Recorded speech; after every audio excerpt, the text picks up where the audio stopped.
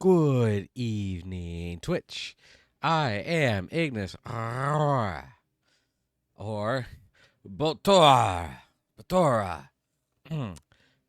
Tonight, we're back with some more War Thunder. I have had a very busy day and a couple technical difficulties. So I'm not really at where I wanted to be, but we're good. We're good. Hey, Ali, thanks for the lurk. I appreciate it. Uh, Definitely started a lot later than I wanted to. I had a pretty busy day today, not counting the 2 hour nap I took. Uh, Shopping and stuff like that. So busy. So I got off to a very late start, and then I thought about. I was trying to do something before stream. Didn't work out, so I'm going to try to do it while I'm streaming. Hopefully, it won't be too bad because I plan on just want to do some more naval stuff today. And usually there's long queues, so that should give me a chance to uh, work on project while waiting for queue. And then once I'm done with project and learn that it failed because I is dumb, uh, we switch to tanks and sort of airplanes or something.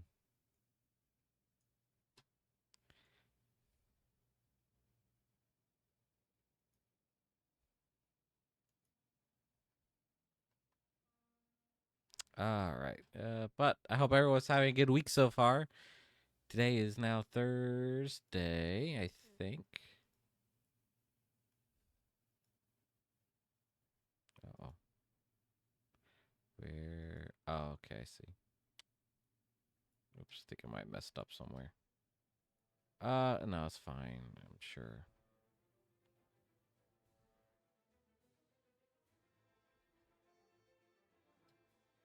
Where?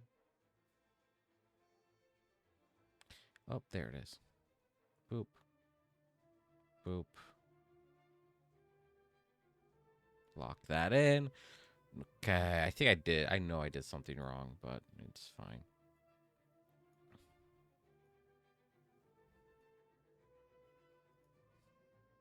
Maybe. We'll see. Boop.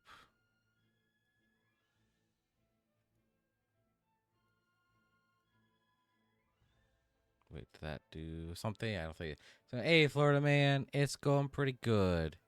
How are you doing today? Ow, gosh darn it. Good to see you too. How's your evening going? Doing good? Hey, that's good to hear. It's very good to hear. Let's see. I am trying to multitask right now. That's supposed to be. That is supposed to be. Ah, okay. I'm awake. I was awake before, but I'm definitely awake now. Oh, we got a match. Okay, let me switch back to the game. And then, well, let me spawn in here. I wish this boat had more shells. That's fine. I don't live long enough to use all. Hey, Dolan, thanks for the lurk. Yeah, predictable. Anyway, I am drinking. I got two drinks tonight. I have me some 360 Georgia peach flavored vodka, 70 proof. And then, because that's not strong enough for me, I also just bought some Burnett's 100 proof plain vodka. And those are the two things I'll be drinking tonight. Right now, they're both chilled. One I had in my refrigerator because I didn't have room in my freezer, and the other one I had room for in my freezer. So it'll be good stuff. Good stuff, right? I guess I'll go ahead and try some peach while we're waiting to get closer. It's got this fancy cap, bottle cap on it to keep the pressure. It's like pressurized. It's like when you want to keep something pressurized. Let me turn down the game volume a bit because I don't want to hurt my voice. Did we even hit it? Did we hit anything? I wasn't paying attention.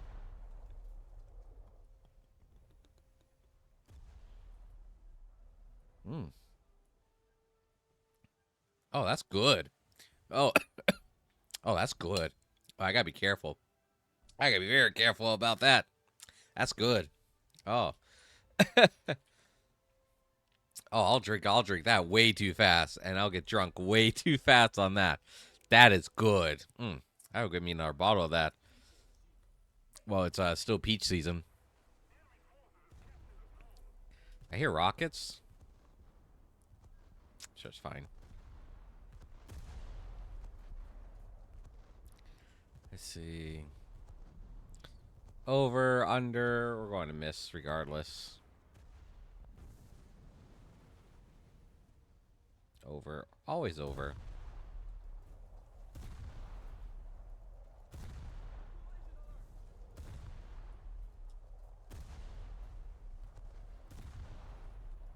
Oh, we hit. We got a couple hits.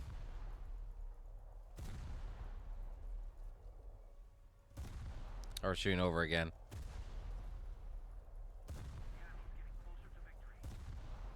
Now we're short. And now we lost it. Okay.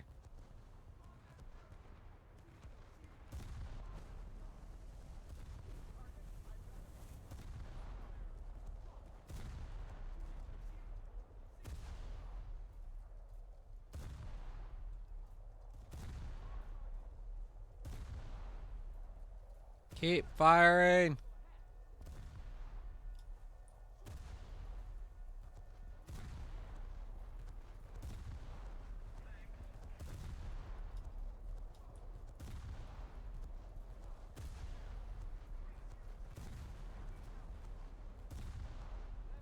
The air shells are hitting rocks.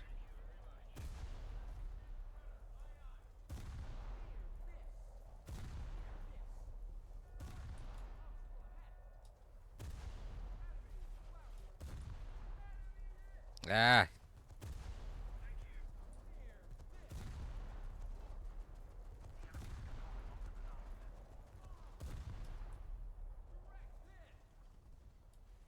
I'm sorry, little boat.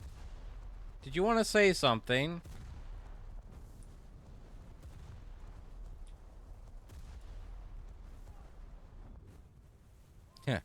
Little boat. Oh.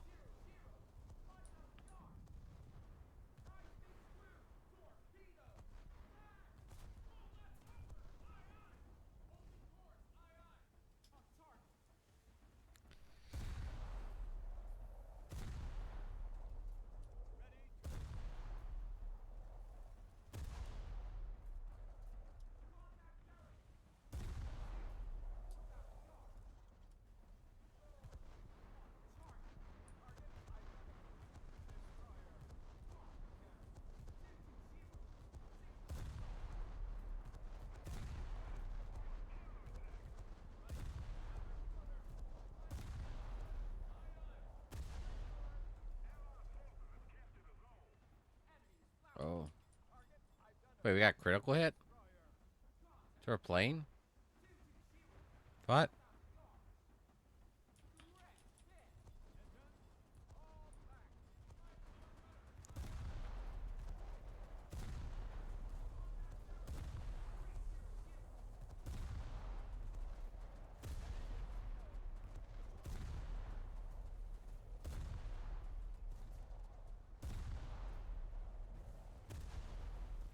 I think it kills this, I guess.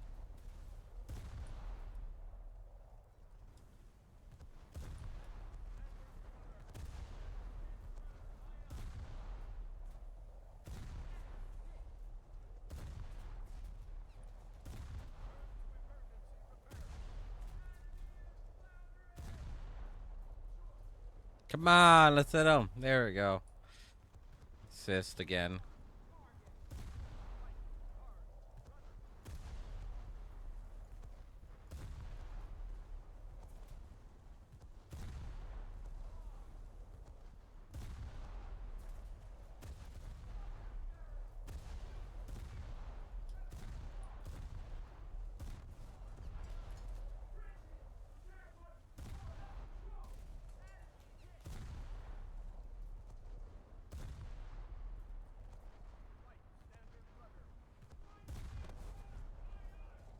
Hey, hello, Captain Ignis Beltora. Beltora. How you doing, Big Evil? How's your week going so far? Oh, hello. Ah, so you approached me. Oh, my front gun's down. How about you? I'm doing good. Glad to hear you're doing as good as well.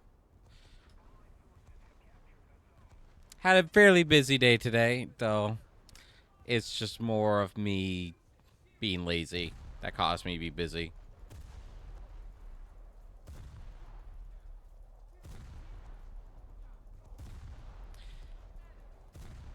Didn't really get anything done.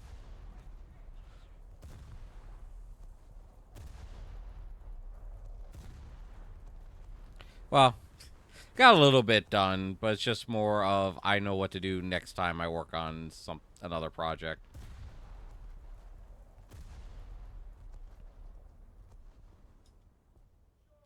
Let me hit. Ow.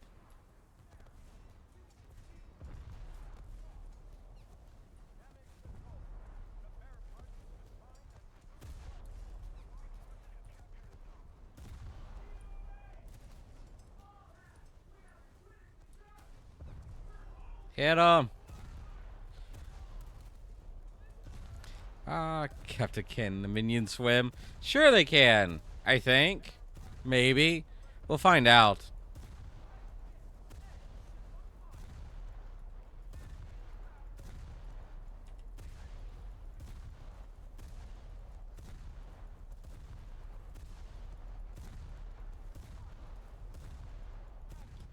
Just look. We have the same swimming requirements as the 1940s Navy, U.S. Navy. That means that there is none. Can we throw one or find out? Sure, which one?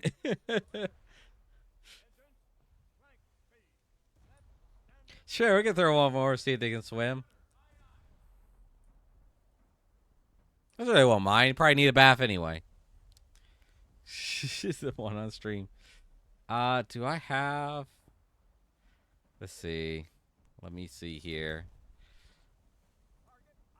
Do I have? Let me find it. I know there is one, but where is it?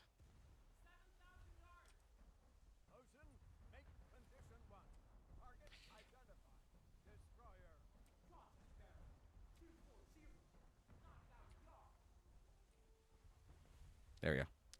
There we go. Got it. Oh, why did all the freaking blend shapes like freak out? There we go.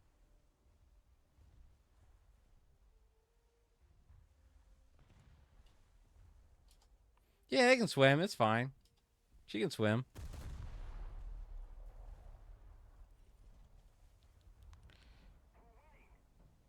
How long she can keep it up for though, I'm not entirely sure.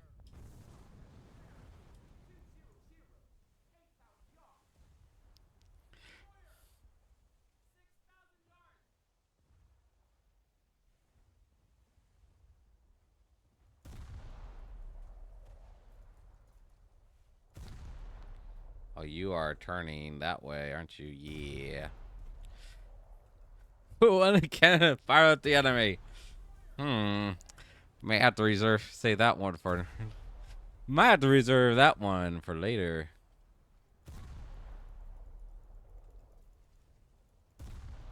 I don't think Yuki would be a good option for that.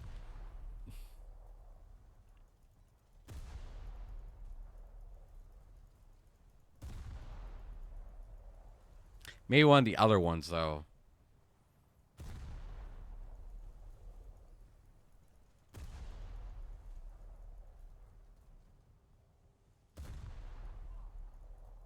Let's see.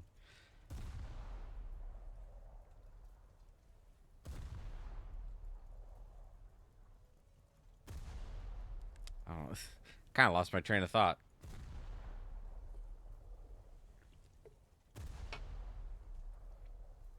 Okay, I'm like, I am just shooting and missing, and this person is like, how is this guy so bad at the game?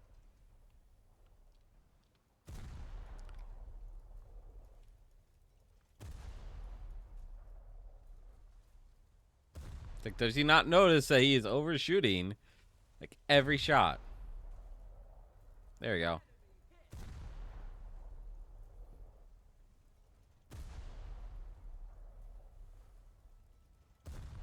There we go.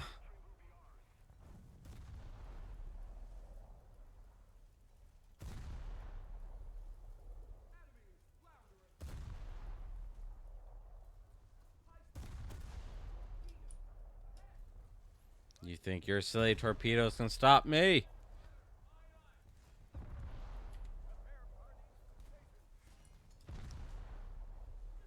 Oh, shoot. We should probably focus on the ones close.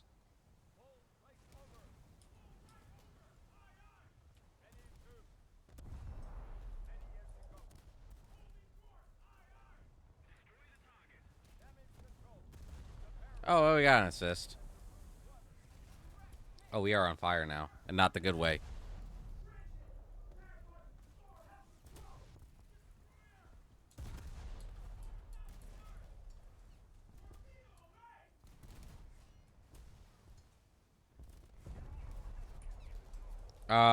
This doesn't look good.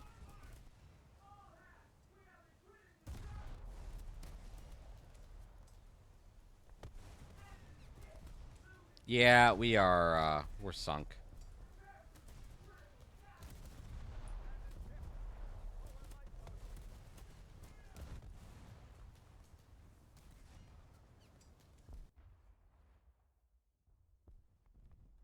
It's just, and the ship crew killed. Nothing's happening. Nothing's going on. Yay.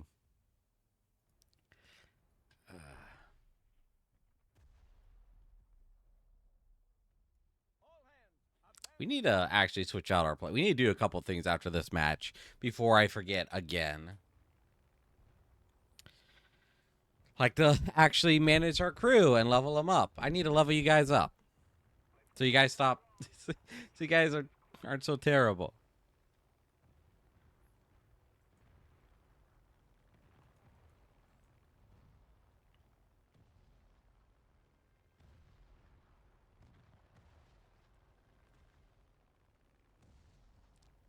Yes, I am putting the blame on you, crew.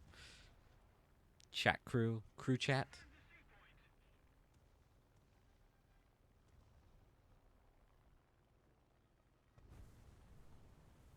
Oh, that didn't sound good. What'd I do? Um, the ship sunk. That is what happened. What did you do? I'm not sure, but whatever it was, the ship sunk.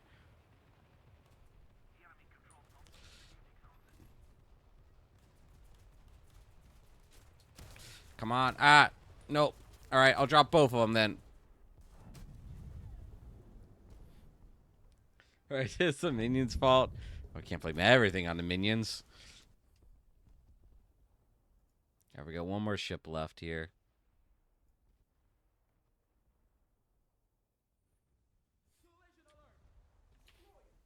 Oh, why? If there's so many people playing naval right now, but I will take it.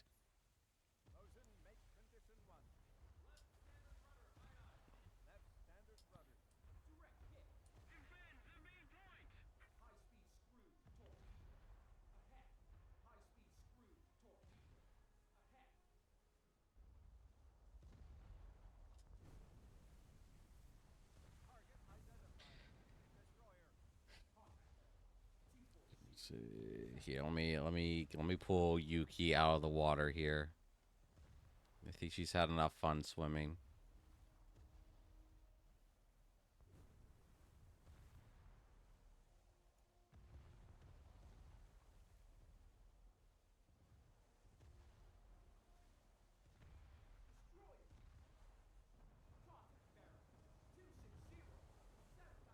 There you go.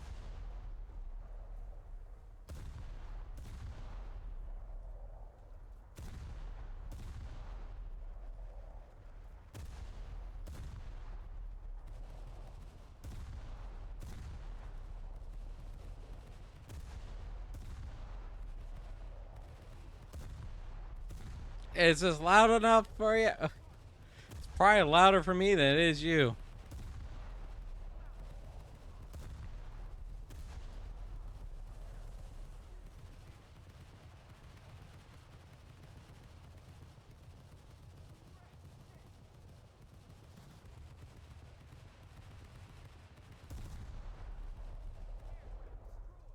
Cool.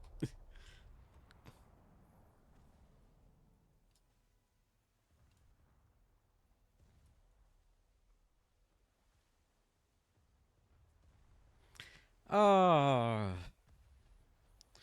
But today is a good day for sailing. The storm outside seems to have settled down.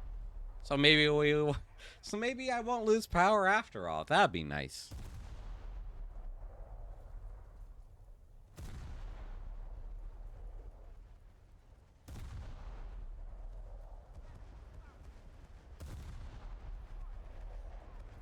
Oh, whoops.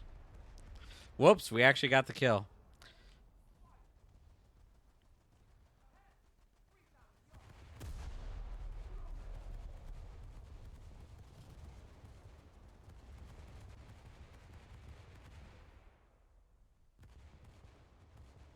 Is that another plane?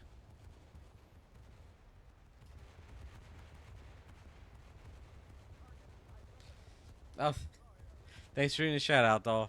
Appreciate it.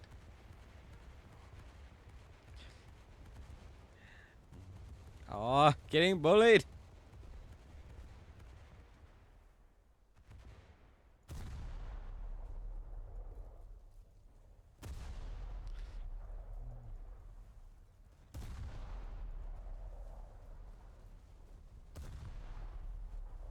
Nice hit.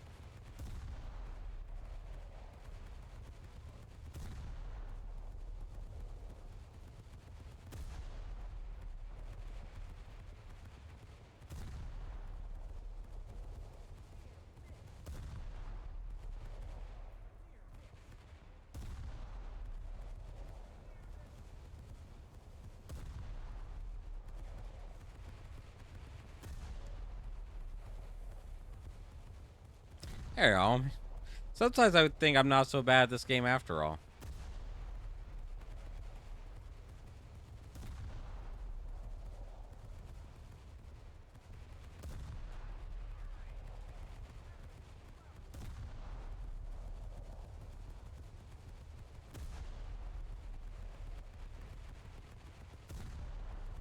And again,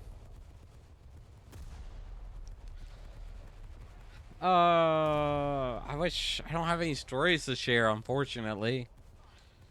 Not really. So the first part of this stream is probably going to be fairly chill, fairly eepy. And then once I get some drinks into me, maybe that will change. Cause I am fairly eepy. Hey, oh gosh. We got the best squad. Good job. Good job, chat. We did it.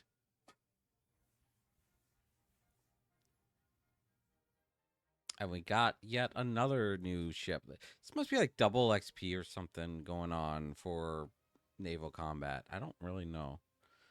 But now we got the USS Porter. So we'll replace the I don't remember which one. Just replace the Fletcher.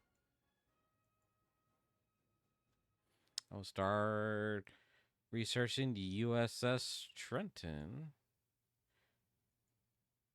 which you might put the the U.S. Navy on hold for a bit, because I know our planes are not up. We're not up to 5.0 yet. Yeah, highest one I have is like 4.3 still.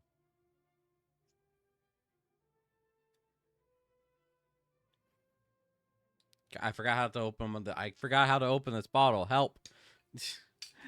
Which I know you don't need to have your own planes uh in these, but it's like kind of cool.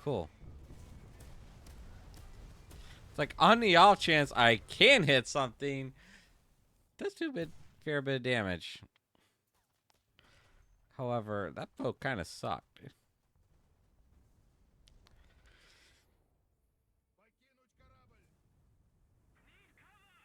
No.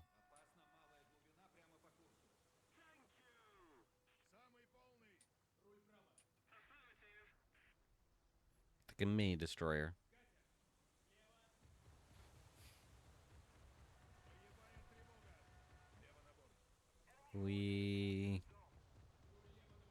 I hope chat doesn't mind getting wet.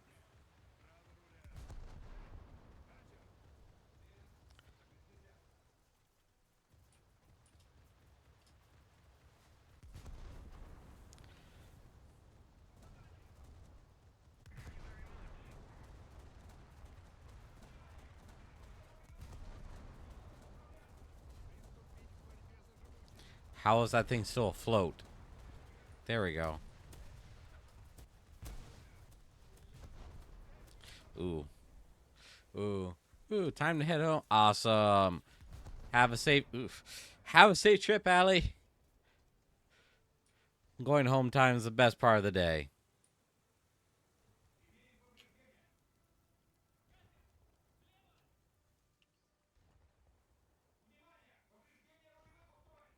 So he just accidentally destroyed everyone on the point. So this ship's good.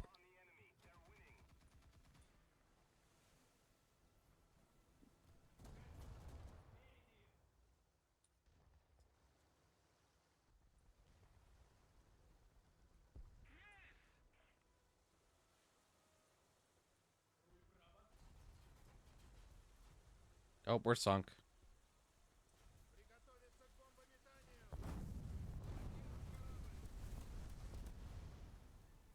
Well, that was kind of deserved. Well, yeah, we did do a little bit of damage with our depth charges, though. So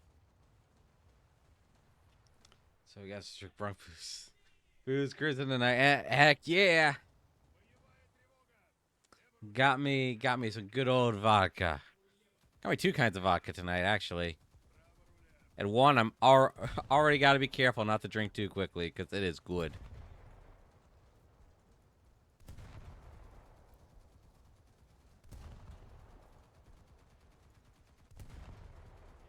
Especially when chilled. I saw a torpedo.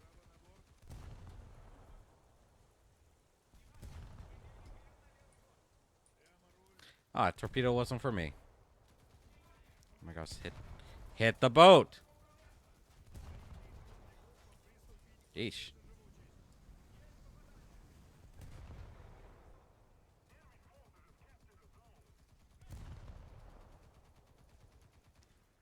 If you see whether it rained or not. Oh yeah.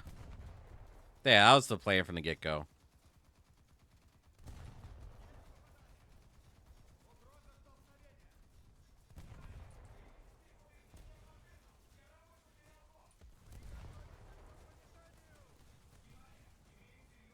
Oh, you're sunk, mate.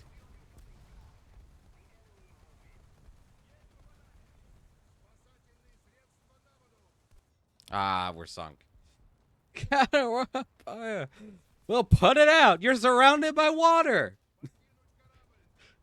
How is there fire on a boat?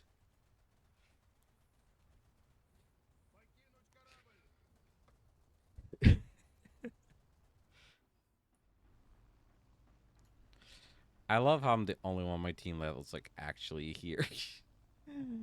uh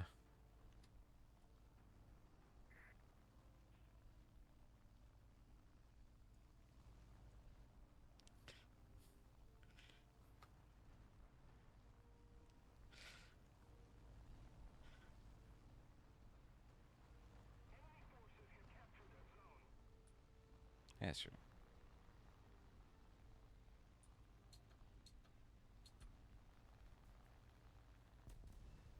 Ooh.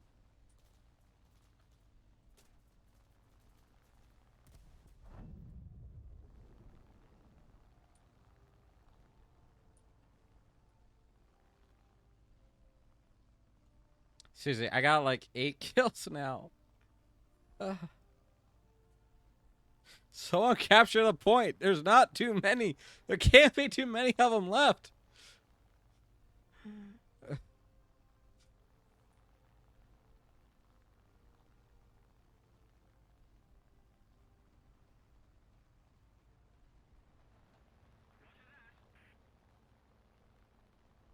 Capture a bloody point, please. We're going to lose.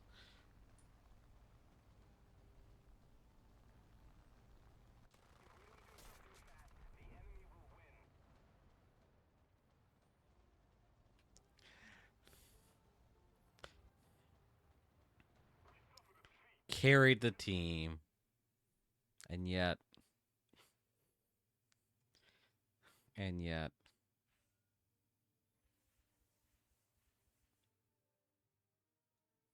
Bah. GG.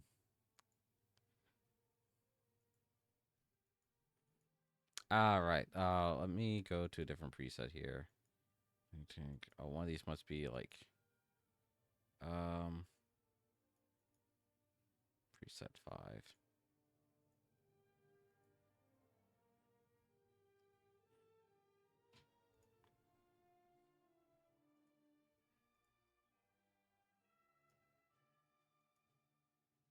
Do I not have any? Oh, tier 1.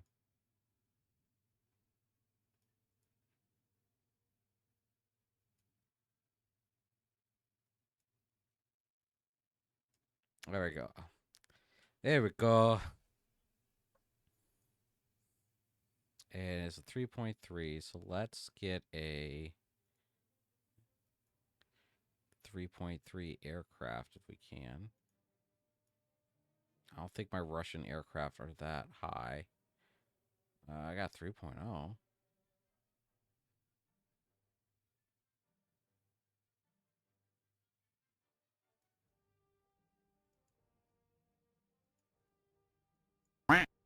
Whack.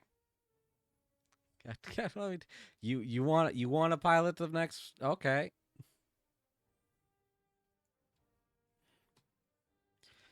All right. Time. Big Evil at the helm.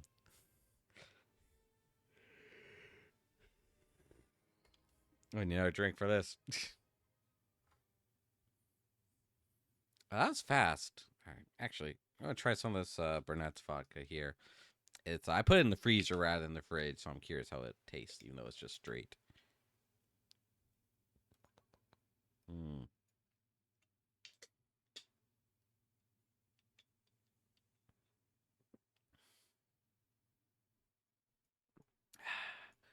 Huh.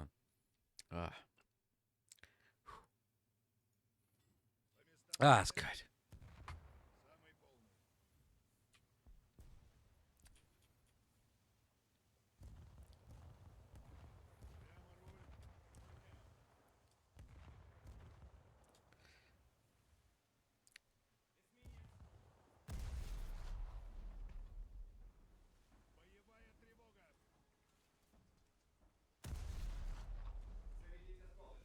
Wonder if these shrapnel rounds are actually good or not.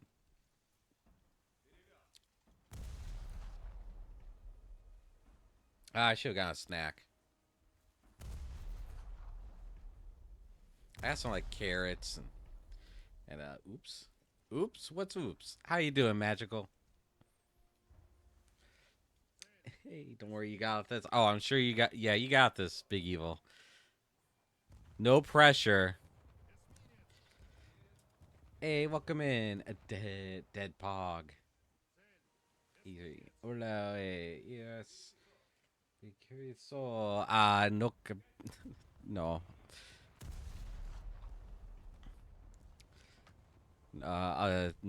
No. I'm not quite sure what you're saying.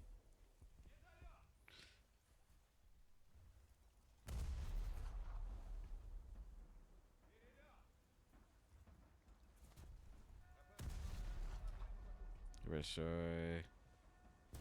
Sam, House Lit played a game about 4 hours straight, an hour time. Outside, out part of day. Oh no. All of those are relatable, by the way. Been there.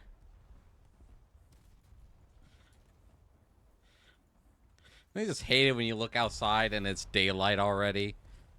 Oh, it's awful. Absolutely awful. We got less than 5 hours. It's kind of how I was today a little bit, to be honest. Bully the boat. Bully the boat.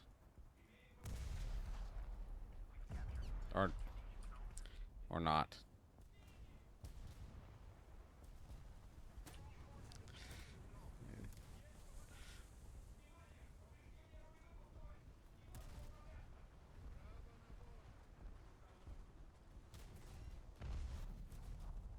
Uh-oh. There's actually like a full lobby here. What did my shells? Oh, my gun's down. My gun's down. I don't have the crew to repair. Oh. No, this ain't good. No, I've been there a couple times, Allie. If you need to get some sleep, by all means, go get some sleeps.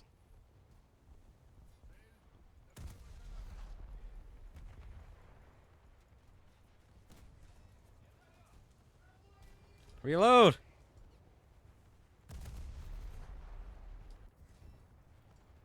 We did... Oh, we got an assist. Oh, that's the only boat. It's the only boat we have. Yay. Wait, what's the time? Oh, daylight. Well, that's a problem.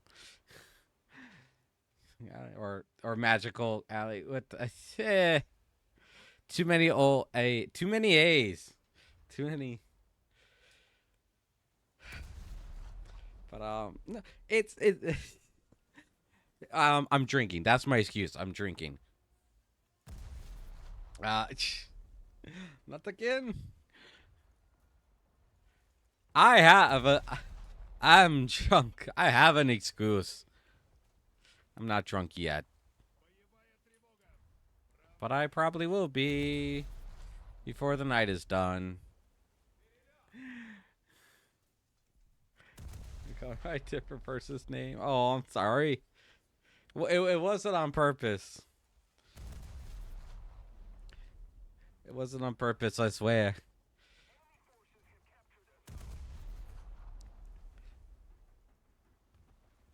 How am I still shooting over? Oh, never mind. All right, cool.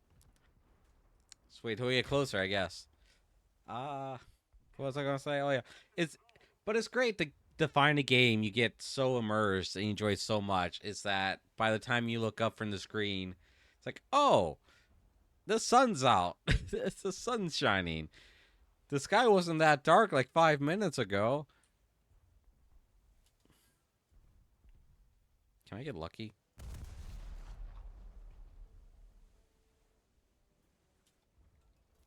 Probably not. So many boats and those ships. Versus Styles, and I was forgotten. Now it's out.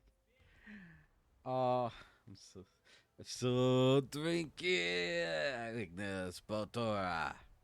Botora. Look, I got some tasty stuff. I don't know if it's like considered good because I'm not exactly a vodka aficionado. Though I've had several different brands. Uh, but I'm now by no means an expert on what's good. I thought about getting some Grey Goose tonight, but I decided to get two cheaper bottles instead, so I could try a flavor. And I'm glad I made that decision because I got some good stuff.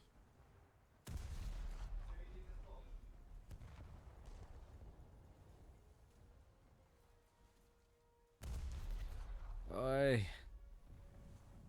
Ooh, he really exploded. Looks like he used the wrong color in the sky. Oh, the sunrise, right? It's like it's unnatural. Like there's just something that's why I'm not a. That's another reason I'm not a morning person. Is that the morning sky just looks wrong.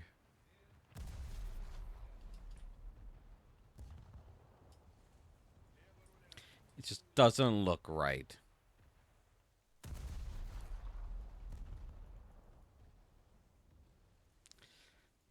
Caramel vodka one time. Ooh, haven't tried caramel. Not a huge fan of it myself, but how did it taste? If you remember.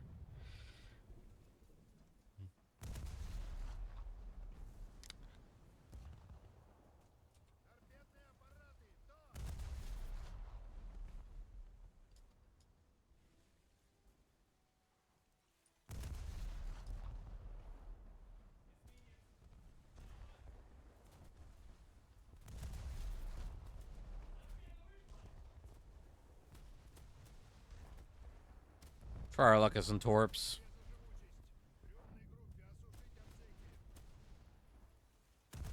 I don't think we're doing good. Who are we? Oh, no, we're getting hit hard. Okay.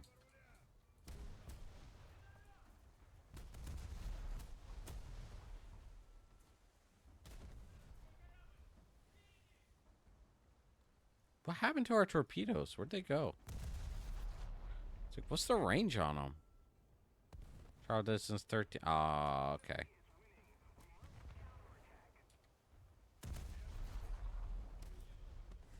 I don't know if these shrapnel rounds are doing anything.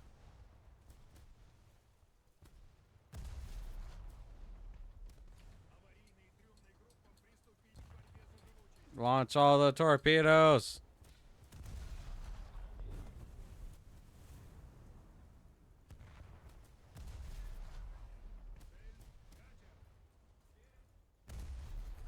Uh-oh. And they missed. Hit the little... Hit the little pest already. Oh, you gotta be kidding me.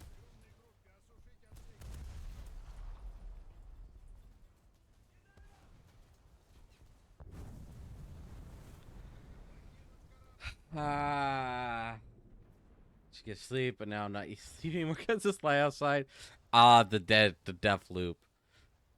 It's like it's too bright to go to sleep, but you're too tired to stay awake. Confused. Error. Magical that ECS stop functioning. Oh, dude, does magical need to be rebooted? Control Alt Delete. Apparently, I did get a kill actually, so I'll take it. This boat kind of sucks, though. I'm not gonna lie. Oh no, it's the short friend. The short friend.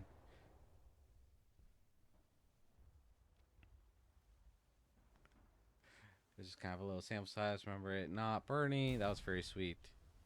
You wasted on it. Oh, definitely. Like the mix, please reboot manually. Oh, jeez. Uh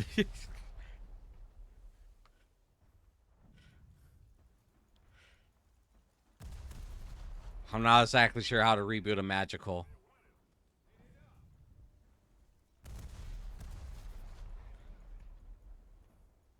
That's what the yellow is missing. Reinstall this. Oh gosh, darn it!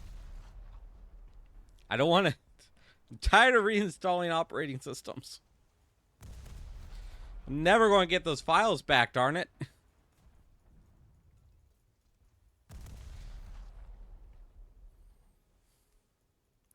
Actually, one of the drinks I have tonight, I could very easily get wasted on it. That's how it is with what was it I drank a long time ago? Eggnog moonshine. Just or any of those like cream or flavored drinks. Like you really gotta be careful. I see a small boat.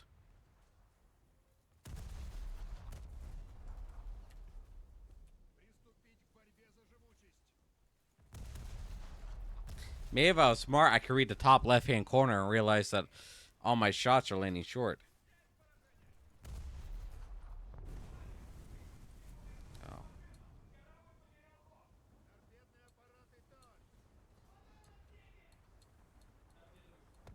just launch all the torpedoes.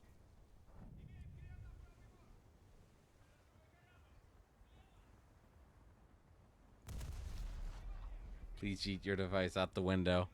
My system clogged. I've been tempted to try the yeet solution on some things before. Ooh, that was close. Not that really matters.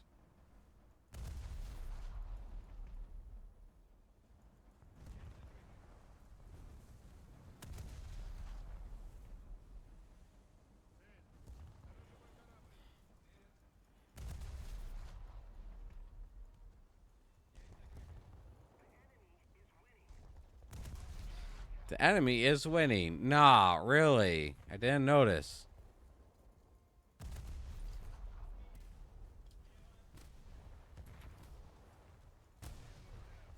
It's not like I'm about to sink or anything.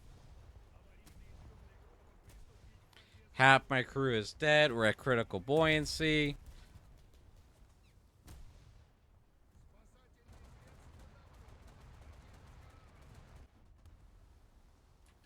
Yeah. Yeah, what a shock. Oh, good. We'll get a good boat one day. Maybe. Actually, I'm not even sure.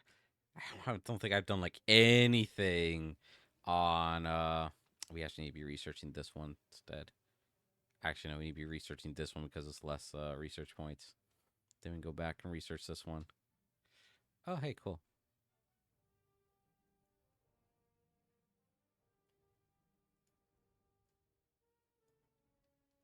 See. Why did you bring us to the cliff where she jumped? I mean, fell. She just fell so enthusiastically. I believe her final words were, "Oh, look, there's a trilobite." I'm pretty sure I heard her go, "Wee." Best improv thing I've ever seen. Oh, where's that from? That's good. It's like, wee. It's like wee. It's like it's like you went from jump to fell. Which one is it? Um, enthusiastically fell, not jump, but enthusiastically fell. I'm gonna steal that. It's like I didn't.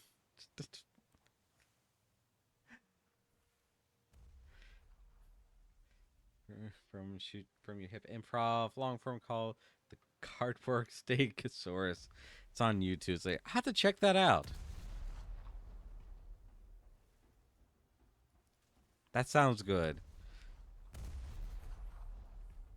It's been a long time since I've watched some of those skits or skits like that. And by a long time, I mean I think. Oh my gosh! Tell me that wasn't the last one I watched. It's the best improv group I know. I had to check them out.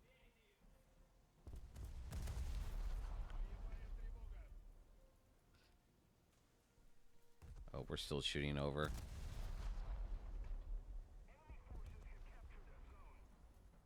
There we go. Saying that these shells are just awful.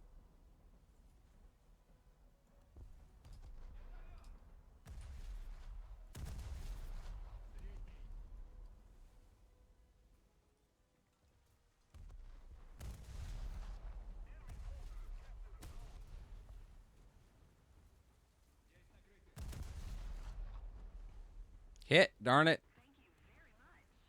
Oh, he hit.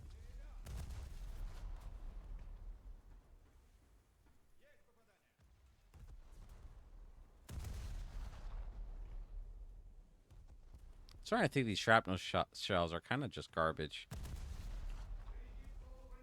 I wonder if they're supposed to be for, yeah, I don't think they're really what I want. Should have had a Carbosaurus for Father's Day. I miss you. It's like... Hey, Dad, a cardboard stegosaurus for Father's Day. I miss your mom. It's been 10 years.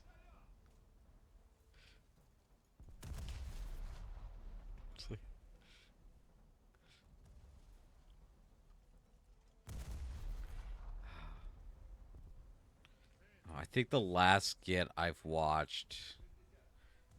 Oh gosh, even that skit, even the skit I watched is like super old. What was this? Like, boot to the head.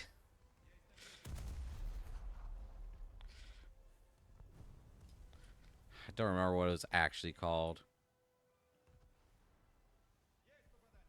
Jumping off, jumping off this cliff with you. Gosh. Ah, that. Oh my gosh, I miss acting. Is what I would say if I wasn't a VTuber.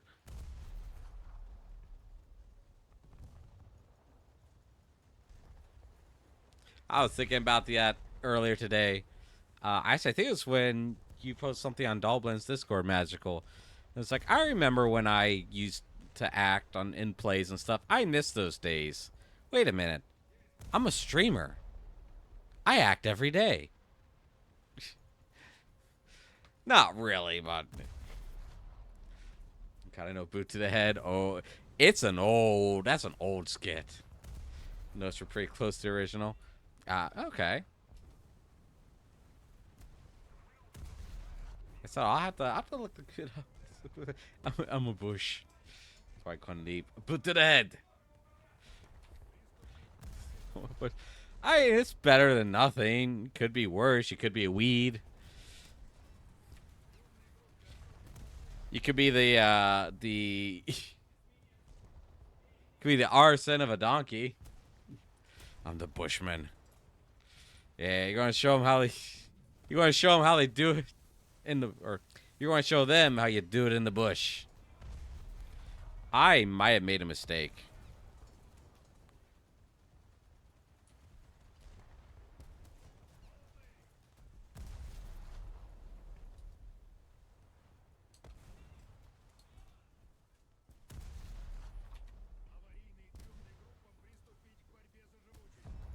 Do I launch the torpedoes?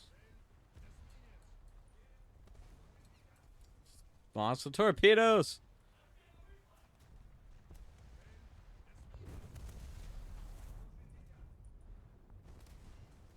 Oh, okay. We might be in actual trouble now.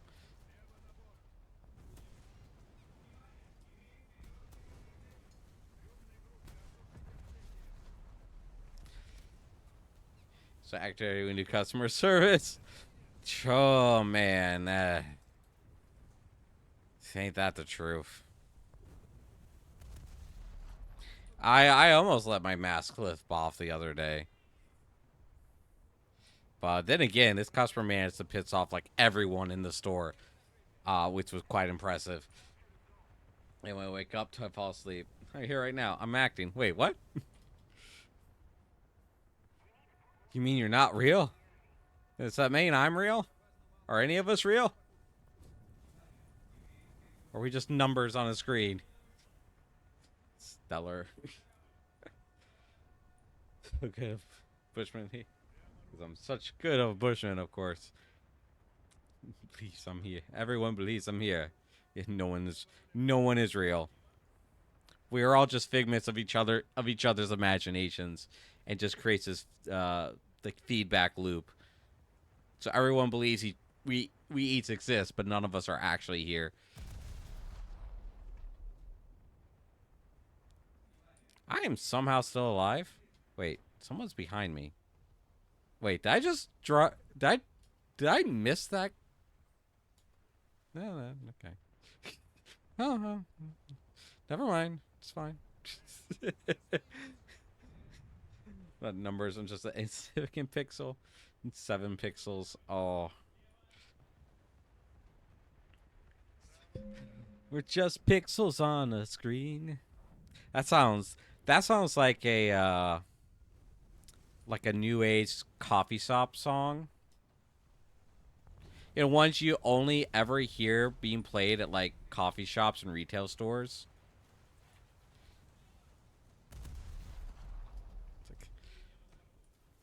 It's like we're just pixels on a screen of you and I. Together we'll make up this beautiful picture on the monitor. Cue the ukulele solo.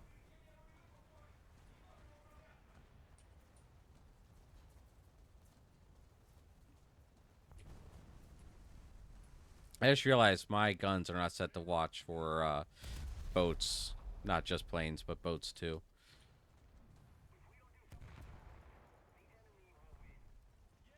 I could turn this ship just fine.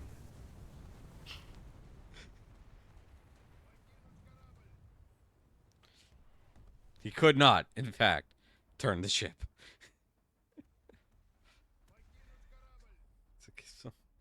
Somehow still alive. I was listening to Dr. Demento with all kinds of weird parody songs. That's another one I'm not really familiar with. Sounds familiar, though. I think the only parody songwriter I listened to for a good bit was Silva Gunner.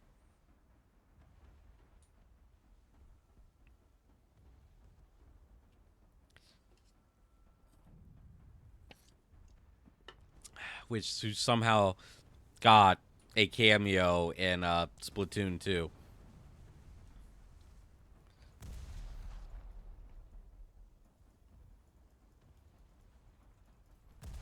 Come back here, you strangled goat. Oh my gosh, these boats are being absolute menaces. This goat is being a menace to everyone in the lobby. Someone put him out of our misery. So it's on screen. To get wet. Though what it is, it could just be the cat.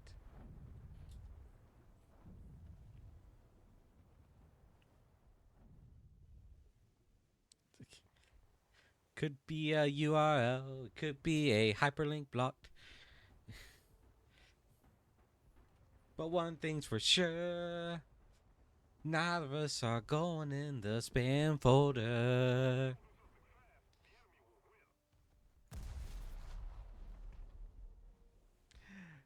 It's on the screen for at least when. I mean, I would say I could if I didn't have so many other writing projects on the table right now.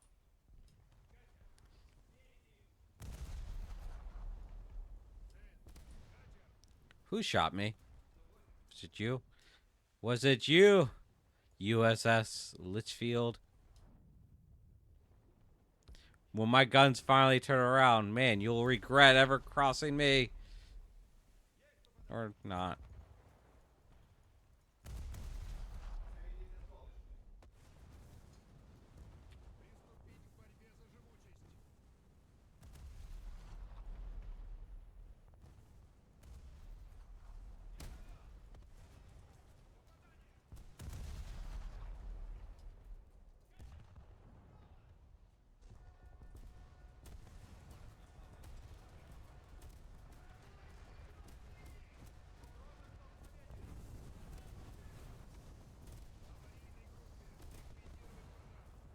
What happened to my team, by the way? Like, I know I'm not exactly playing like good, but it's like, where's my team?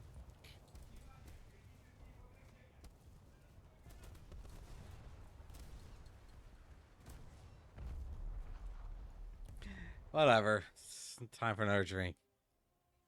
If I didn't have a life someday, I no. Well, I don't have a life, but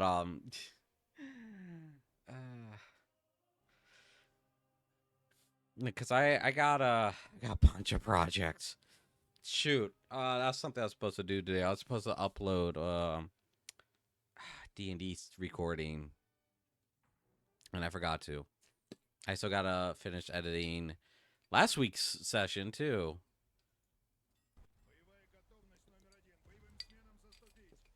Peachy. screen premiere during or a karaoke stream. I am so I don't know if I'm gonna have a special event on either my streaming anniversary in September, or I might push it back to my affiliate anniversary, which would be like November. But I'm going to try to learn how to sing before then, because that's one of the projects I gotta finish. I'm going to try to get done for then, so it's be like the debut.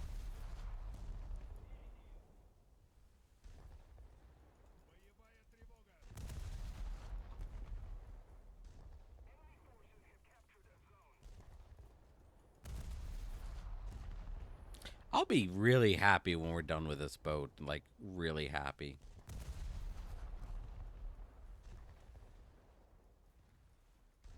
This destroyer. You are very on fire. When are we not on fire? Grab a bucket. Cup your hands. We are surrounded by water. Put the fire.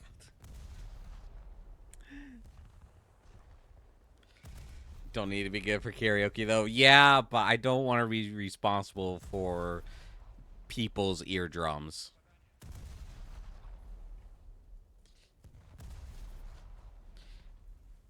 Cause my singing is pretty pretty not good. Captain, I'm gonna get cooked. Where are you going to get cooked if the fire doesn't get put out? At the very sprinkle yourself with some seasoning. So at the very least you'll taste good when you get cooked.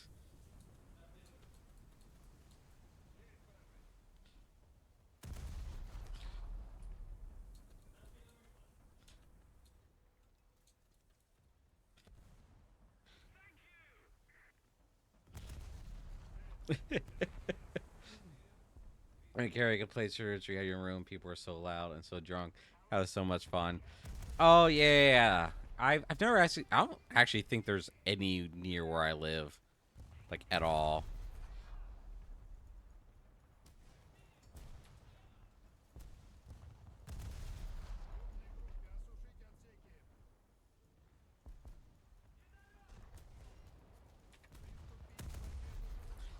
These guns are slow. We got a kill. Yeah, we actually got a kill. Yay. They're so bad at singing. Well, that's why like the good karaoke places like that where you like rent a room. The rooms are soundproof. Or yeah, like the Japanese karaoke bars that are like stupid popular over there.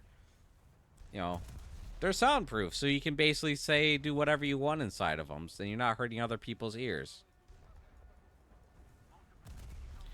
That's oh, that's an island. That's the plot of what was the name of that short anime? Like Furious Rin Sakos? Oh my gosh, I don't remember the name of that short anime. It's about the little like raccoon girl, office worker that would sing like be like really cute and adorable during while she was at work, and then when she went to a karaoke bar, she sing just straight up like heavy death metal. Now you just pretend that no one else can hear you. It's like everyone's just as drunk as I am, so it'll be fine. One song later, why are the police here escorting me out? It's like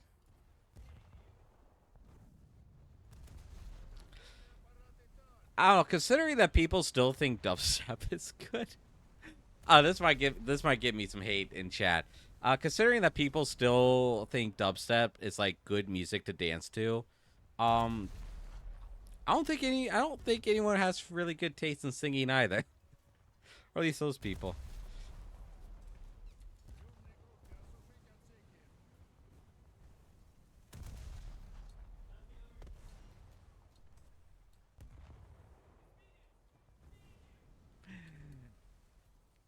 Sir, you're saying it was so terrible. 15 people sustained severe internal injuries. From the eardrums, right? The eardrums, right?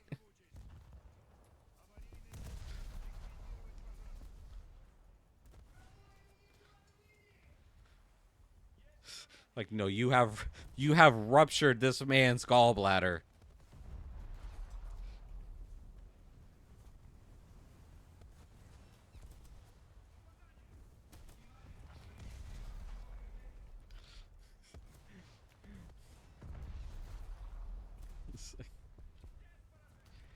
Uh, Come on, hit something before we sink. We're about to have our crew knocked out. Yeah.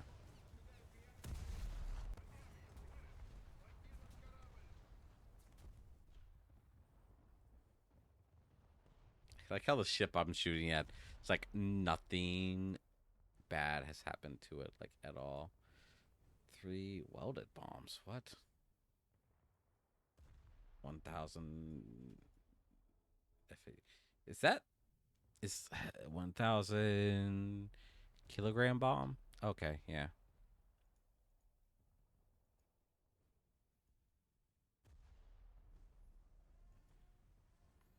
Oh, armor piercing targets. Okay. Or armor piercing targets, armor piercing bombs for sea targets. Let's fly.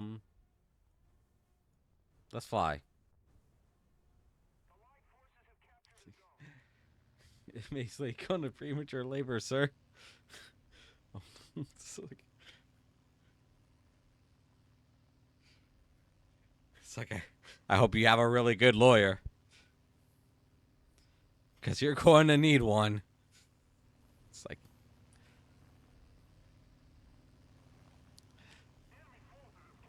it's why not everyone to sing in public, aka how I learned to stop worrying and embrace. Uh, Shoot, I don't know where I was going with that.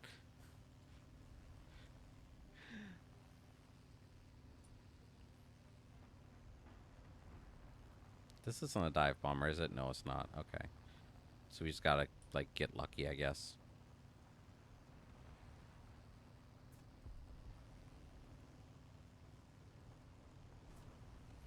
Well, that was close.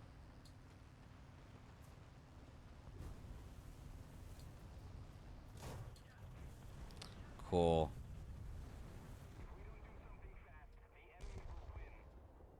I think I'd rather have had a dive bomber.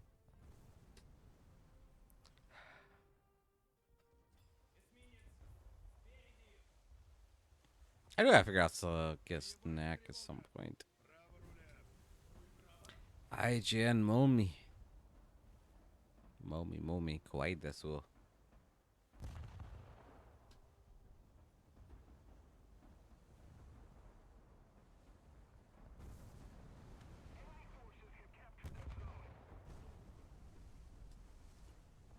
Cool, we are third place on our team, and we have like hardly any score.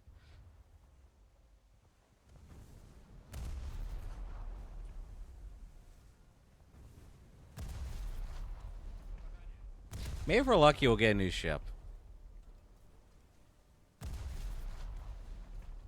That'd be nice. We stole a kill. I'm gonna say we stole it because there's no way we were the ones that got that we did more enough damage to it. Okay, dinner time. Ooh, dinner time. Yummy food. Gnomes. Oh.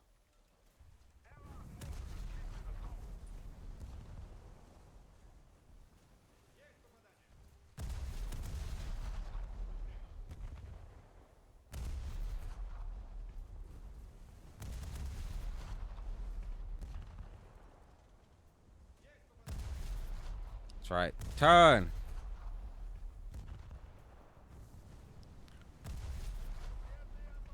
You will be shot anyway.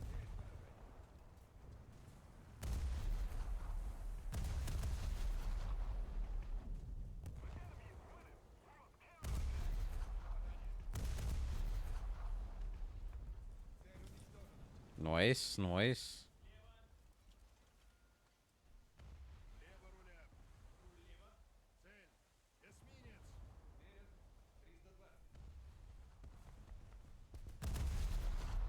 Ah.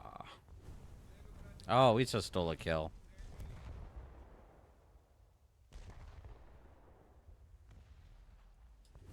However, from the looks of it, we're the only ones surviving. On this. Okay, we got another little boat. Um. Oh, this little bastard wants to be a menace, does he?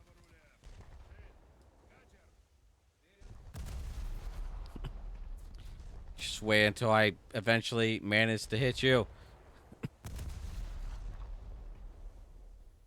Here we go.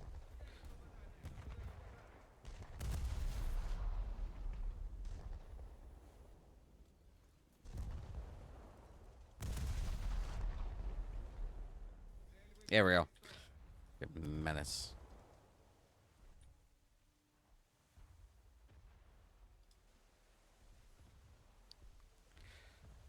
Another zone captured. We have the advantage.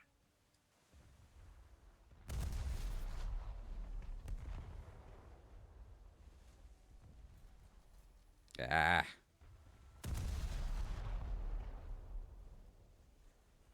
Well, it'd be nice if we could turn this around, but I'm not gonna hold my breath.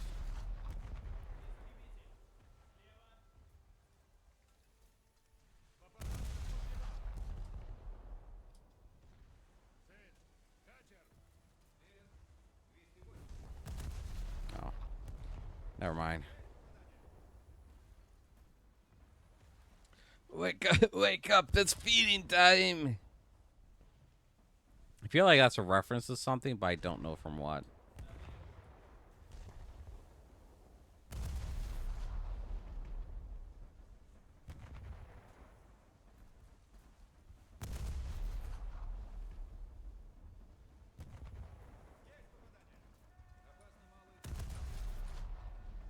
Oh, that's an island.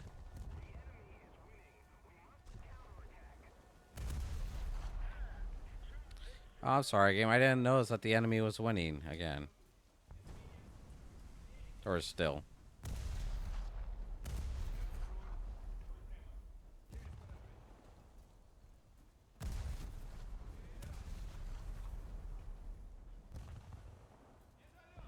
Load, darn it.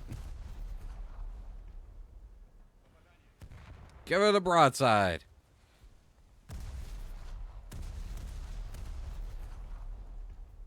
And miss every shot.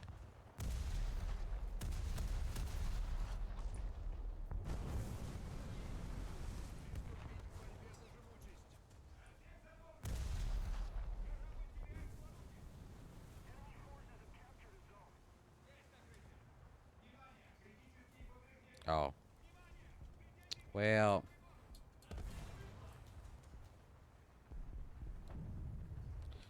Well, at least we got the assist.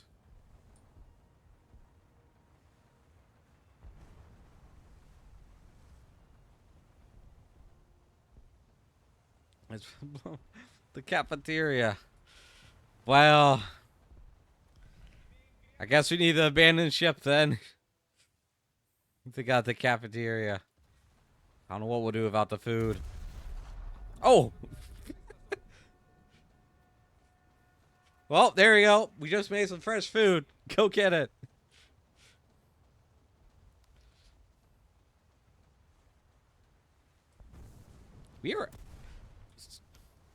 We are surprisingly still afloat.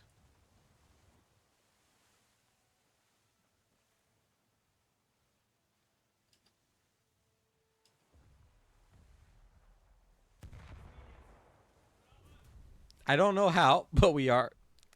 We have 44% buoyancy. And we got the IJN Mummy hot on our heels, trying to snipe us from the back of the map.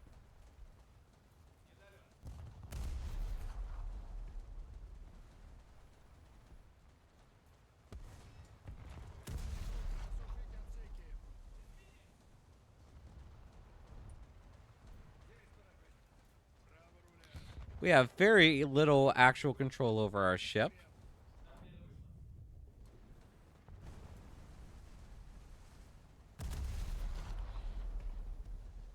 That ship right there will probably be our death sentence.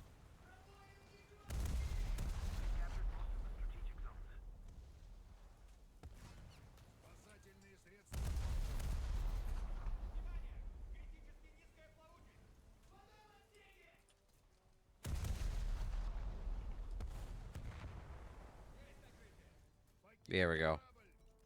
We sunk.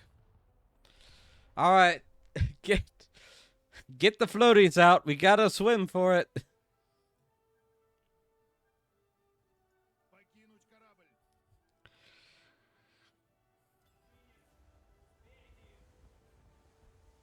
Meanwhile, one of the minions is just desperately trying to inflate the inner tubes.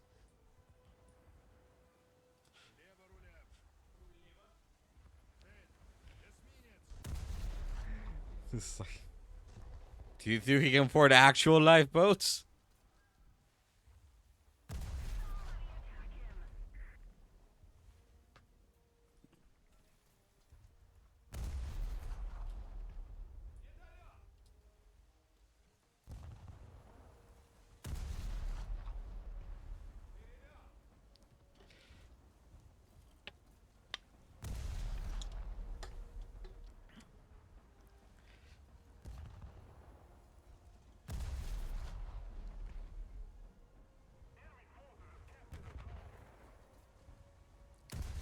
Oh boy.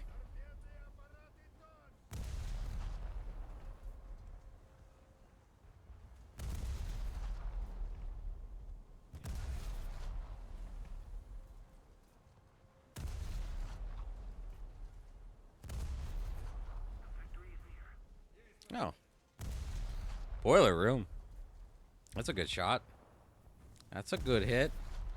Get some fire damage going.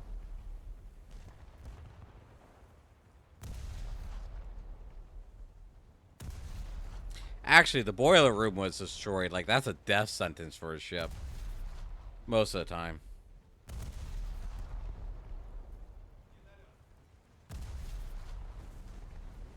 Because, like, the rapid cooling from, like, the seawater or something would cause, like, the boiler to just kind of, like, blow up.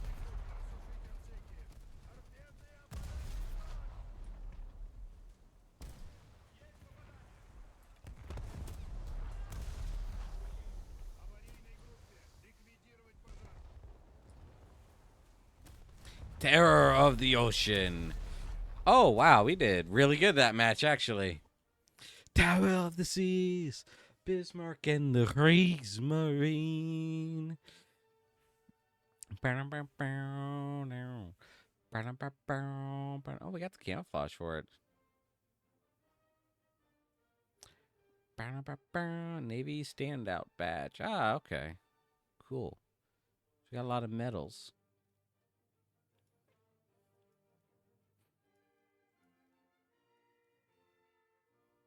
Let's see. So next one, it's gotta be this one here. Which, if you just go ahead, we instantly research. I'll take it. And boom. It's like that. We got 2 new ships. The Letucci.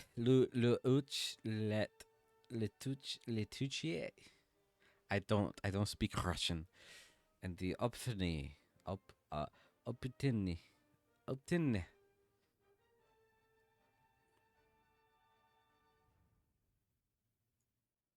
Anyway, let's see how badly these ships sail.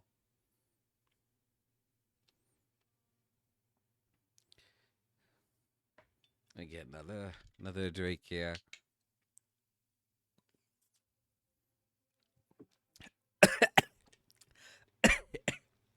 Oh, not the right bottle to take a big sip from. Oh. Oh, my throat. Oh, thank you. Thank you, Big Evil. Oh, that burns. Oh, that burns.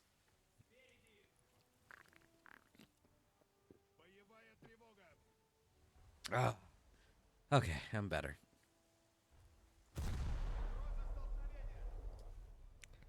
Ooh.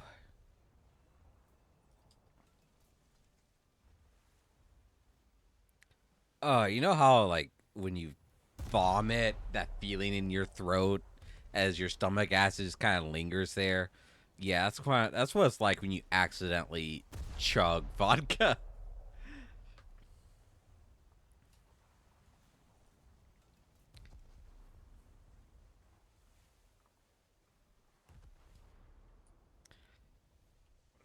I'm not sure if anyone needed to know that, but now you do.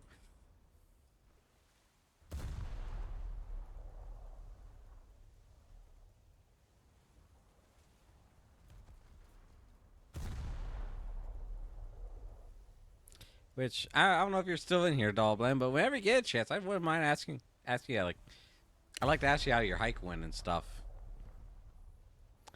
You gotta give me some pictures so I can turn them into emotes for you.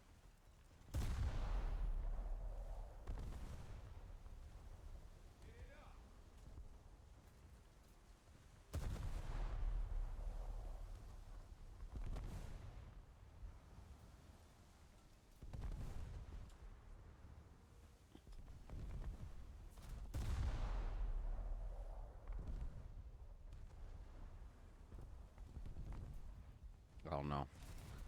Okay, I think we need to turn around. Like now.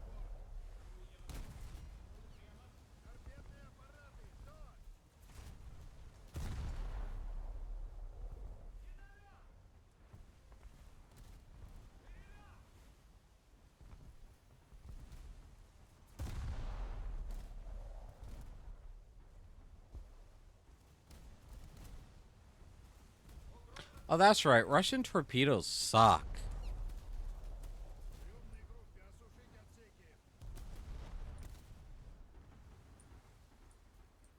Where's the range on them? Yeah, like 13,000 feet.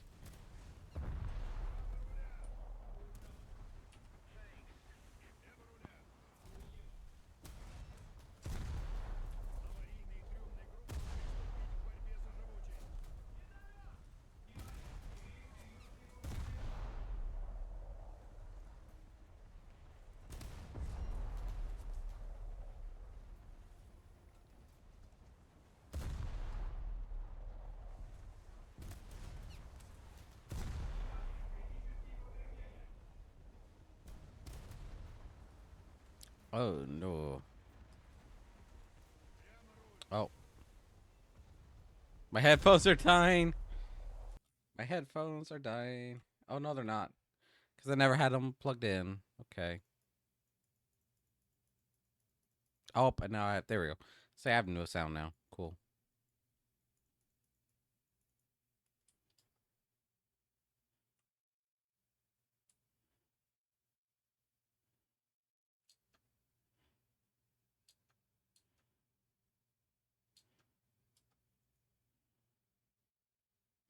You fool! You got within range of my guns, and you're dead. Okay.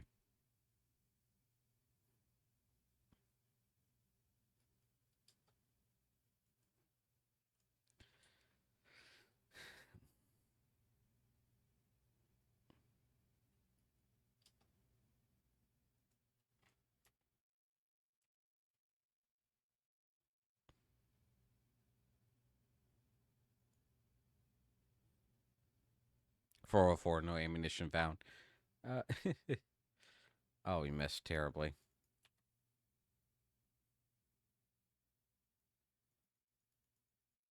Oh, we're about to get our crew knocked out.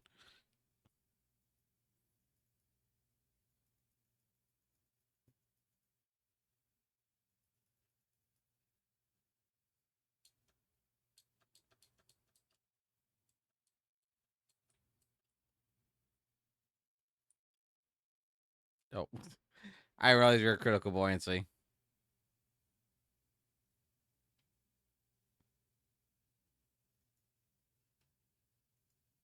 Well, let's try our 4.0 ship. Yeah.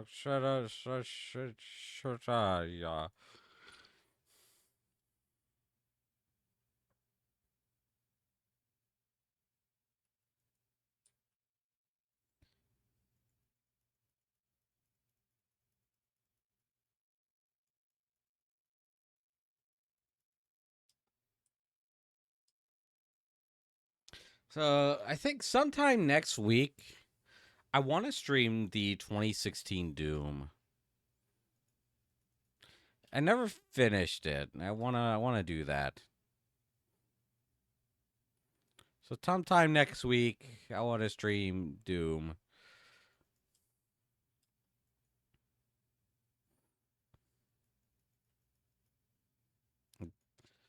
Uh,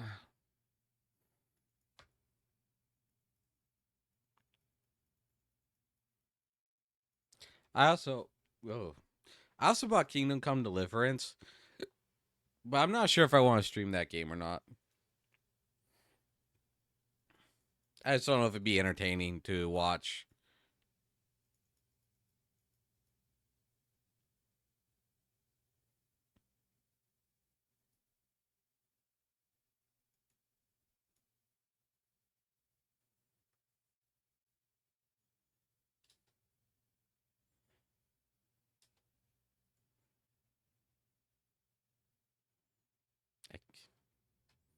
I can't see through your smokestack.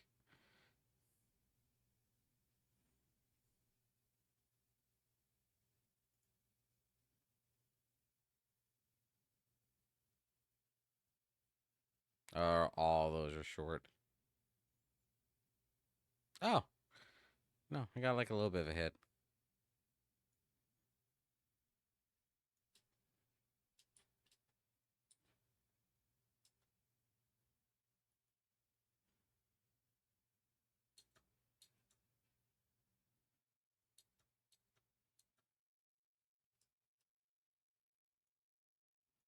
Ah, nope, didn't lead enough. I should know better than that by now.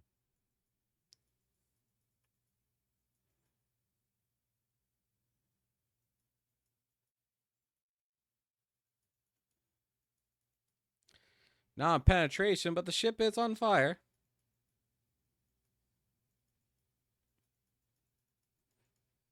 I don't know who set it on fire. I hope it's me.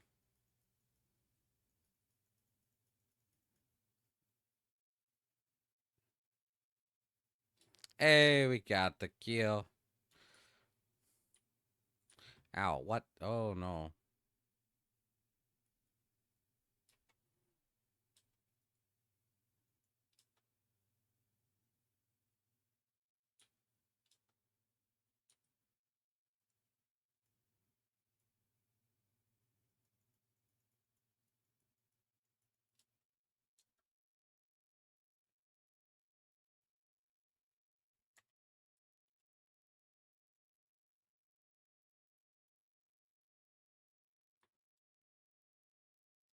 We need to retreat before we sink.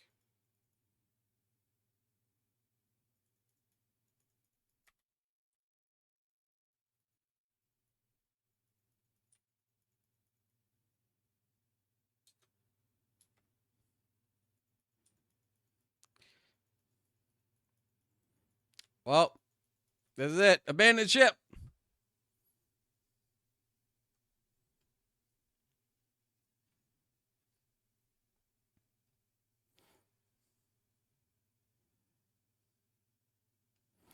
Good job.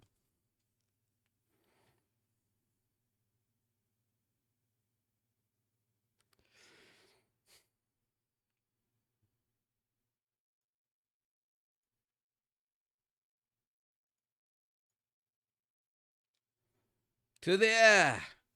We fly as birds.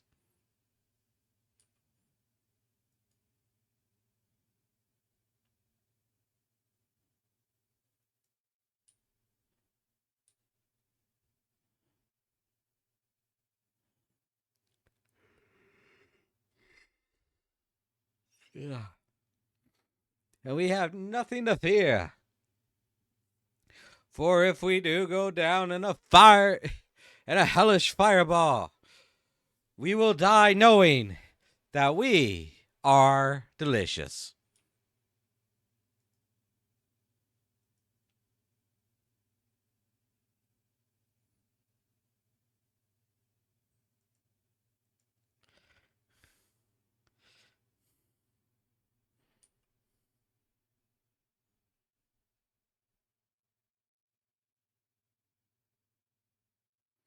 It tastes like candy. Go on, tastes like melted candy.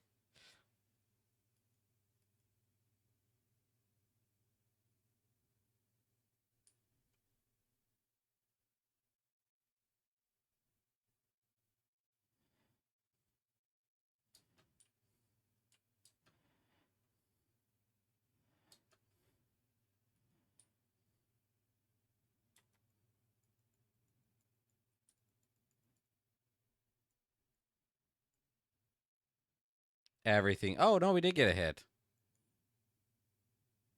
Got a hit, and it did like nothing.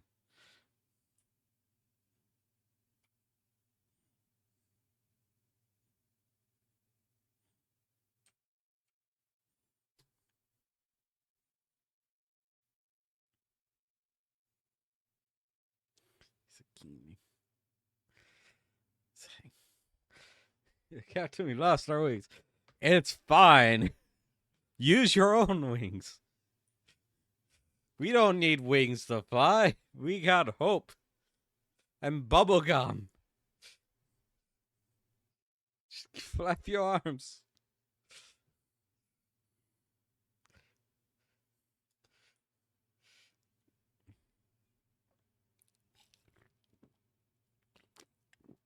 Did the Wright brothers have wings when they first flew? No.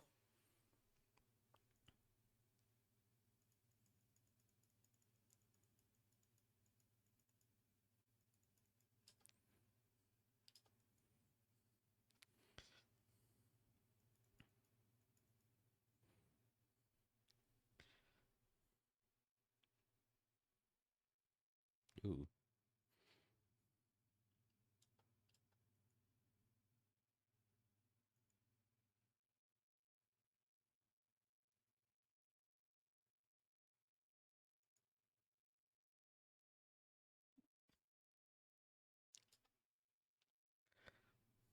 Oh, I got kills this. Watch. We'll clip this plane's wings. They don't need wings to fly. We'll clip them and show you.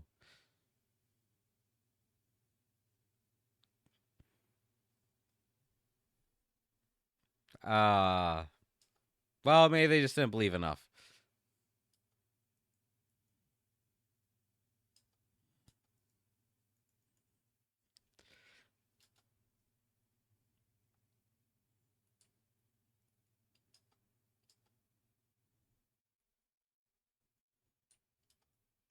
Yeah, I don't know if I want to go into the British tech trees, but I like the name of some of their vehicles. Because it got like the Wyvern, um, Spitfire, the Peacock. God, that's a ferocious name.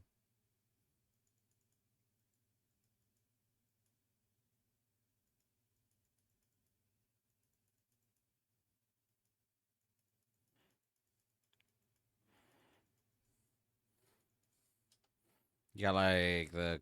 Oh my gosh. Do you need help, mate?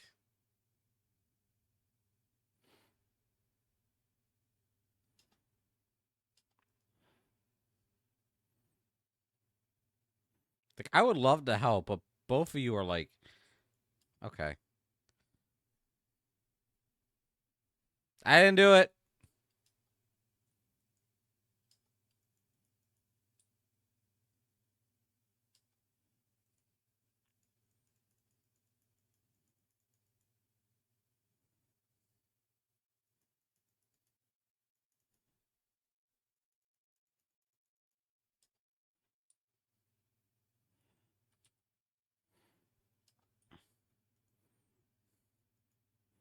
Hey, I'm always happy to get a rank does not matter accolade.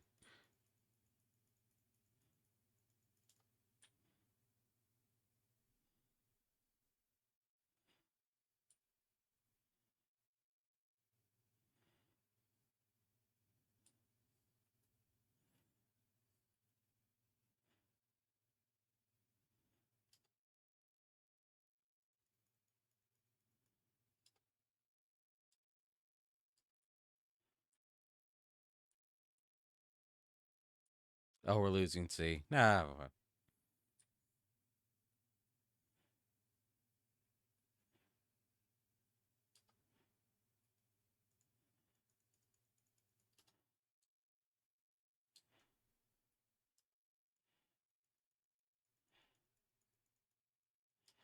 Whoops. I missed.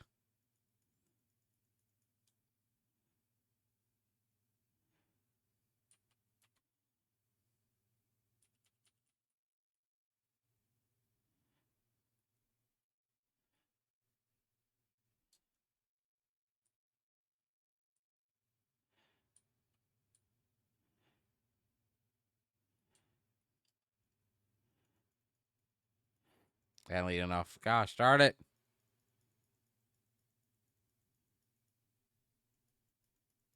Ah, we failed. We failed the motherland. Mission failed. We'll get him next time. You know, I parts miss playing Call of Duty, and equal parts like just don't ever want to get back into it ever again.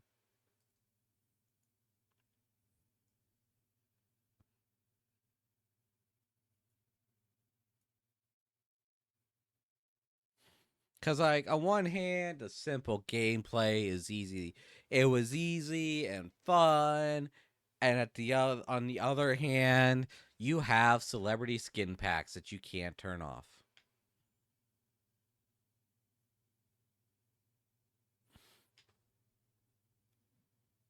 That's a weird thing about me.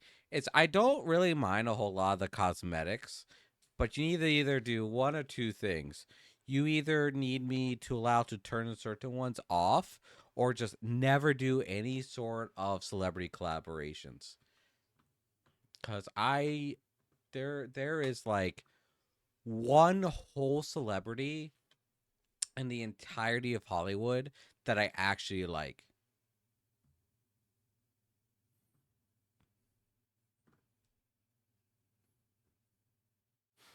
And it absolutely like oh gosh, I'm getting drunk. So it's a drunk conversation time. Like it amazes me how people will virtue signal over like this person or that person, and then it's like, oh, I can't believe that so and so has a new album. I can't wait to listen to it. And I'm saying there, it's like, you know, that person, they've done things that are like 10 times worse than the person that you were just hating on. It's like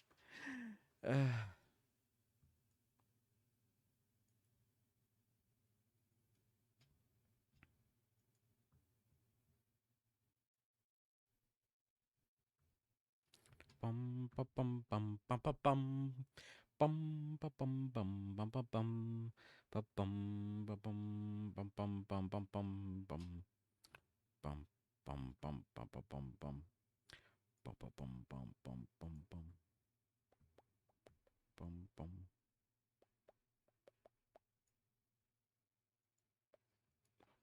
bum bum ba ba bum bum bum bum bum ba bum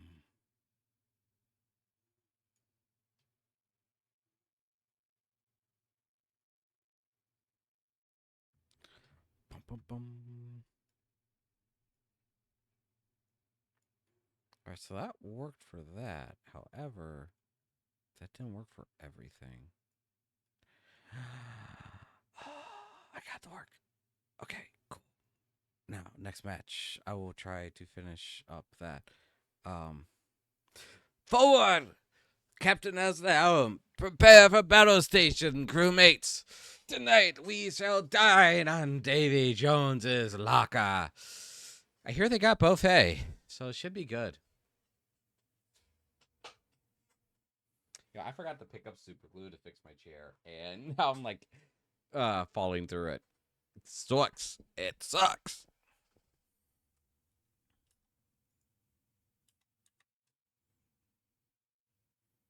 Actually, while that is happening, let me just go back in here. Lock in. Secondaries. Herbarium, spring bones.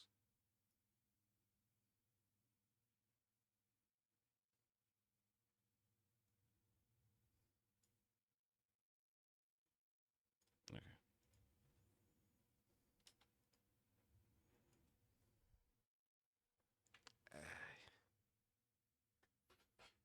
Yeah, I'm a little close to the camera, I know. Oh, let me see if I can fix that a little bit. Oh, it's getting warm in here. Hey, there we go. I think I drank too much. Nah, I think I just need to get some food in me. I had like this good big sub sandwich that I picked up from Big Box Retailer earlier today. I think I need some more snacks. Got some carrots I could eat. Ayo, how's it going? Hey, Meister, how you doing? It's going pretty good. Enjoying some good video games, or at least that's good if you enjoy suffering, and some good drink. How are you doing? How you been? Oh, boat, boat, boat. Where'd boat go?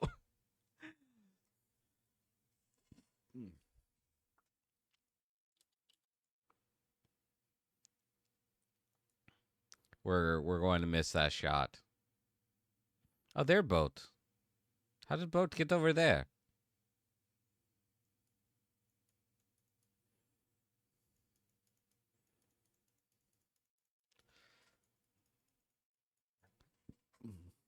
Actually, let me.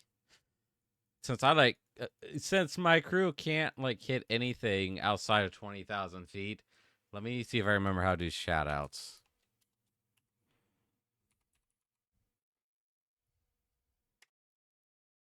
Hey, there you go. You got it.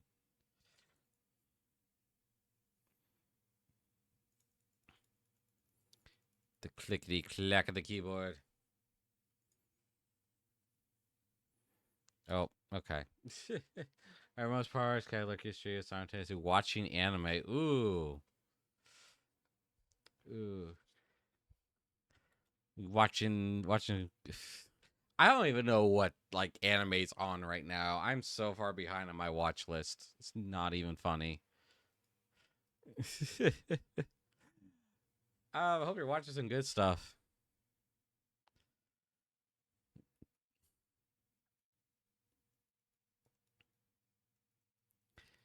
Can't.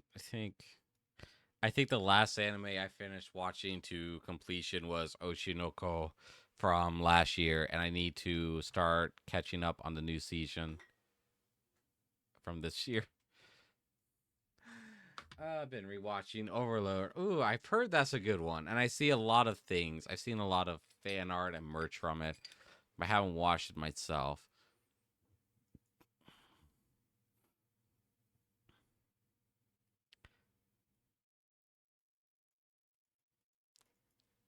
I know it's really popular. So, mm-hmm.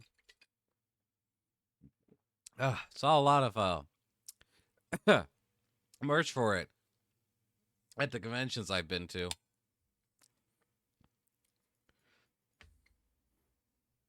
Mm. That's another one I should probably get to watching. I wish I could like write and watch anime at the same time. At least then I. How long have we been stuck here on a dock? It's like wait, it's like why aren't we getting any closer to the enemy? You guys can't see the mini map because I'm in the way. It's like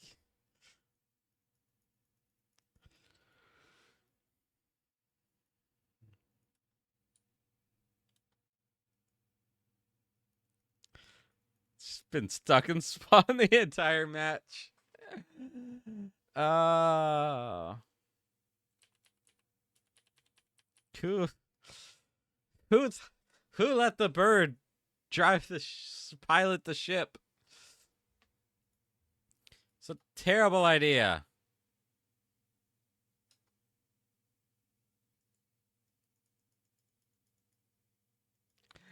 I finished Attack on Titan a few weeks ago. Common News season of Demon Slayer. Watching season 1 of Kaiju number 8. Ooh. I haven't watched any of those.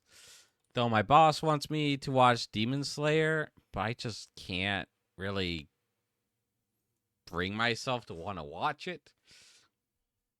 Same with Attack on Titan. It's like everyone says it's good, but I just don't have a desire to watch it.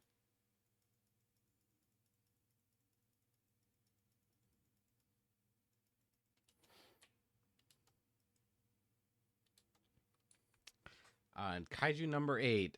That's one that I want to watch. I don't know what I don't even know what it's about, but I do like kaiju despite never watching like a kaiju movie.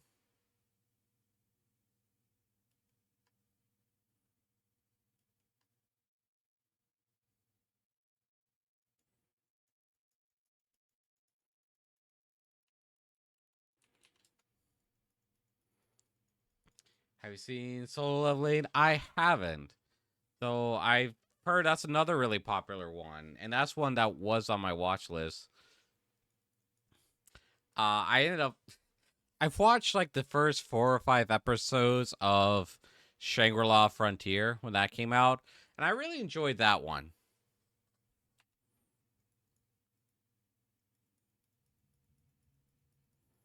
I really enjoyed what I saw that one, but I'm also a fan of Dot Hack and at the very least the original Sword Art Online.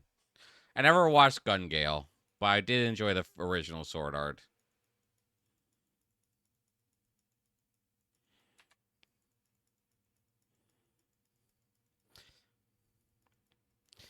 I think my issue is that so many animes use the video game mechanic system.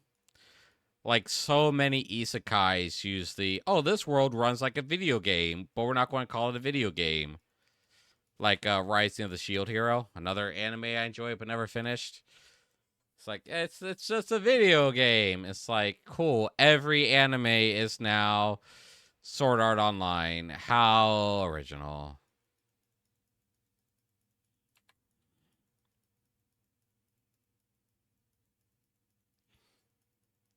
We got me into watching Tsukimichi, Moonlit Fantasy, and Windbreaker. Windbreaker, I've seen promos for it. Tsukimichi, I'm not familiar with that.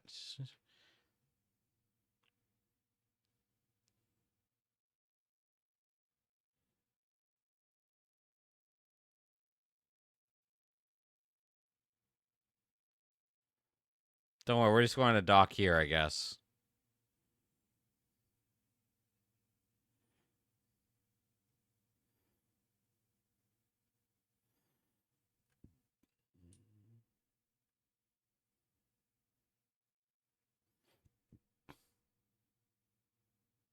Oh,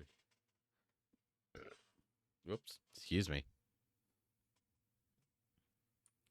I'm way behind on popular animes.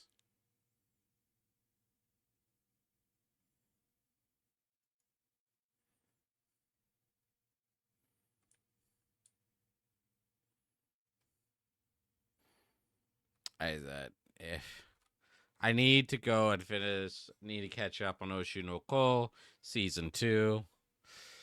And I need to watch the remake of Spice and Wolf. That's a big one I need to watch. Because I watched the original anime all the way through and really enjoyed it.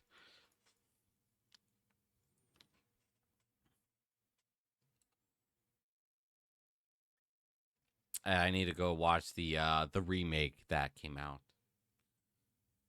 Let's see any others? There's like a sequel to Ghost in the Shell I never watched either. And that's supposed to get like a new series next year or the year after. So that's cool. But We got the boot. We gave the boat the boot. How's another boat?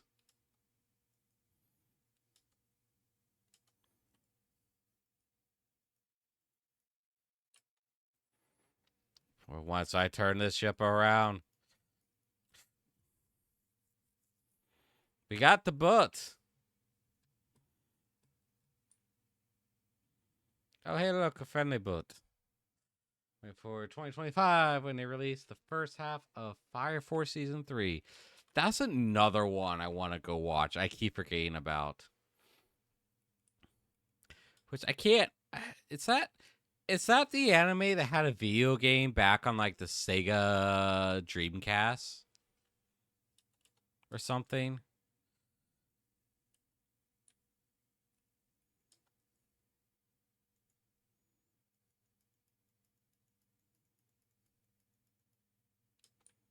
Ow. Leave me alone. Who's shooting me? Wherever you are, you're being rude.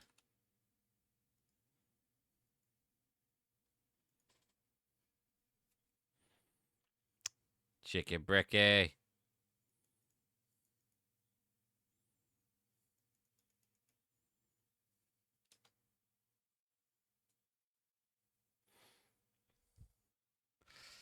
Oh, cool. We got an aircraft. I'll take it.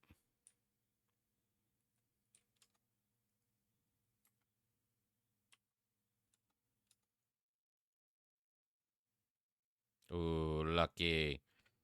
They felt the wind on that one. What are you trying to do, mate?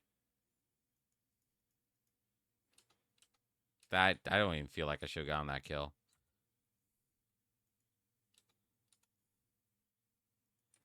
Oh, they're too close.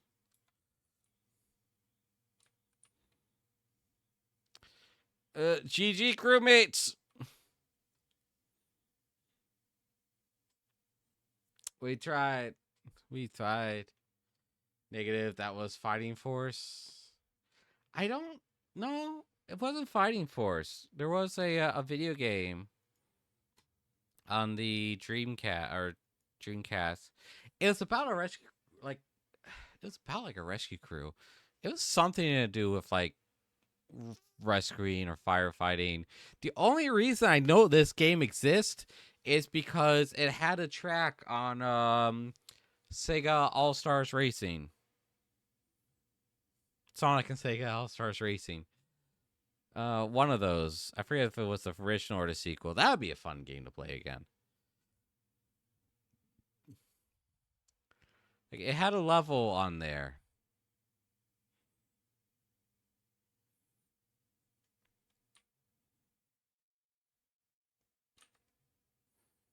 And that's how I know it exists. Don't worry about the stream pausing. It's fine. I'm just looking at something here.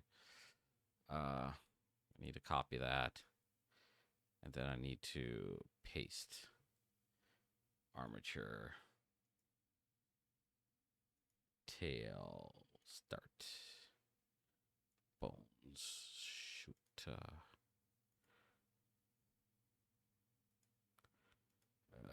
boop. Let me attach it to the map. What's going on?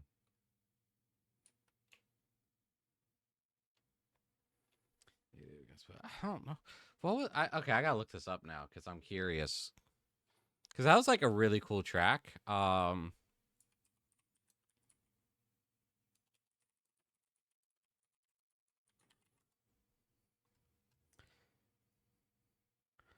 I know what was it? Oh no, there's a lot of tracks here. Are we still okay? I should probably like change the window.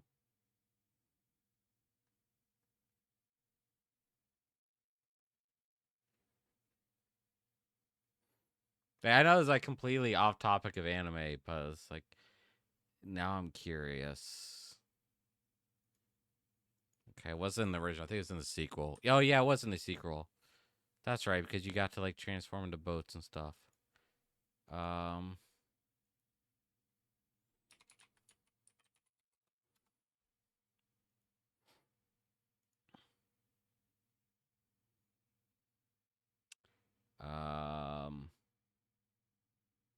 right? No.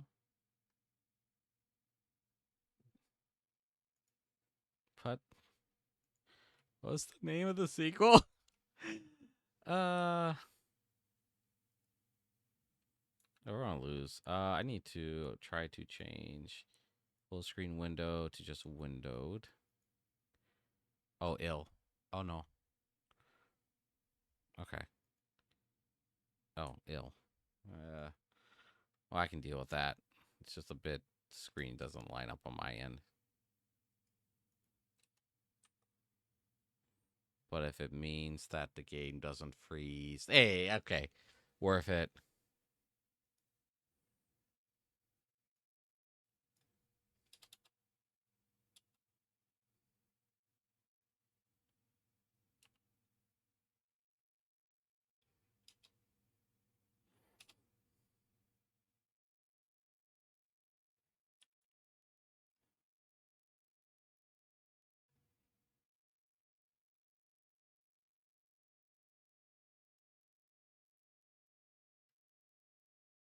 I know I'm not crazy.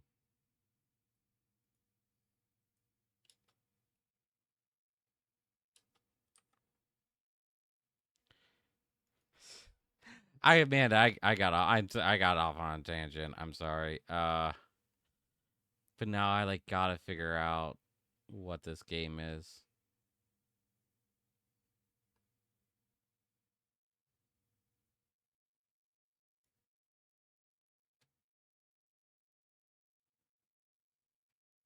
Why is every like website putting me towards the first game and not the bloody sequel?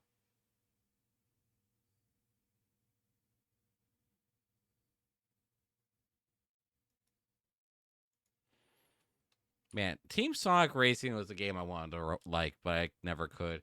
Hey, welcome in, Wood Boys. I'm doing good. How are you doing?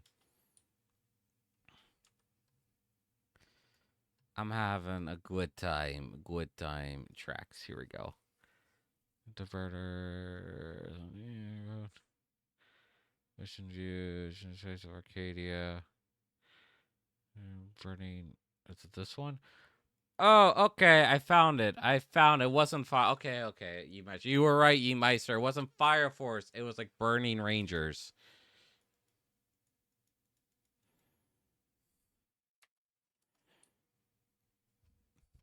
How's the day been? It's been busy, but it's only busy because I got up like really late because I slept for like 9 hours. Which I'll probably sleep pretty late tonight. You're doing good. Hey, good to hear. Good to hear.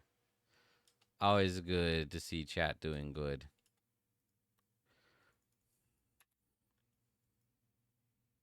Oh, you're half in the water.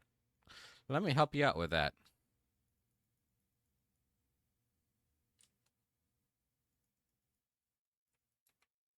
No, I'm helping you out with it. You don't help me.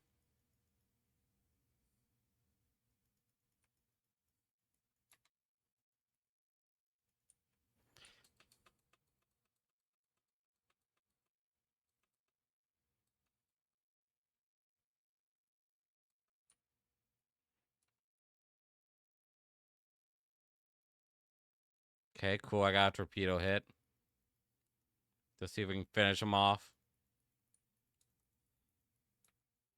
No, I want to finish them off, not have them finish me off. Oh yeah, I was like Fire Force came out a few years ago. Like yeah, but I thought Fire Force was like a spiritual successor to Burning Rangers, as I now know that it's called. So, but I was wrong. I was wrong.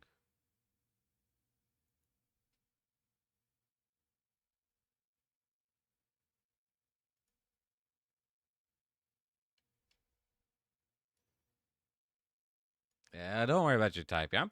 I'm pretty good at like being able to translate people's typing. For whatever. Not like we're going to get there before match ends. Anyway,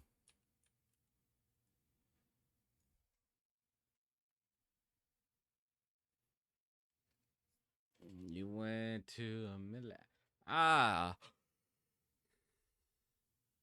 A good time on the town with boy. I went to a nearby town to do some shopping today. Spent like $100 on groceries. And $30 on liquor. Hey. Hey, we got new ship. The Golden Nave. I'm mispronouncing these things terribly, I know.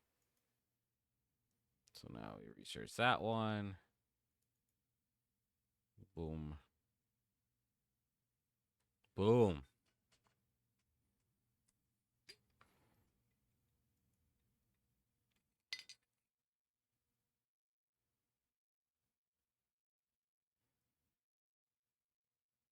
Time to try out new ship. Yeah. Good. I've been typing all day, so like this time I just kind of give up. No, I feel you. My fingers were doing that to me earlier, despite the fact that I didn't type a whole lot yet. I need to though. It's like something I need to do after stream, depending how drunk I am when I in stream, is to type. Because I need to get writing projects done. And I got a couple of scenes to write that would be good to write while inebriated. So that would be good. That would be good. All right, I'm going to check this. Did I do it right? Oh, it's actually staying together. Huh. Colored me surprise that is actually working as intended. I'm scared. Yeah,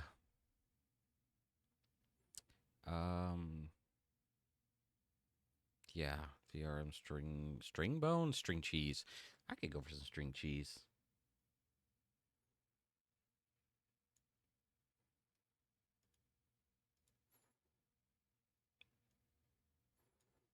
I've been saying I need to go get a snack, but I don't have a job that requires constant typing. I'm glad I don't.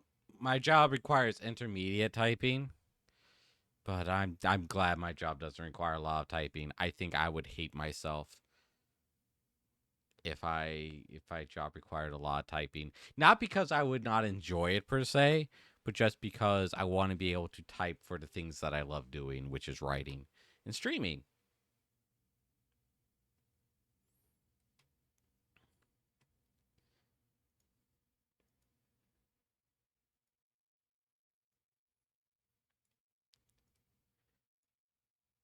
Even though I have had my right wrist in a wrist bracer for like the last week.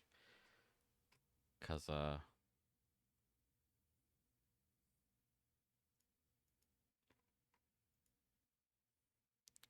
bag. I don't know how I missed this shader. Alright, give me a second, game. I gotta do this thing here. Real quick. Bug. Why is the belt buckle, like, not colored right? Oh, I think it is. Never mind. Alright, save that real quick. Because I think I have to do stuff to it.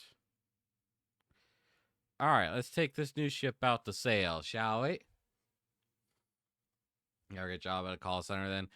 Once upon a time, my father tried to get me a job to get a job at a call center, and I just never called them back. Like, I went on their little tour. I went through their interview process. I'm like, I don't want to work 6 days a week for a trash job in a trash town. Ended up working at big box retailer instead. Was a much better decision, actually. Oh my gosh, you guys have no game audio now. Oh, hang on. Let me change that. There we go. Now you get to hear the sounds of war. Will you settle? Thank you. Jeez. Except is Godzilla's Kong, New Empire is good. Never really had much interest in the Kong movies, but I know people like them. I'm glad you enjoyed that one, though. Fingers give out on you, but your mental health go down the toilet. My mental health's already down the toilet. Especially, like, that's any customer service job.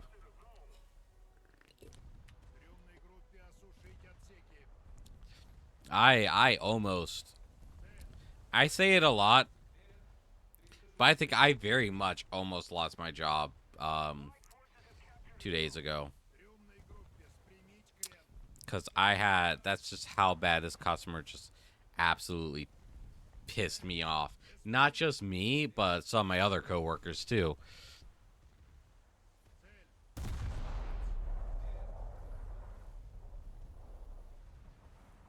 And well, it wasn't that they were being rude about it.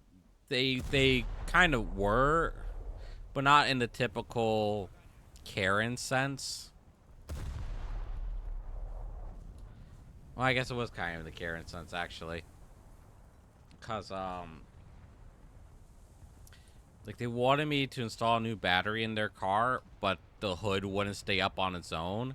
And I was refusing to change the battery because I didn't want the hood to fall down on top of my head. Because I've had 2 other customers say that, oh, well, I'll hold up the hood for you, it'll be fine. And then the hood would fall. Like, no, that is a safety hazard. I eventually did have a coworker come in right as I was helping this customer, and he helped me. He stood there and held the hood up. Should be a Titan in the MonsterVerse. I'm not sure, because I'm not real familiar with the MonsterVerse. I guess I'd be whatever a bird would be, or dragon.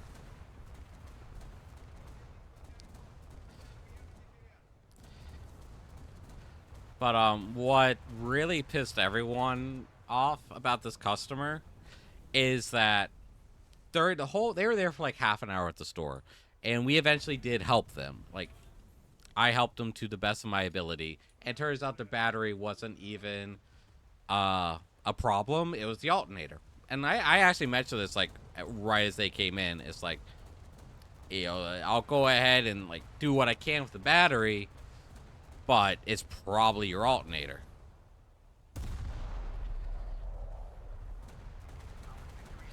But the real kicker is that they were there for half an hour, roughly, in total. And they had a 3-year-old in their car. Not once during this half an hour did they ever take this kid out. I didn't even know the kid was in the car for like the first 15 minutes. And both the mother and the grandmother were like in and out of the store, leaving the kid alone in the car. And it's just...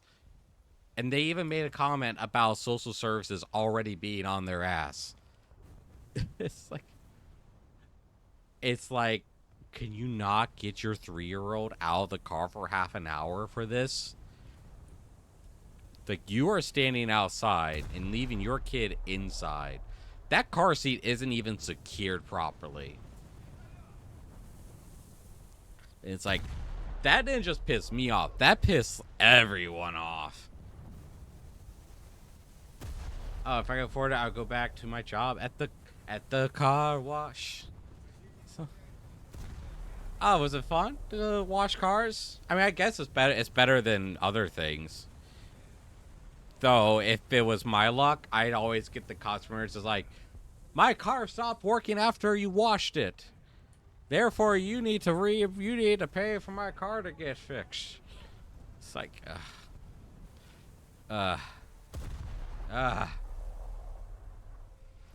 It's like, why, people? Why you have to be so rude?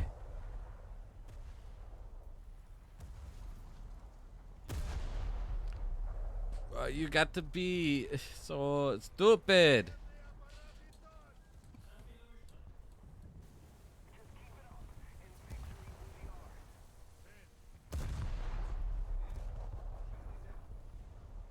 Oh, that ship sunk. Summers, more like sunkers.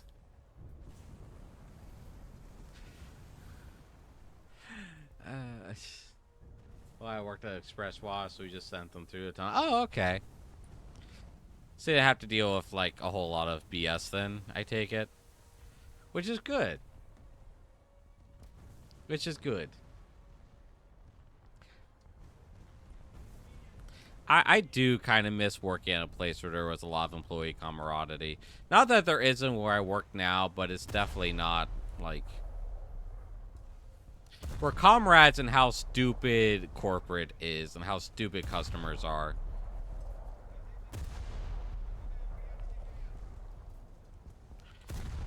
Because most of our workday is either dealing with customer stupidity or corporate stupidity.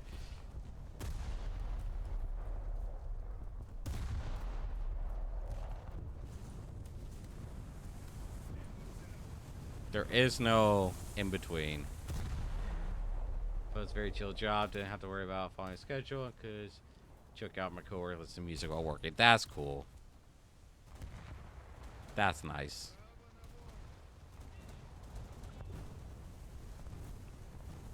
I will say at my current job, if it's slow and like the work gets done, I can actually sit there on my phone in between customers.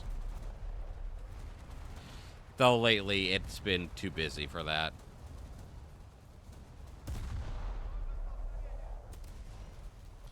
It's like no one in this town has anything better to do on their evenings or weekends than to harass retail workers.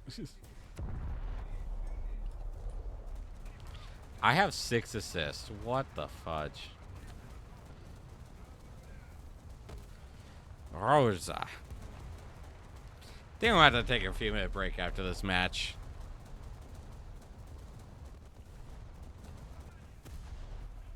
We're pretty close to getting our crew knocked out. Ain't gonna lie.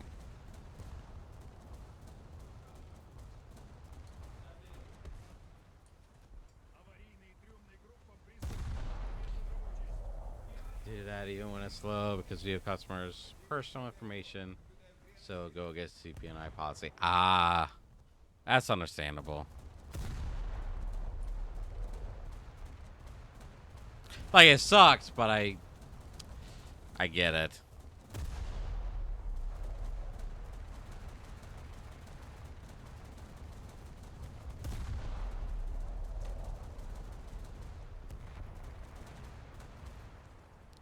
Which I do find it funny how not a lot of people understand how much information our store gathers about them. Like it's kind of funny how much I can learn about you by your auto parts store habits.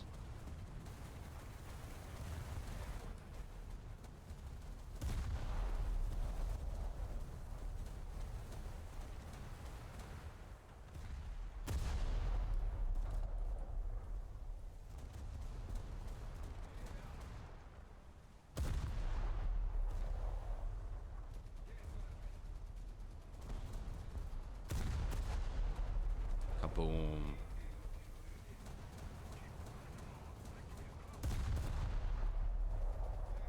Nice. We haven't died yet this match. We didn't do all that good, but didn't do terribly. Meemaw.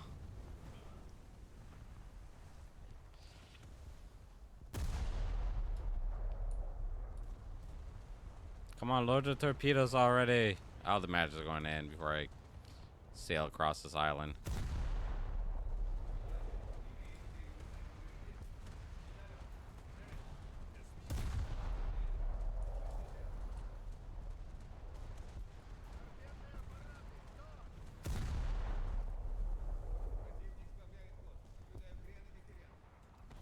The best squad.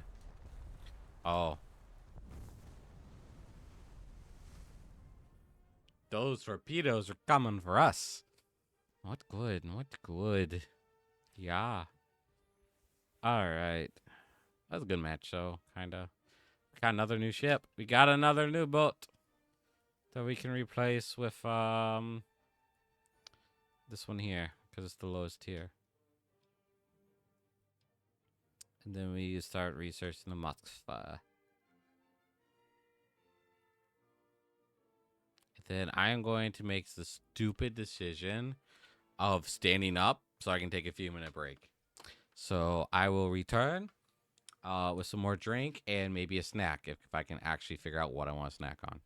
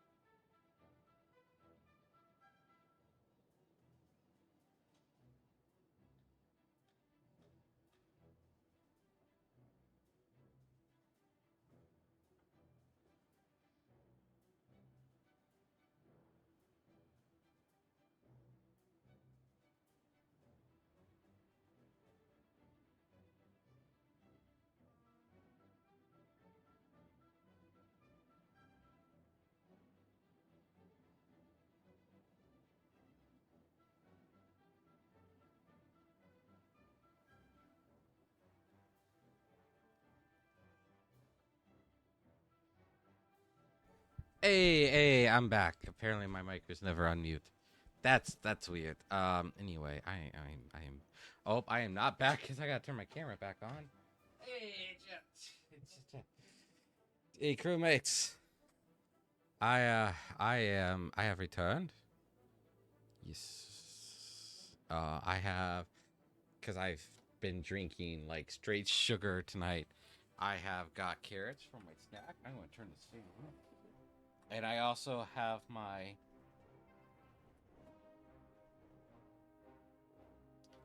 Southerner blood transfusion. That is a gallon of sweet tea that I will be drinking from because I'm kind of tired of soda.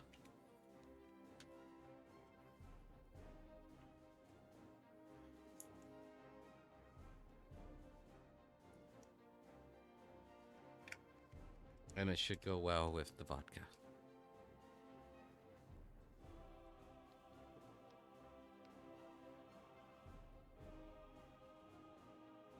Oh. Oh. Yes. Nothing reinvigorates a Southerner like the taste of sweet tea. None of your unsweetened tea. That's why we left the British Empire. You take your unsweetened tea and shove it up your ass. Oh.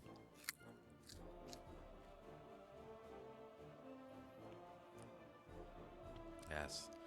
If there was a better reason to secede from the monarchy, I don't know what it is. Well, I guess taxes. But, you know.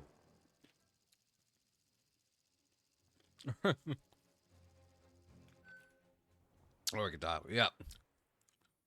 But if we toss it in the ocean,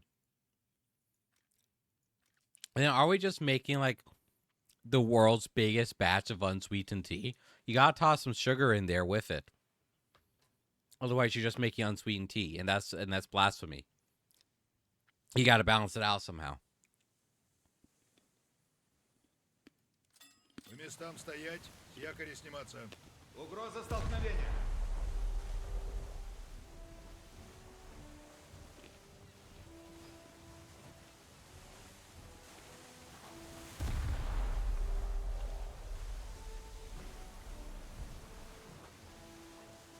I'm sugar in the ocean. Yeah. Yeah, we dump some sugar in there. That way we make a sweet tea.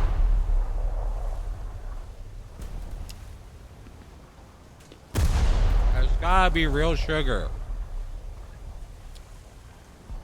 It can't be any of this, like, aspartame shite.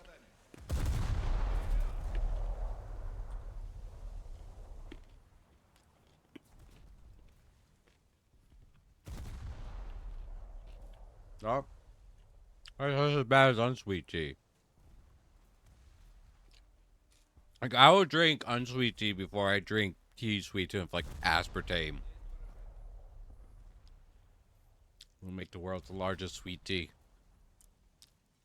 Indeed, we will.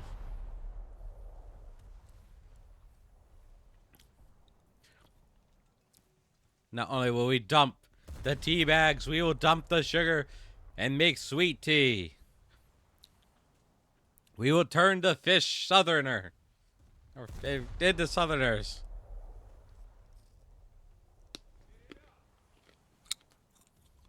And then they too shall join the revolution.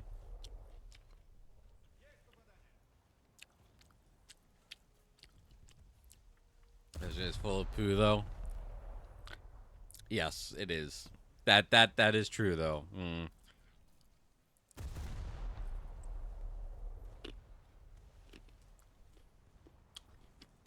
Let's just start talking Southern. It's like instead of the trees talking and yeah, instead of the trees talking Vietnamese, it's the fish are talking Southern. I usually it's like catfish, like holding a 12 gauge pump action shotgun wearing like a wife beater and a fishing hat.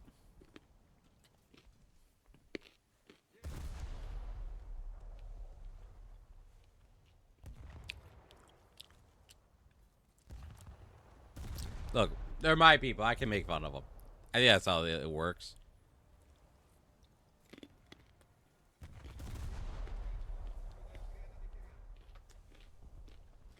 There's like they drive up out of the river in an SUV that has Carolina squat.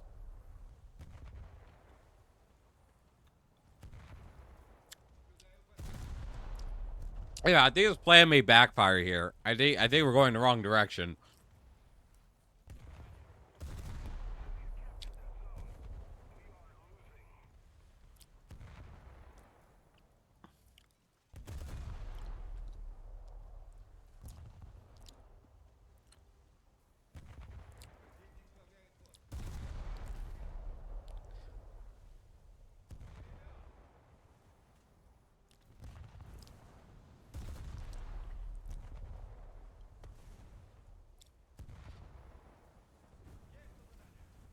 I don't know where the heck I was going with that. Unless you just want to take it as my rant about like awful Southerner culture that should die and be replaced with actual good culture.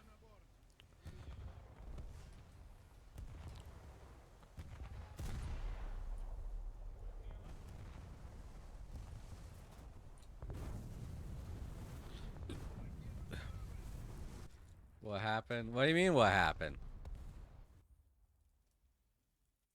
I mean, we blew up quite violently. I just stacked out my carrots. No. I very well for her. I went on a rant about like Southern culture, like modern Southern culture, and how awful it is.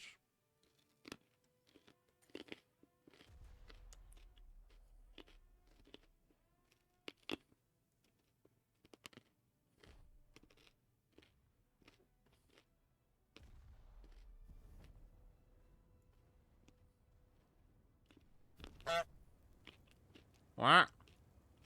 What? What? What? What? What? I should have got some crackers.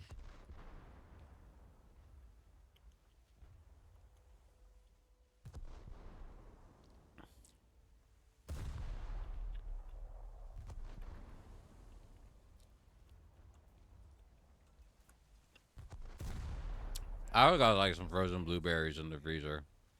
I haven't had any of those in a while. How drunk would you be if you took a shot every time you were on fire? I'd be dead. I mean, I can start doing that. I can start doing that right now. Every time I have to use the fire extinguisher tool, I will take a shot. Which, I don't have an actual shot glass, so it's just me, like, taking a swig from the bottle. Do it. Oh, it would have been more appropriate if I had, like, some Fireball. But I'm not a big fan of whiskey. Definitely more of a clear alcohol person. Grain alcohol. That's all grain alcohol. Not so much a whiskey fan as I am vodka and moonshine.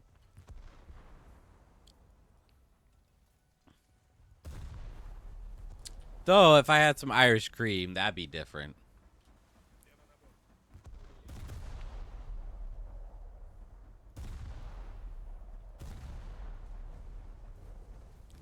Also, I will totally, I will 100% buy something like an alcoholic beverage based off of the name and the name alone. Like a lot, like years ago, I once upon a time bought Dragon's Milk just for the name. It was decent. It was like chocolate milk mixed with beer. Like, you could do worse. You could do much worse than that. But I'm just not a beer person.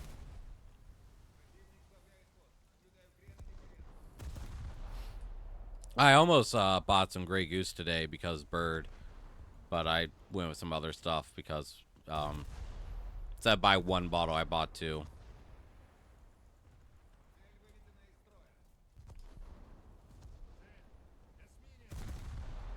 Come on, set me on fire. I want to take a drink.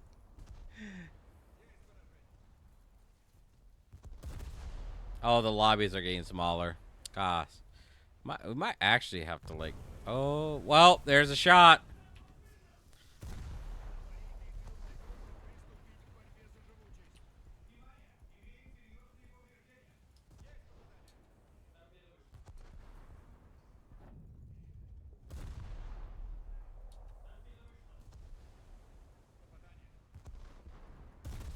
I will take a shot as soon as I can. Okay. We are still on fire, by the way.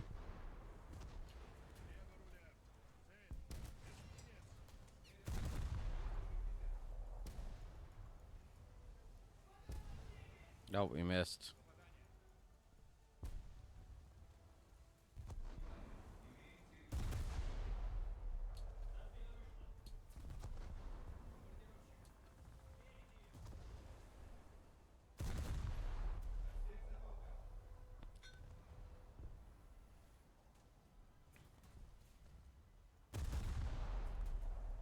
Oh, they stopped, so my torpedoes aren't going ahead.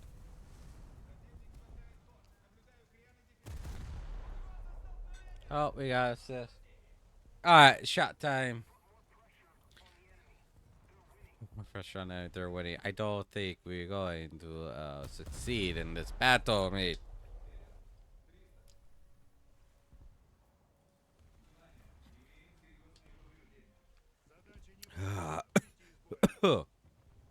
Oh, ah.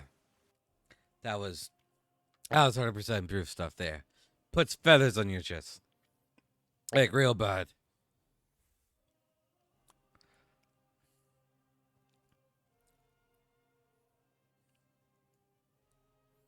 Oh, you know what? Something I keep forgetting to do is train my crew. Gunners, we want you got this. Caliber, reload speed, just reload, yes. Actually, no. Isn't there something for accuracy?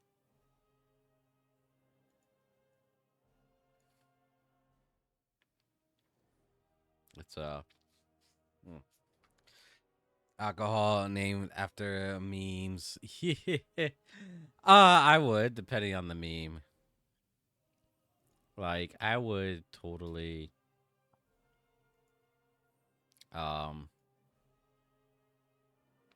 actually, let's do that. Put some points into damage control too.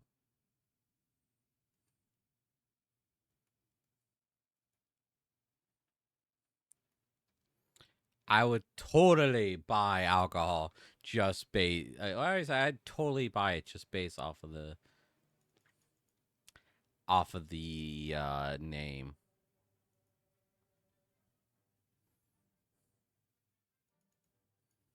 I had done that with Dragon's Milk.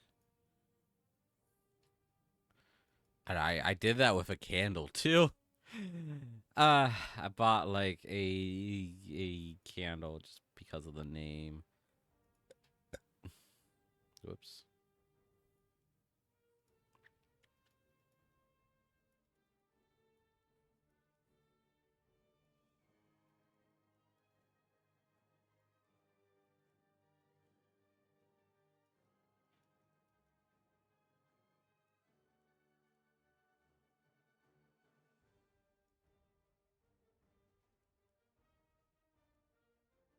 There we go. I do not buy alcohol from Bird. Hey, don't. What? I one day I want to get. I do want to get a brew set. What about an Ale Valley? Oh gosh, Yep, that's what I'm calling it. That is what I'm calling it now. An Ale Valley. I like it.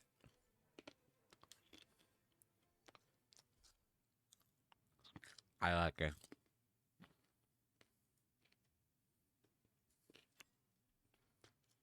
We brew our ales from the finest bird seeds.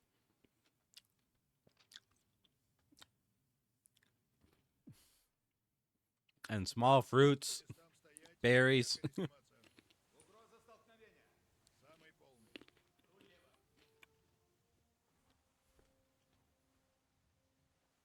We are. uh,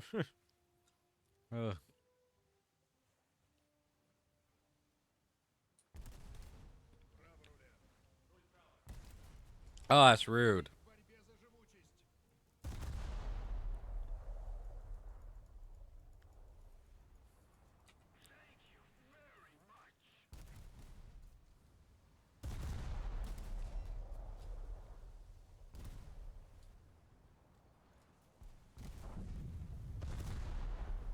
We are going to get sunk, like before we even get into battle.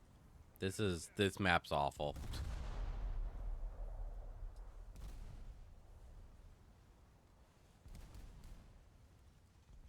Wait, what? I don't know where those shows are going, but they're going on a trip.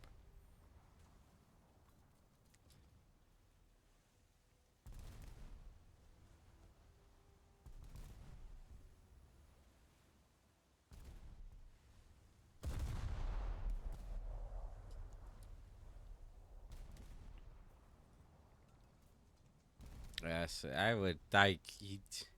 You don't know how like strong, like the power of names will sell products. Cause there was like, I don't even remember. I can't remember exactly what it was, but it was like like Monster Girl like tea or something. Never did buy any myself because I kind of forgot about it. Jeez. Hayabusa versus Magical Girliness. Worthy opponent. Our battle should be legendary.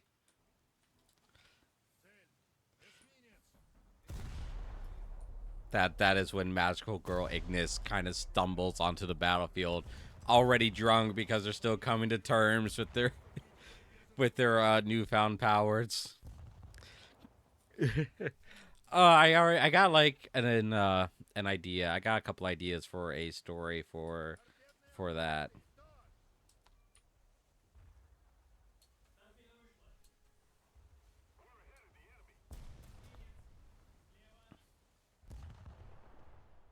Боевая тревога.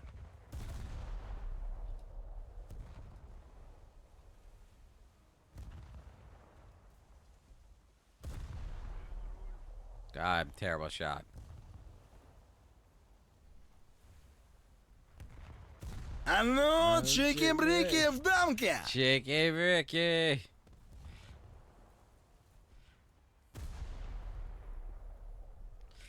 That's just Shaker Wellpin, Trunk Kung Fu. I mean,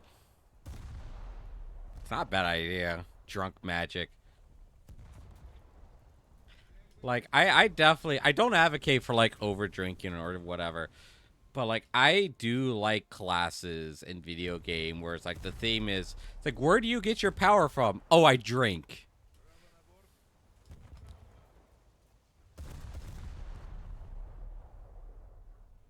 Like, I used to roleplay a Final Fantasy that my character was like a drunk kung fu master kind of thing, and they would just always carry like alcohol with them.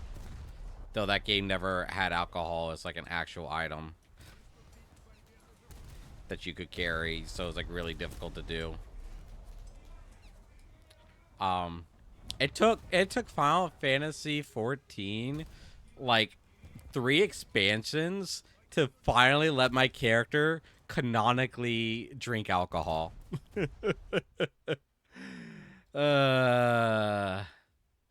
Thank Thanks. Thanks, Yoshi P. Bird feather, deadly projectiles. Yeah. Kev, I can throw these feathers pretty hard. Nom. Carrot.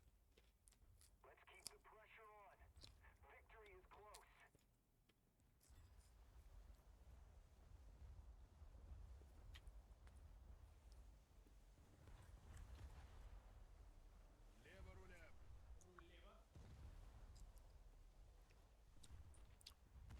But I think I'm going to go with the like a magical girl like in infection. It's like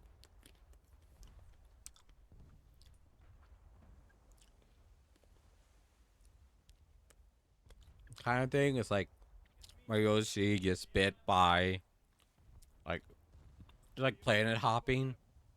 And it's like the planet's just infested with like magical girl zombies kind of thing. Or like vampires.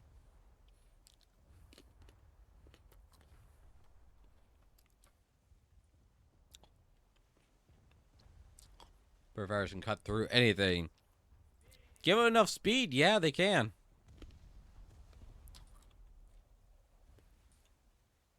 Or the ability to like just make them hard.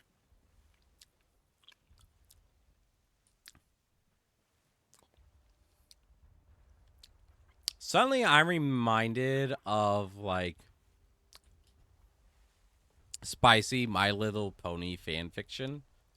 And suddenly remembered that like wing boners were a thing and to people. I'm like, I don't get that.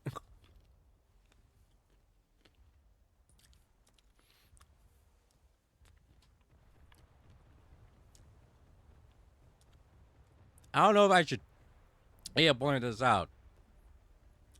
But the more I drink, the less of a sensor I have. Well, this drink's definitely not for the faint of heart. Or the mature of mind. Or not mature of mind, but you know what I mean.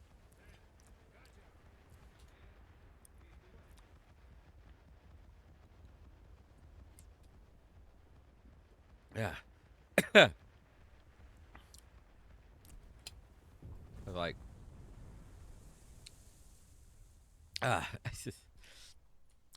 I've lived on the internet long enough. I know some very cursed things.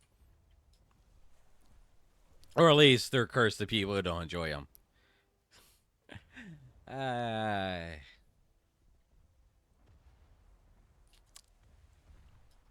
Let's see. Let's see. Actually, move first. Increase power combat as I counted. Magical girl Ignis. Magical girl. Magical girl bird Ignis. Or bird girl Ignis. the most like. It's like anti-hero because it's like Ignis just doesn't want to put up with this shit. It's like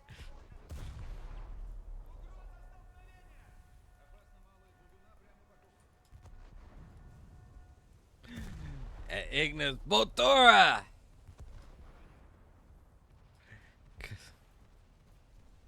Can I shoot the conning tower? No. No, I can't. Because I suck.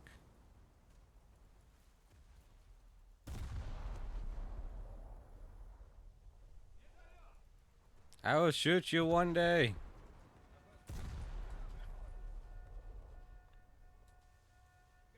Boat? There's a boat!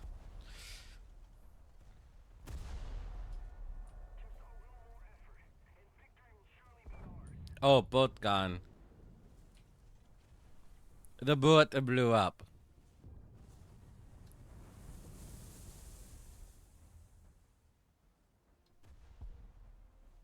We are going to have to dodge torpedoes. I am sure of it. Yeah.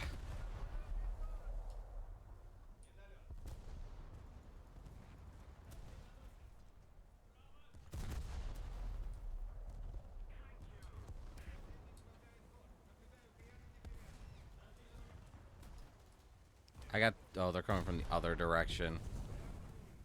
Oh, they're coming from you. You pesky. Oh, we gotta drink. We gotta take a shot of the good stuff. Or the hard stuff, anyway. Uh.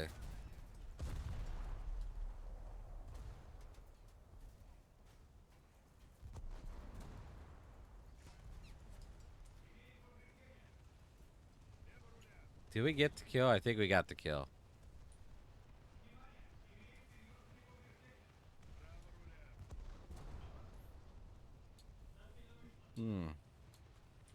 Captain, should you be driving while you're drinking? Be fine. We're not driving. We're sailing. Sirs, I'm the captain here.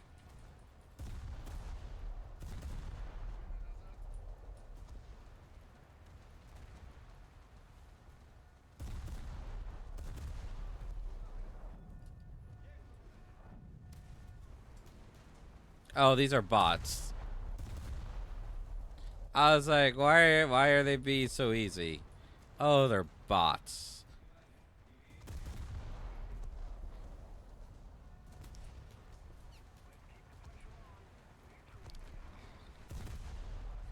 Like, you think you can do a better job at the helm? By all means, come over here and fight me for it. Hey, Captain, you keep an eye on the. Oh, it's another fire.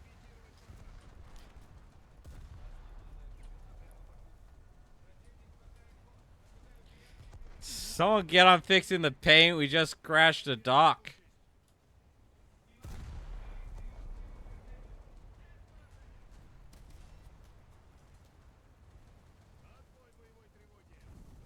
Yeah. Say we came victorious.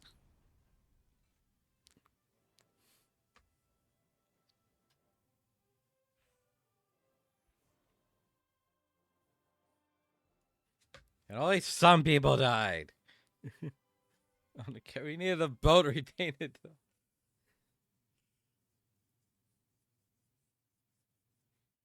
Oy. Alright, I'm going to see if I can. Before I get, like, actually wasted, I'm going to try to get this project done here. Even though I have a feeling. Ugh, that's not good.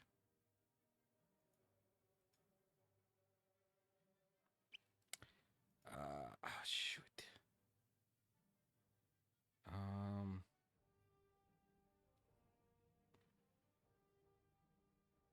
No, hang on. I got this. Ignis has this. Ignis has it. I just need to go into blend shapes here so I can copy and paste all the blend shapes here.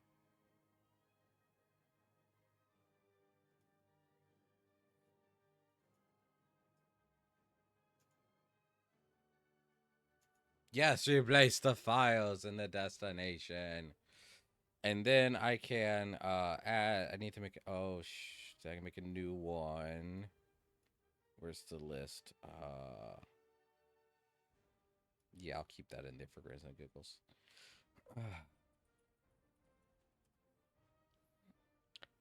This probably will not work, but I'm going to try it. If this does work, you'll get the sneak peek of something. Something I've been waiting to. I was going to save for my when I restart Armored Core, because I want to play that game again. It's been like almost an entire year since I've last played it, and I love that game. Highly, highly recommend it if you like difficult mech games and just FromSoft charm. You like surprises? That's good, because on board my ship there will be lots of surprises. What kind of surprise, you may ask? Well, see, that's the beauty of it, for even I do not know what kind of surprises await us. Oh, excuse me.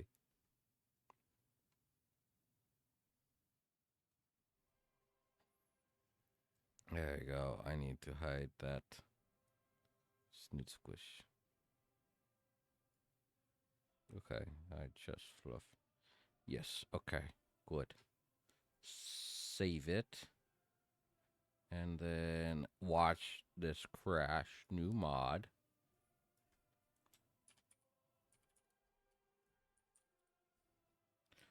Create mod. I set up character. Yes. Character mod created.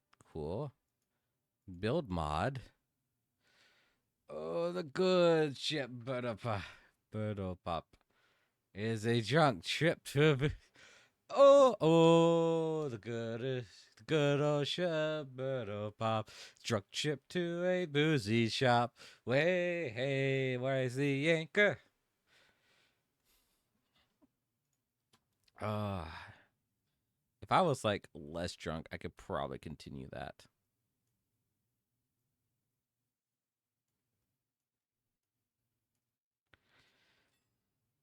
Oh, what do you do, a drunken sailor? What do you do? Oh, need a well-known person for bird ship. Hey, actually, I could do that. I could do that. I'm drunk, so you can probably get me to agree to a lot of things. Oh, the good old ship. I gotta think of a name for our ship. Well, we gotta have two ships, you know. We gotta have our like boat ship, and then we gotta have our like spaceship, because of what the fuck is going on back here?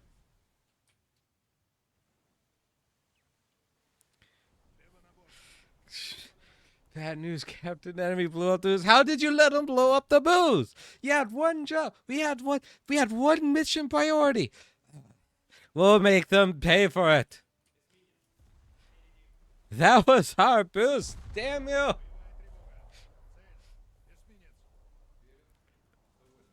Oh, I never did take my shots from the two fires, did I? Way up. Down the hatch.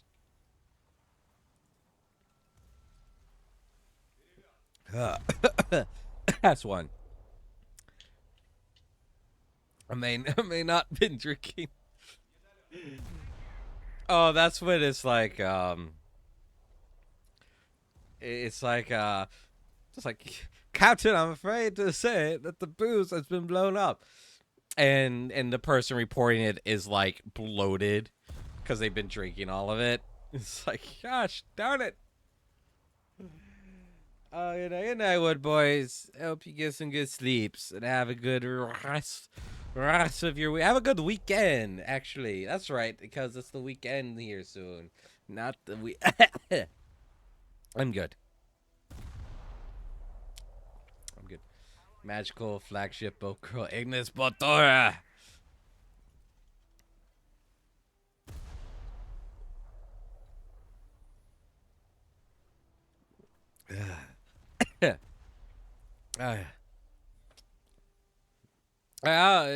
Believe it or not, chat, I'm like actually complete garbage at coming up with names. Like, for Dungeons and Dragons, like all my locations that I have are just rivers. Like, take a name of a river. Okay, not all locations, most locations. Like, if I need to come up with a quick name for a location, I'll just look up a river. It's like, okay, with this city or country or whatever, this is like the theme culture I wanted to have. So let me go to this country and look up river names. Boy, does that get awkward when I have to look up like an actual I have to decide like an actual river name.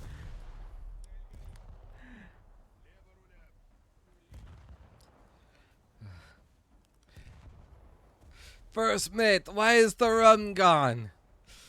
He rolls out onto the deck, bloated from all the rum he drank. I don't know, Captain. The darn kobolds must have stolen it in the night.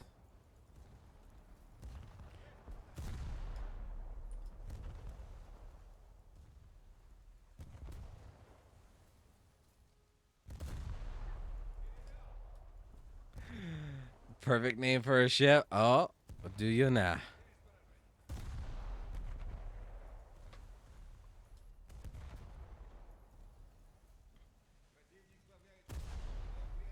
SSDs.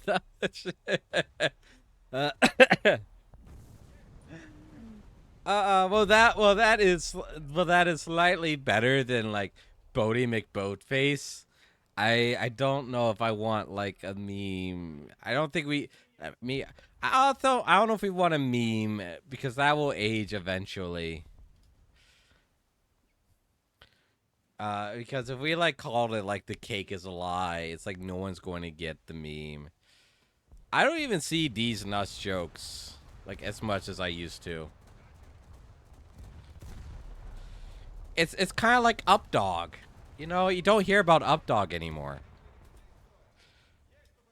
It's like the last time I heard about Updog was like 10 years ago.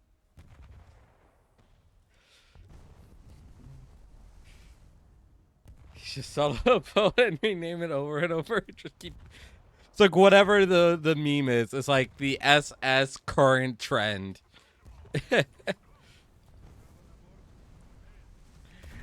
I think I go on. I've been using it for a while. Well, I mean,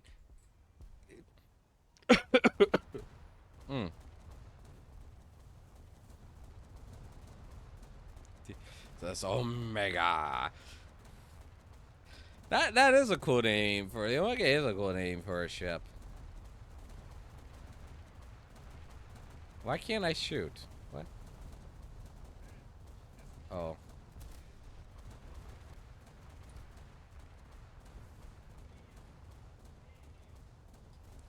Something wrong with my guns? I can't shoot. There we go. SS Trend Chaser?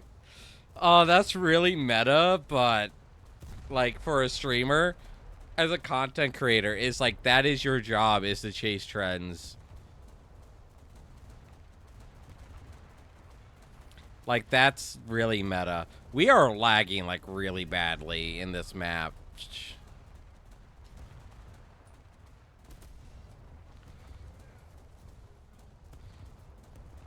Gosh darn it, the host is using a microwave. Frickin' Activision, fix your servers.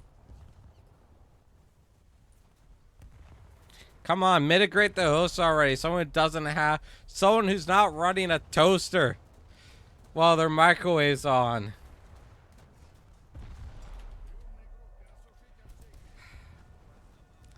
I miss playing Call of Duty. Oh, we got a fire.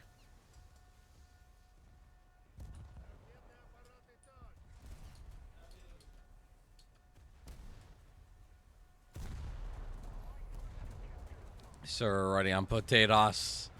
Ooh, I like that. I like that name. Potatoes. Oh, but that's definitely more like a doll blend thing. I don't want to take it from him. Oh, how did my torpedoes suck? I miss the old Call of Duty games. I do too. I miss those good old days. And it's not like, oh, it's just nostalgia, the road tinted glasses. Those games were good. They were better than the new ones. The maps were actually bloody good. And the gameplay was better.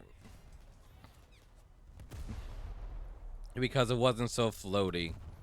It's like everything had weight to it. And weight makes shooters better. Like, I hate shooters that are floaty. Because Call of Duty is no longer, like, about war. It might as well be a paintball simulator. And you get the same... Call of Duty would... The freaking current Call of Duty games would be better if they rebranded it as paintball. Fight me.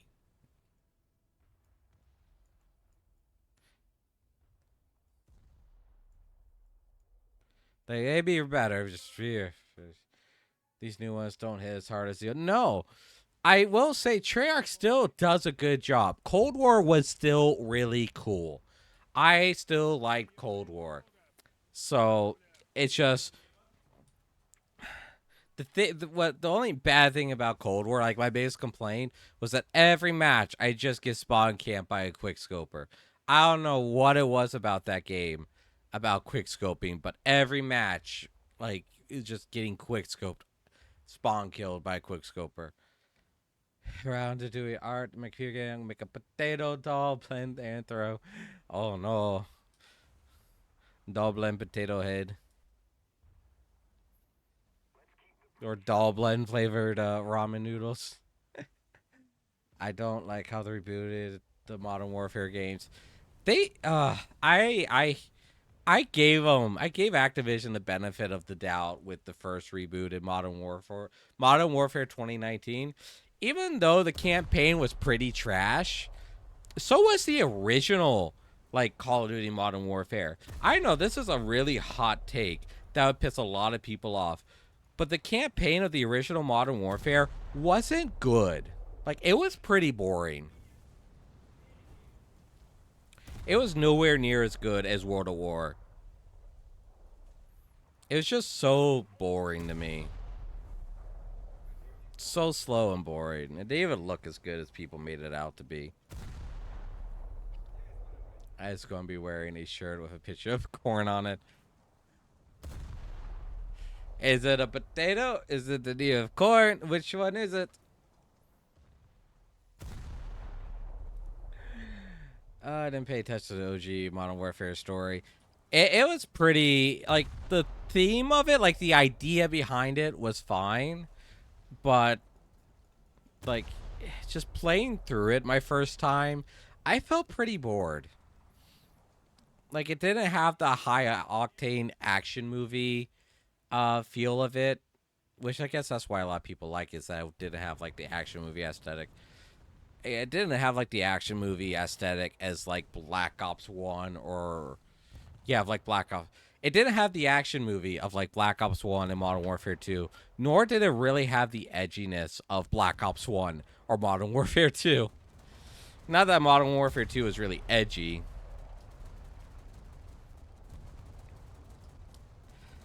But, I just... Like, Black Ops 1... I need to play through that game. Again. Like, I need to stream through that campaign. Because it's so good. Like, the OG Black Ops 1, the broship in that game between, like, all the main characters is so good. Like, the friendship that, Mason and, what's his name? Frank? It's just so good. The OG Modern Warfare 3 is my favorite one. That campaign was pretty good. I'm not gonna lie. I don't think... At the time, I didn't think it was good as the Modern Warfare 2, but it is so much better than Modern Warfare 23. I mean, there is, like, no competition.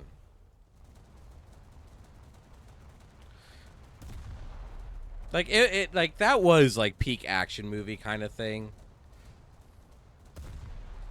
But, like... with the player character being like this spy, well, not like a spy, but someone who worked with the villain at one point, but like with double agent, I think was cool.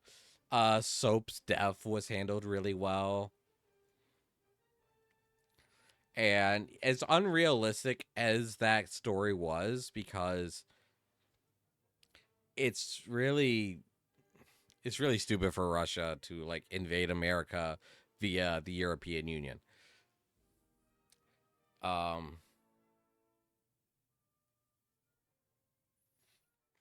Like I like the city missions. I like going through Europe in those missions. You had that big set piece where you like brought down the Eiffel Tower and you had this threat of chemical weapons looming over you. It was really good.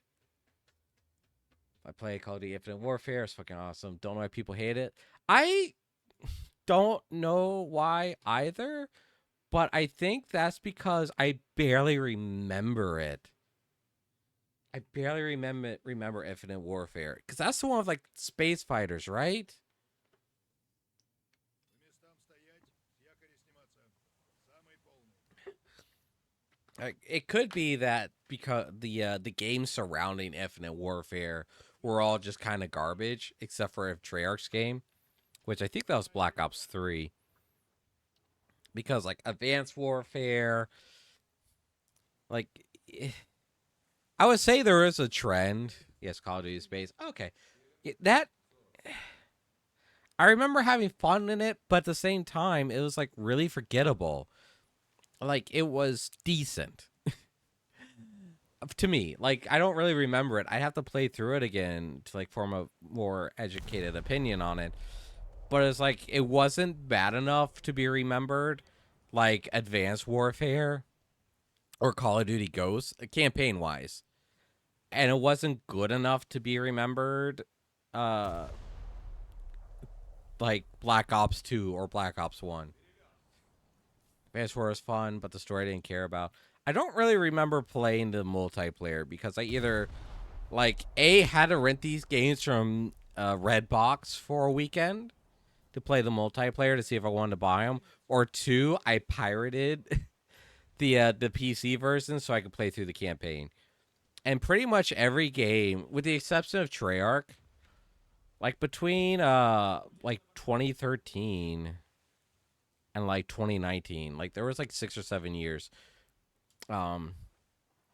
where I would pirate the game to play the campaign to see if I actually wanted to play the game itself. And I think the only game I ended up buying was World War II, which I think actually had one of the better Call of Duty stories. Like, that game actually got mature enough and handled it well enough. I wish people, that's the Call of Duty game I wish people give more attention to.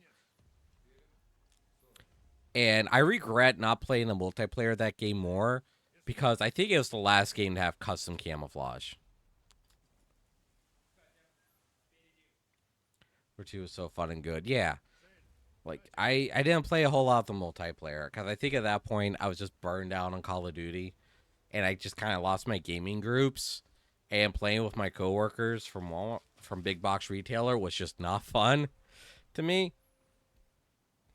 But the story was phenomenal. If you World War II was like, yeah, like the campaign is completely fictional. I just need to like take a week and stream nothing but like a couple weeks and stream nothing but Call of Duty campaigns.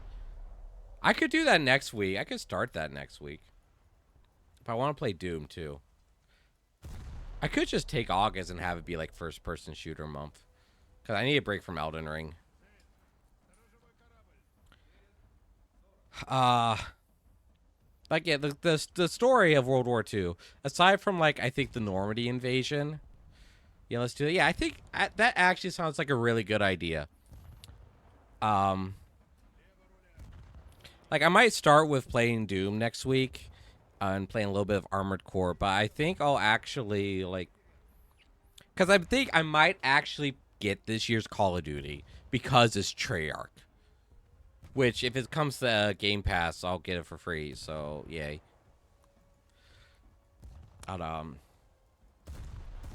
Doom! I've never actually beat this Doom 2016. And if I had a good enough time, maybe I'll play the original. Rependa! No,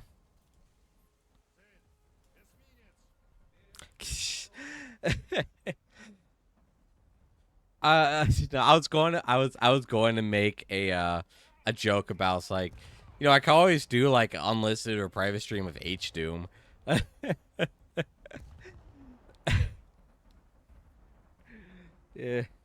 I'm gonna try Black Ops 6 too. Yeah, like I'm actually. That's right. That's why I was going to play bad that game. My father, Fatherbird Ignis, or Ignis's Fatherbird, or whatever you want to call him. He actually served during the Gulf War. So he was in Operation Desert Shield, I believe. So I want to get Black Ops 6 because it takes place during the Gulf War. And there's not a whole lot of games that take place in the Gulf War. Like Operation like Desert Storm for the GameCube was like one of the few that I actually remember playing. I think some Medal of Honor games did. No, I think the Medal of Honor games took place during like Operation Iraqi Freedom. Like Gulf War, like the stuff that happened in Kuwait. There is there is hard to find video games about it or even movies. Yeah, so cool. Yeah, like he wasn't like a frontline soldier. He was a logistics. Like he was a okay, I'll say it. He's rarely talked to me about it. Like even when I asked him about it, like he doesn't tell me. He hasn't ever told me a lot. Part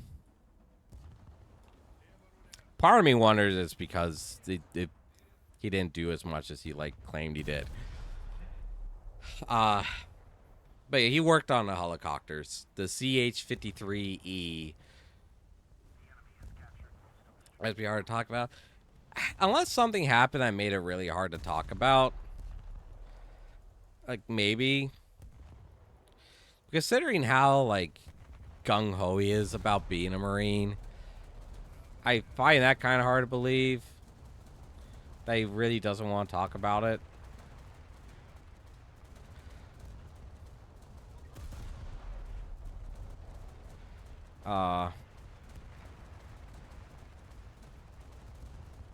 I'd say he was logistics. He wasn't like a frontline combat role as far as I know. Or the PTSD from it. I mean, he definitely had shown signs of PTSD. But like I said, I've never got him to really. He doesn't really talk about it. Like he got this big old like VHS video recorder, and he took out one of his deployments, and he does have footage of the of when him and the troops inside the little like air base over there during one of the air raids.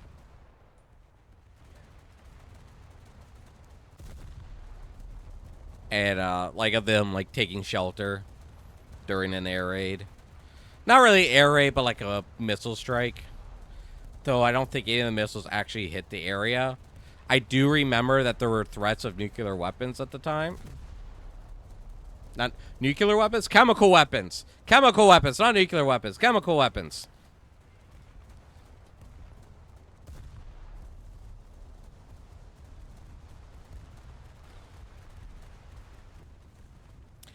But at the same time, he does have footage of the Kuwait oil fields burning.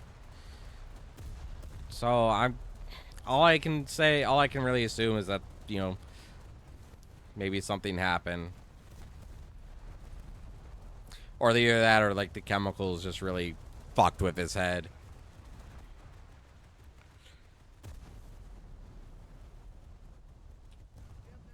It was just definitely a possibility. Because I know my late grandfather was a victim of Agent Orange.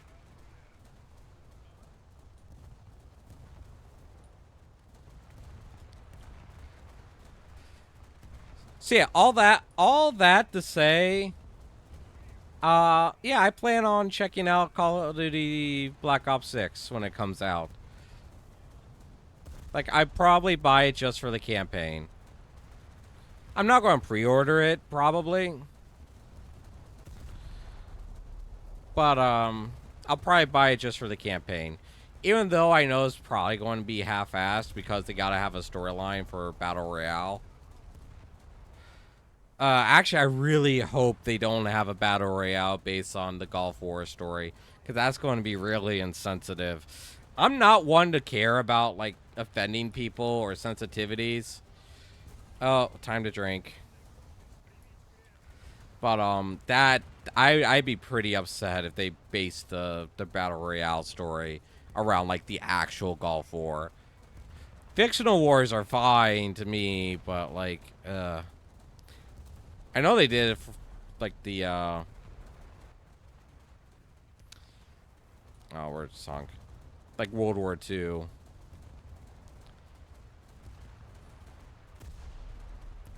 But I really don't want them to do it around the Gulf War. I think that'd be pretty dumb. I mean, I thought it was dumb about the World War II. But I think they had their justification for it. Well, Sammy, haven't, Captain. Fun fact, at least in ground battles, you can, or ground realistic battles, you can in fact get a nuke. We're just not late war enough. We're still early war.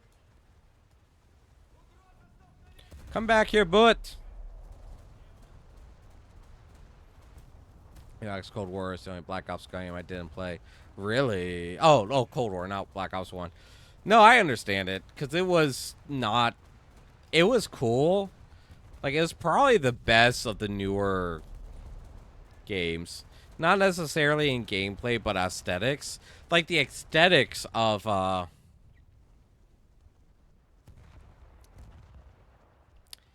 The aesthetics of Cold War were really cool. Because it was the 80s retro. And even, like, the skins and stuff stayed pretty well true to that aesthetic. Like, they had an aesthetic, and they stuck with it.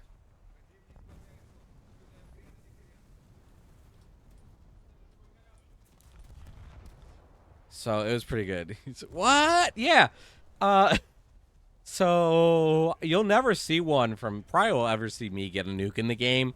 But yes, I think if you get 15 kills in ground realistic battle, maybe arcade battle too, you can get a nuke to just instant win the game.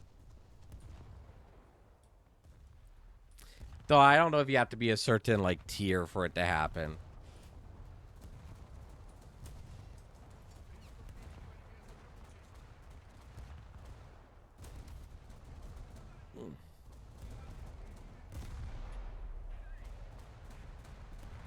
I never see one myself.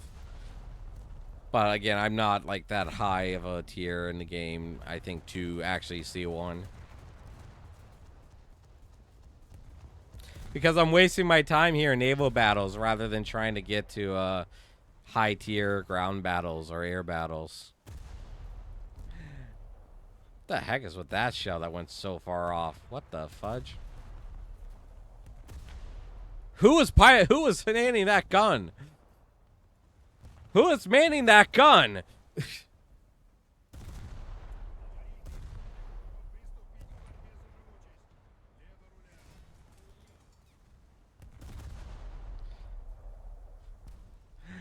It's like, Captain, the nuke codes. I left them next to the cereal boxes. Where else would I put them?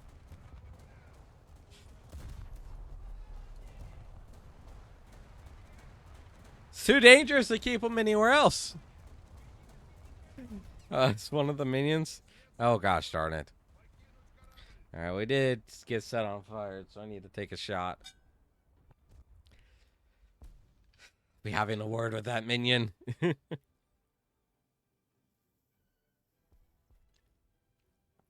Yeah. I don't have a model for him yet, I don't think. But I do have a minion that would like 100% like eat the launch codes if they were in a cereal box. Lance, I'm looking at you. You goober. You very deadly goober. Oh, I need to write more stories. No waste of time. Drunky crewmate.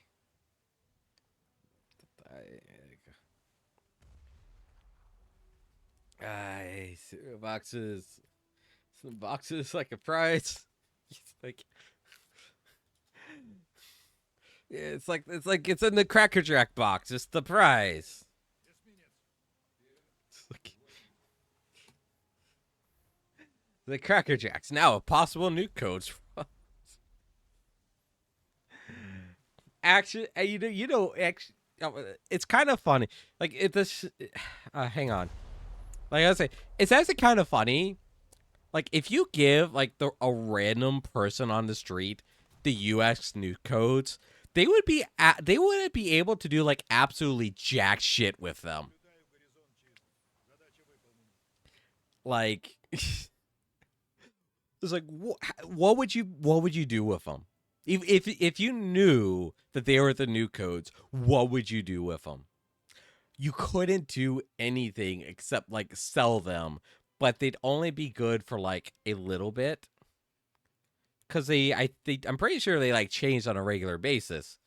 So unless you could like sell them within a couple hours of you getting them, they are like absolutely useless to most people.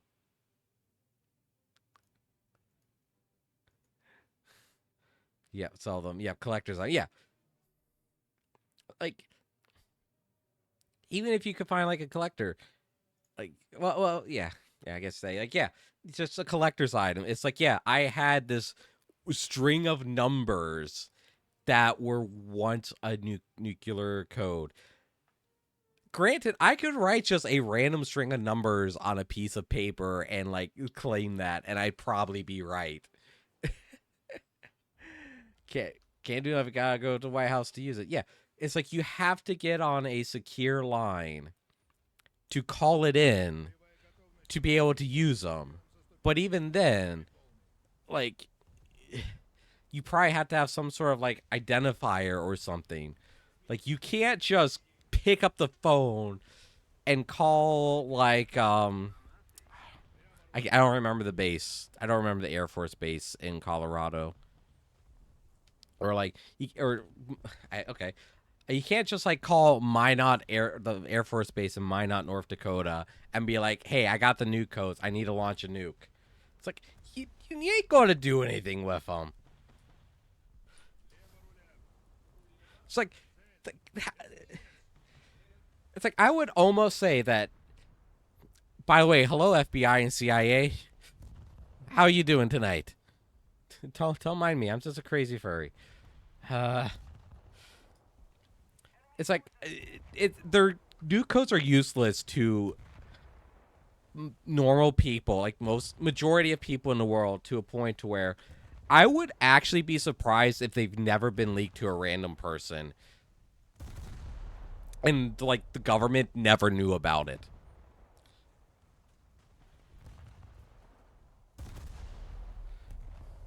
It just be like a soldier. Like, FBI, open up.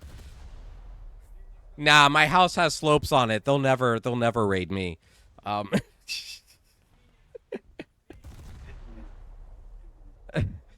roof has a slight slope. I'm good. They can't do anything. Um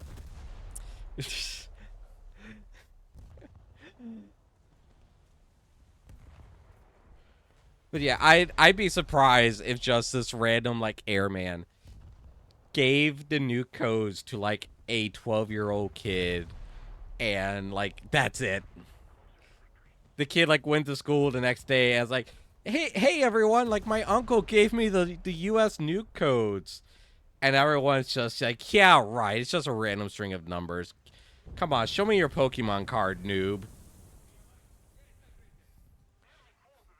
It's like I would find it really hard to believe like that's never happened.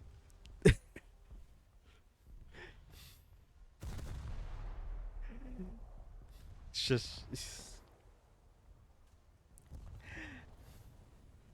just like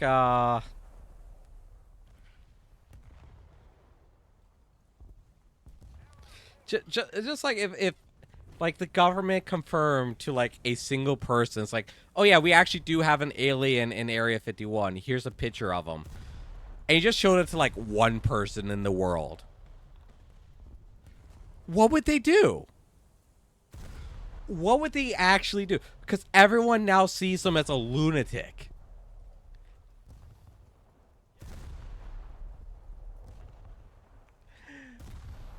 Boy, how did we get to this topic from Call of Duty? I apparently I do better at this game drunk than I do like sober.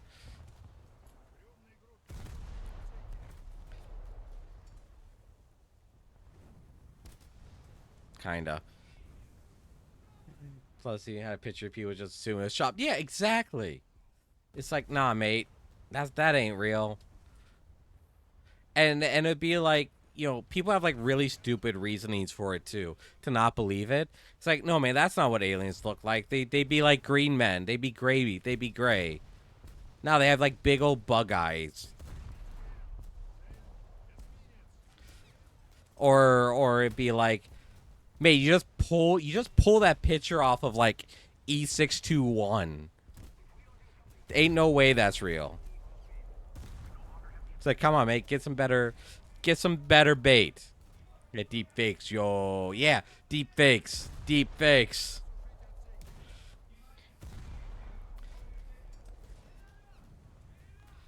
I don't know why I'm shooting at this guy. Like, I can't hit him through the rock. What happened if we get the minions to new codes?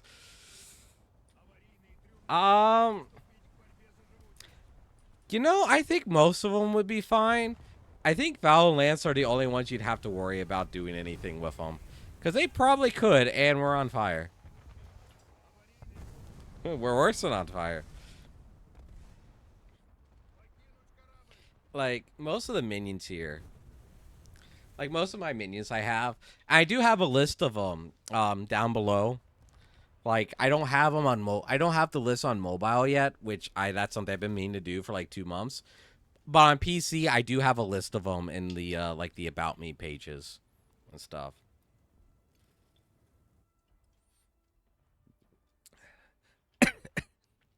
Yeah.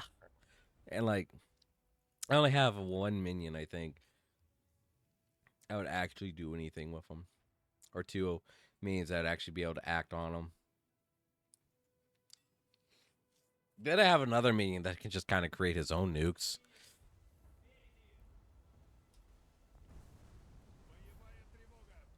Let's see. What would they nuke?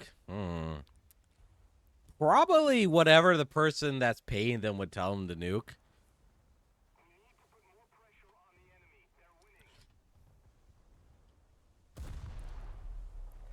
Well, I have a feeling. Oh, I should ask that to my D&D group, because a lot of my minions are from my D&D campaigns. Yuki here is from my current campaign. Valence are from the campaign. Murasakino's from the current campaign. Kuro is from my previous campaign. Shiro is from Dullblend's campaign that I was a part of.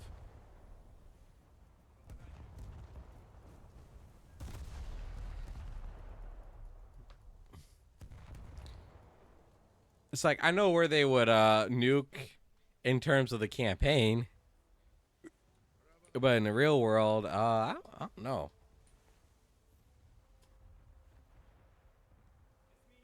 It's kind of like Valence, like the only 2 meanings I have that would do anything with the new codes.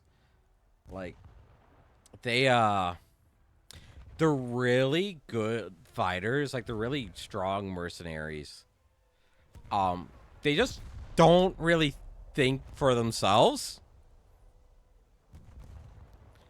Like, they're really skilled, like, tacticians. I mean, not even tacticians, like, really good at combat. Really good at, like, infiltration and mercenary work. They're not really critical thinkers, though. It's like, so they'd probably, like, walk up, like, It's like, hey, Val, where do you think we should nuke? And Val would just reply, like, I don't know. What about that, like, fried chicken place? That place was awful. We should nuke it. The answer would just be, all right, let's do it. It would be something really petty. Just something, like, really shallow. Like, there is no greater cause going on in their minds. It's just whatever they get paid to do. It's like extra fried chicken, extra crispy. When somebody says to just nuke your TV dinner and you take it literally.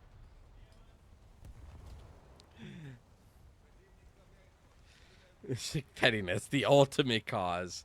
Yeah, like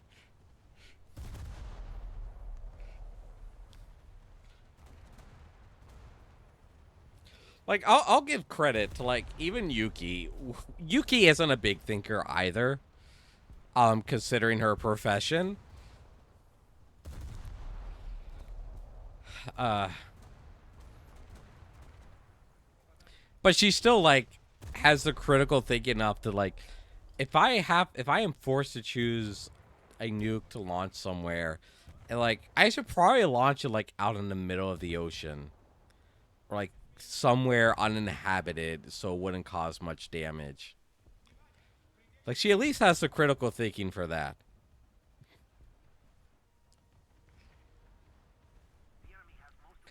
Let's see. I know Shiro would probably go, "What's a nuke?"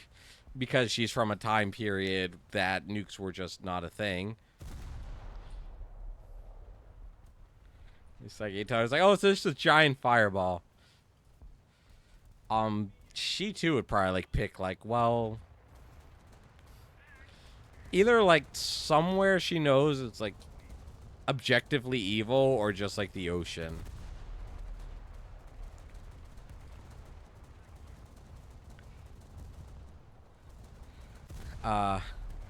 Goes boom, Rick. It goes boom, real big, darling. It's like,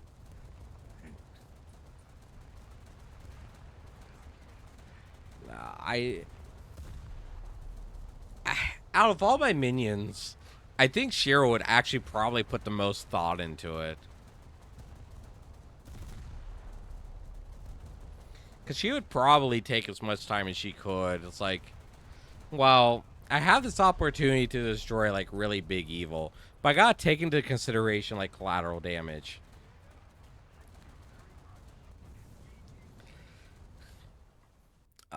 But whatever she does decide, I would probably say would be, like, ends justify the means or something like that. It's like, a lot of more good would come out of it than, like, any of the other minions' decisions. Let's see.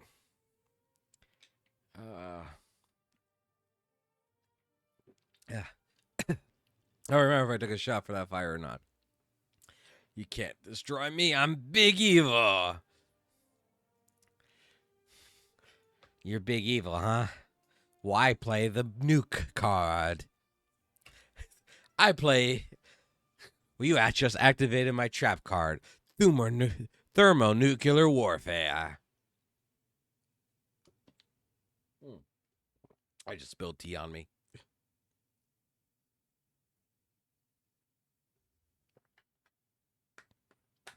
So I blinked and it is now 2 a.m. It's like, whoops, it is late. I was about to activate trap card too. Trap card, activating the trap card. Though I'd say the worst person to give like the ability to launch a nuke out of all my minions would actually probably be Murasakino. Because he would just launch the nuke wherever would get him the most views. Like, Murasakino is probably the most meta character I've made for one of my D&D campaigns. Because he is, like, a futuristic streamer. I actually got the idea for his character from Valhalla, Cyberpunk Bartender Simulator. Where he just, his entire life, like 24/7, is live streamed. So he was just launching nukes like, where would give me the most views? What would give me the most donations? Like the most like Twitch subs? That's where I want to launch the nuke. My kid is only just going to sleep 11 p.m. Right, that's way too long every day. I miss the days where I could stay up to like 3 a.m. and then wake up at 9 p.m. and be perfectly fine. But then again, that's probably why I have such terrible sleep habits now. I got Valhalla Bartender Simulator. That was I never finished that game. That game's great. Like I highly recommend. I actually have like a mini soundtrack on vinyl. It sounds so good. It's been a while since I've listened to my record player. I need to do that. I need to get more. I need to get more vinyls actually. Nuki North Pole killing Santa. It's just like the ultimate troll. It's like, hey kids, guess what I'm doing? Christmas is canceled.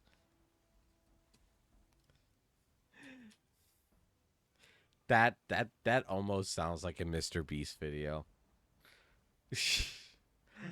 uh I also have a D&D character who can just create his own nukes, so I'm not going to factor him into the equation. You can't kill Santa by conventional means. May not be able to kill him, but I can destroy his workshop.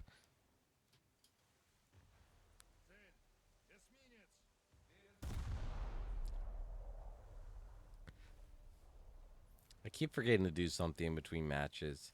And this after this match, remind me. I gotta remember to try something to see if it worked or not. If it did, that's cool. Everyone gets a preview of like of something. If not, cool. That means I have to go back and start from scratch. Pain. Unity pain.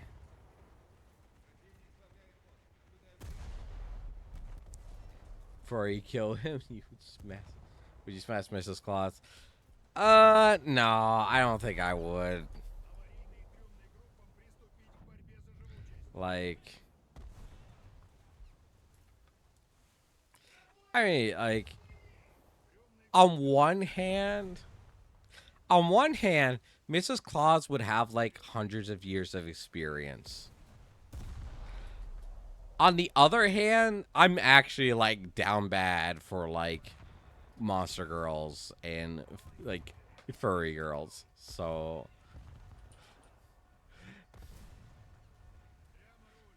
we're on fire again.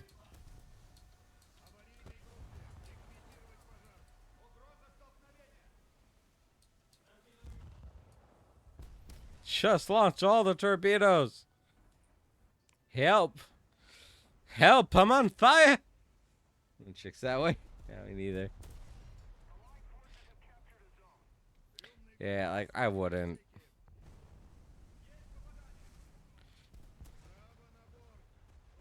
Did all my torpedoes miss?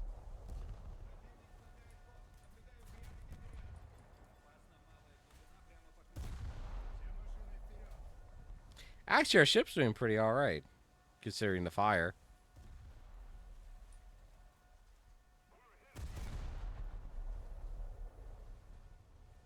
Oh, they're about to get... Oh. I'm sorry. Did I get in front of you?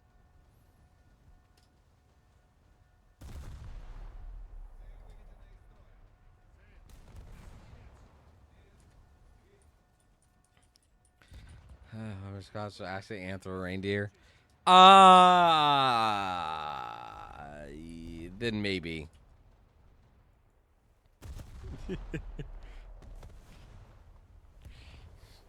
That would be an interesting plot twist to the story.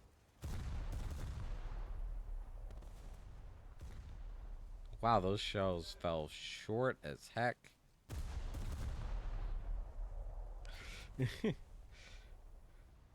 Talking out some firing. This is fine. We're fine.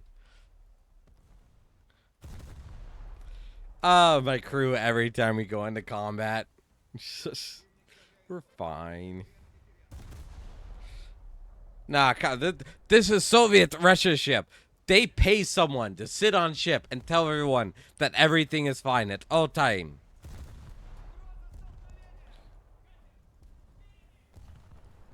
Is vital part of crew morale. To be constantly reminded that everything is in fact fine. It was not in fact fine. The baffling was. You and like half the internet, furry and non-furry alike. Like, I've seen so much of Luna pop up on the internet.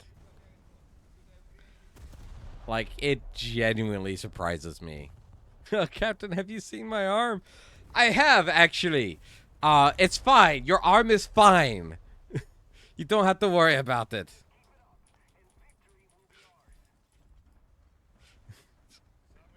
It's like, I'll let you see it later after battle. But trust me, your arm is fine. Duel gets blown up by off the ship by a torpedo. Crew loses because no one is there to say it's fine. Yep, it's like once the "it's fine" guy is gone, is like dead, then everyone just panics. Down bad for Giantess girls. I didn't used to be like the Giantess characters until like the kaiju girls started getting popular again. Then it's like, yeah, okay, I can see the appeal. But then again, being in a volley, I'm used to a lot of fan works being either like vor or like being like not crushed, but like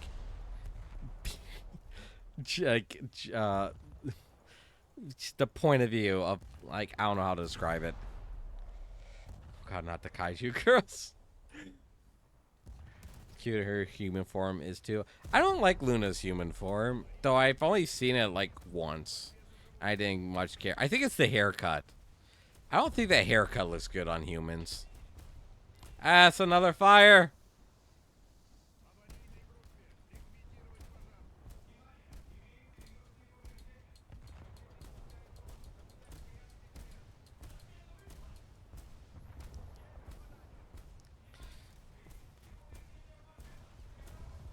Stupid boat!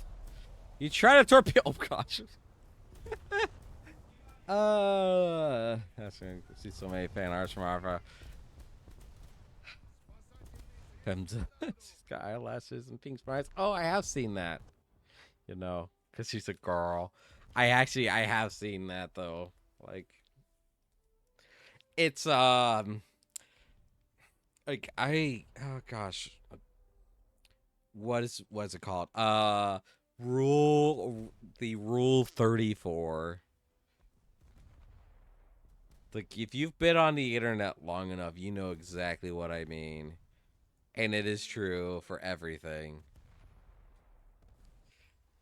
Furries did not invent it, but gosh darn it, do they not help with it. But isn't there like a Godzilla movie where Godzilla like actually gets like glowing pink spines? The last Rule 34 is very true. Rule 34. Oh yeah. Like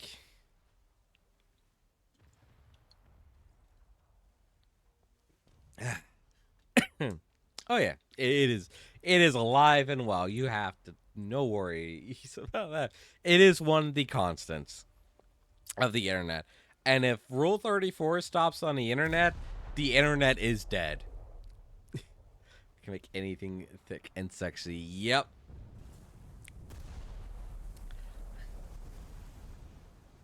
Pringles can. I haven't seen the Pringles can, but I did see like a soda can.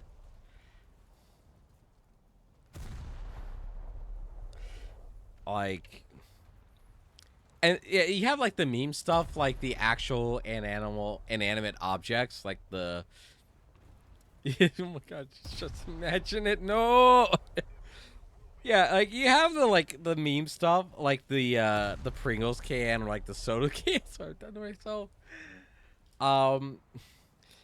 I've also seen things where it's like anthropomorphic airplanes, and I'm like, just I gotta remember I'm on Twitch, and I'm just sitting there like really confused. It's like I shouldn't like what I'm looking at, but at the same time I'm having a hard time looking away.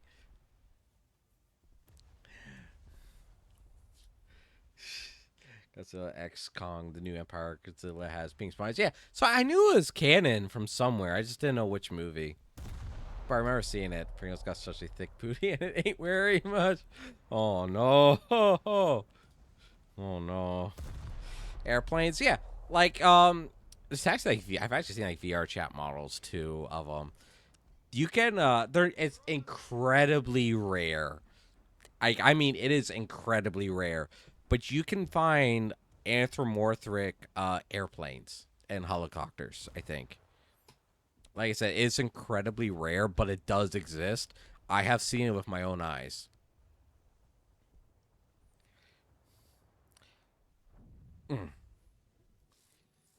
I want to say like the first version of like sexy anthro airplane was actually back during like the 40s during the propaganda animated movies.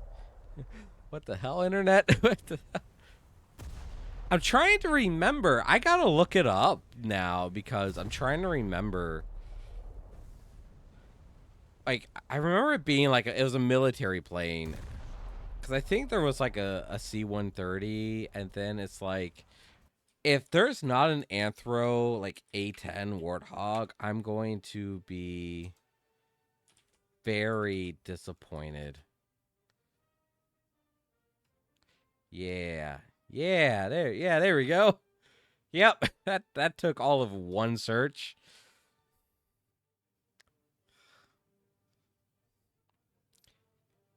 Yep. I mean, I'm pretty sure manga were anthropomorphic animated objects. Donut-san!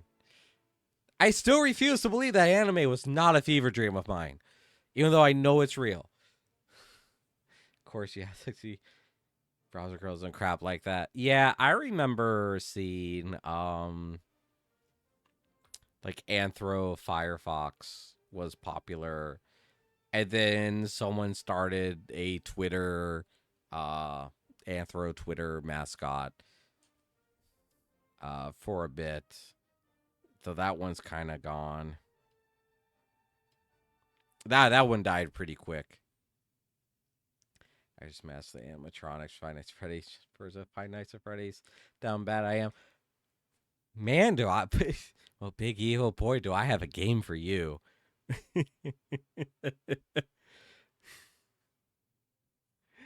do I know a game for you then? No, I guess there's plenty of mean games like that. No, so I'm. It's almost always chicks, hardly ever dudes. I've seen it. Anyway, yeah, it's mostly like because to this day, like most of the consumers or consumers, if you will, are majority male. Like that's why most of them are chicks. So, though, if you try hard enough, you can find the like a lot of that stuff where it's dudes, where it's males. Dang, Biggie. Yeah, I gotta remember I'm on Twitch and can like get get in trouble. Uh, but like, oh, Biggie. Oh, like I mean, okay. So, like the animatronics themselves, not really, not like the original. Um, there is a game out there that I have played. I can't show it off on Twitch, I don't think.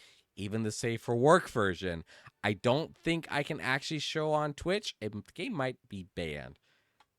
There is a game out there. It is a Five Nights at Freddy's clone. It's got its first release on Steam air recently. What was it called? There is like this sober part of my mind that is like, don't say it, Ignis. Don't call yourself out. And then there's like, hey guys, I played this. It's really cool. If you like furry girls. What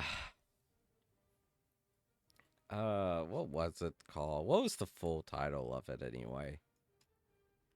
This is why Steam added the hidden games function. This is why Steam allows you to hide games on your profile. I need to. Okay, I'm actually going to do something here. But like the Japanese have been anthrocizing things like even before like furries. Hey guys, I want to overshare. Sober brain head shake. Like kinda. That's kind of it, Allie. Um, but like yeah, like the Japanese have been being have been like anthrocizing stuff like long before furries even really got into it. Um, I it really doesn't count, and I would not count it personally. But like the origin of the origin of like the tentacles tag does come from like a ancient, not ancient, but like a historic Japanese painting. I don't remember what it's called. Um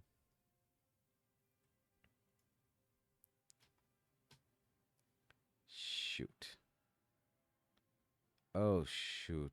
Where did that even? Oh gosh darn it. It didn't succeed because I left one bloody shader like unlocked. Gosh darn it. Uh but you know what, that's fine. I'll look at it another day. I just want to test it out here. But like anybody or no, I'm probably the only one here who's watched it. Um So the first one, like the first popular or quote unquote popular anime that I remember watching that anthropomorphized quote unquote like inanimate objects was Strike Witches, the anime Strike Witches, where it was like a combination of like World War II and magical girls, where they were like um not anthro airplanes. Never heard of it. This anime is pretty old. I think it got like a remake or a reboot. I think the manga is still running actually in some form. The manga is still running. It's one of the first animes I ever watched. It was actually I don't remember if it was good or not, but if you like anime girls in like one piece swimsuits, it's your thing. Oh, they also carry guns, like really big guns. Oh, that's right. No, that's right. That's why I watched it is because well, it's not like full furry. It is Kamino Mimi. Like it's actually magical girls combined with World War II airplanes, where it's like when they pilot these. It's like so it's not like full airplanes. It's like ice skates, but they're like plane engines, propellers, and stuff, and are like based off of actual airplanes. So they like go into magical girl form whenever they're getting ready to pilot the gear. And they carry around like big guns too, like Browning automatics, like 50 caliber anti-material rifles and stuff. Sounds vaguely familiar. It's an old anime. Like it's an old one. It predates Kankali or Kentai Collection, which is actually the next one I was going to. I looked up and they're basically half furry, half human, and half airplane. Yeah. I think for the furry part, the appropriate Japanese term is kemono mimi, or translated animal ears. Very big in Japan. Has grown in Western markets a lot. Uh, and then Kentai Collection like took it up a notch, but instead of airplanes, it was ship girls, and that was absolutely huge in Japan. It's still huge in Japan. Did I transfer the file over? Yes, I did. Like it's still really big, and you take the premise of it is you take historic warship turn it into cute anime girl. Now, Kentai Collection, from what I understand, was one of the first to do it. The mobile game Azure Lane is a game I actually played for a couple years, though I haven't touched it in like a couple years, at least 1 year.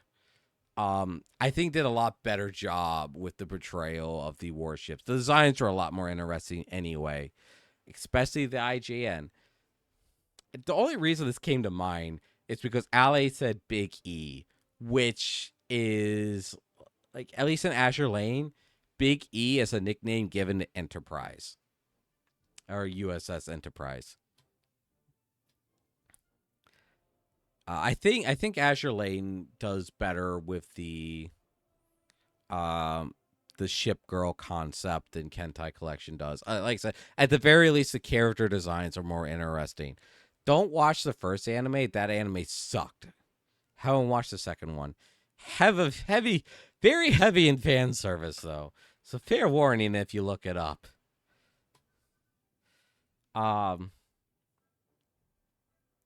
That's also the oh gosh, I can't say that word.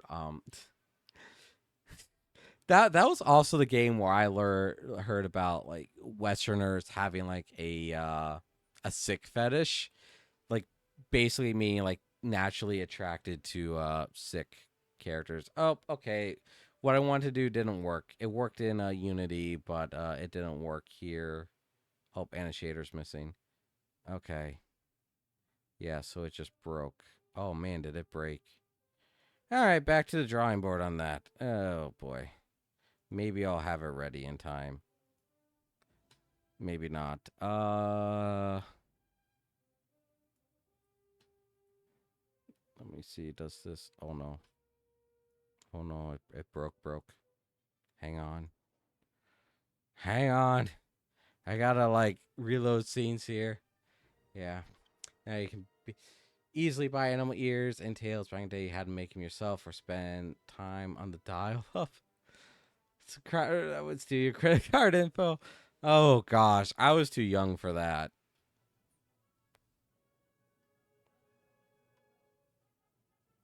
I wasn't really a furry yet. I was no. Well, no. That's not true. That's okay. That's not entirely true. Now let me see. Since I already have this menu open, can I? Yes, April Fools. Yes, there we go. Let's bring out the April Fool's skin.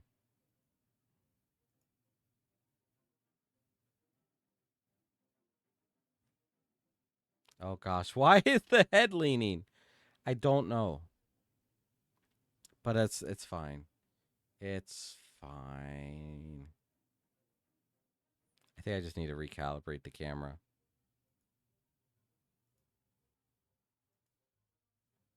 Yeah, it's better. A little bit better anyway. So I don't know what's up with the lip tracking. It's kind of wigging out.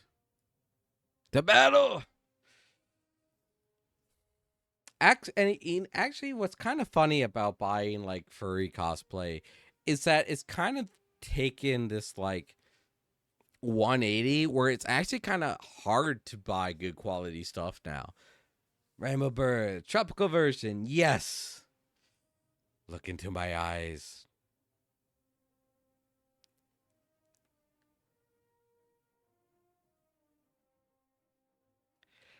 It's actually kind of hard to find like good quality cosplay, like furry cosplay stuff. Like at least through Google, it's like there's a bunch of cheap crap on Etsy. Ooh, rainbow, yes, yes. This was back. I call it my April Fool's skin, but fellow Avali streamer, was it? I'm just soft. I think I was watching one of their streams, and they like figured out how to change the colors, or like how to make the colors rotate through on Unity with the Poyomi shader. I'm like, I can do that too. That's cool. I want to do it. Etsy's so full of Temu crap. It's sad. Yeah, Etsy used to be a really good site, and it still is a really good site. However, it is full with Temu garbage.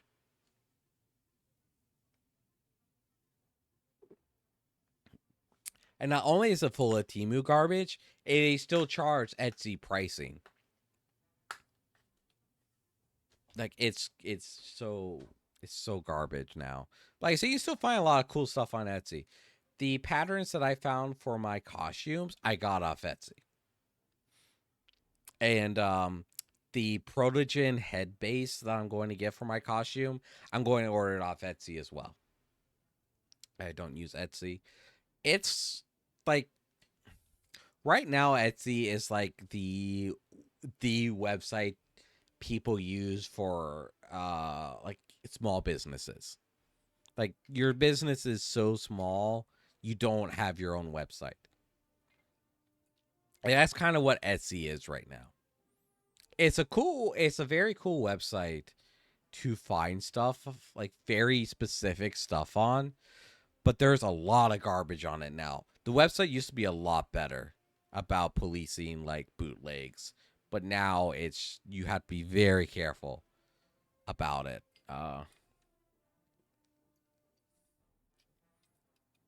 I've had to find some really cool websites. Some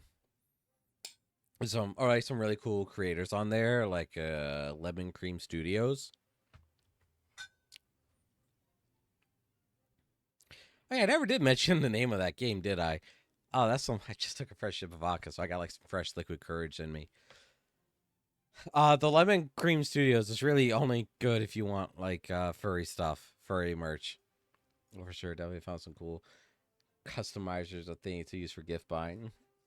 And like if you go in my Discord photos, like the Avali name tag I got, that's from Etsy.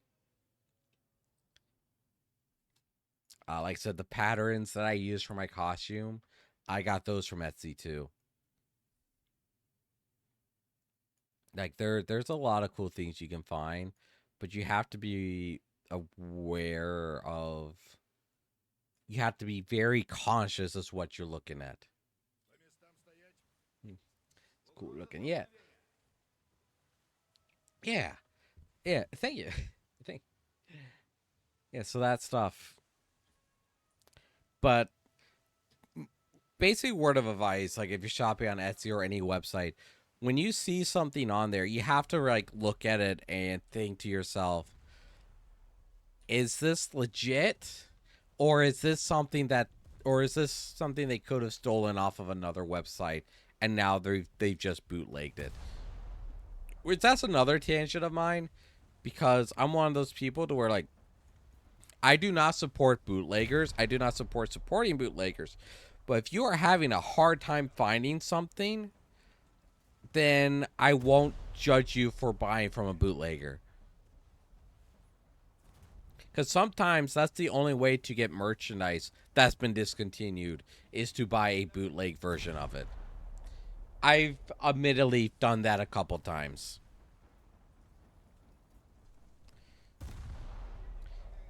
But otherwise, like, you have to use some critical thinking when you're shopping on any website. Ow. My problem with internet shopping is I really don't want my address and payment info on lots of sites. Yeah, that's another thing. Because these sites will 100% sell your info. Even my store, my little, like not big box retailer, the retail store I work for, they can make a lot of money off of your information that you give us. And it may seem like, oh, it's like, what can you learn from shopping? What can you learn about someone from shopping at auto parts store? There's a lot I can learn about you from shopping at an auto parts store. And I mean a lot. Talks about, however, ain't going to every company's site or from each. Yeah. Only 3 websites to shop. Like, I never really thought about that too much. So there's probably like 20 different sites that have my shipping address. But then again, I've just never really thought about that part.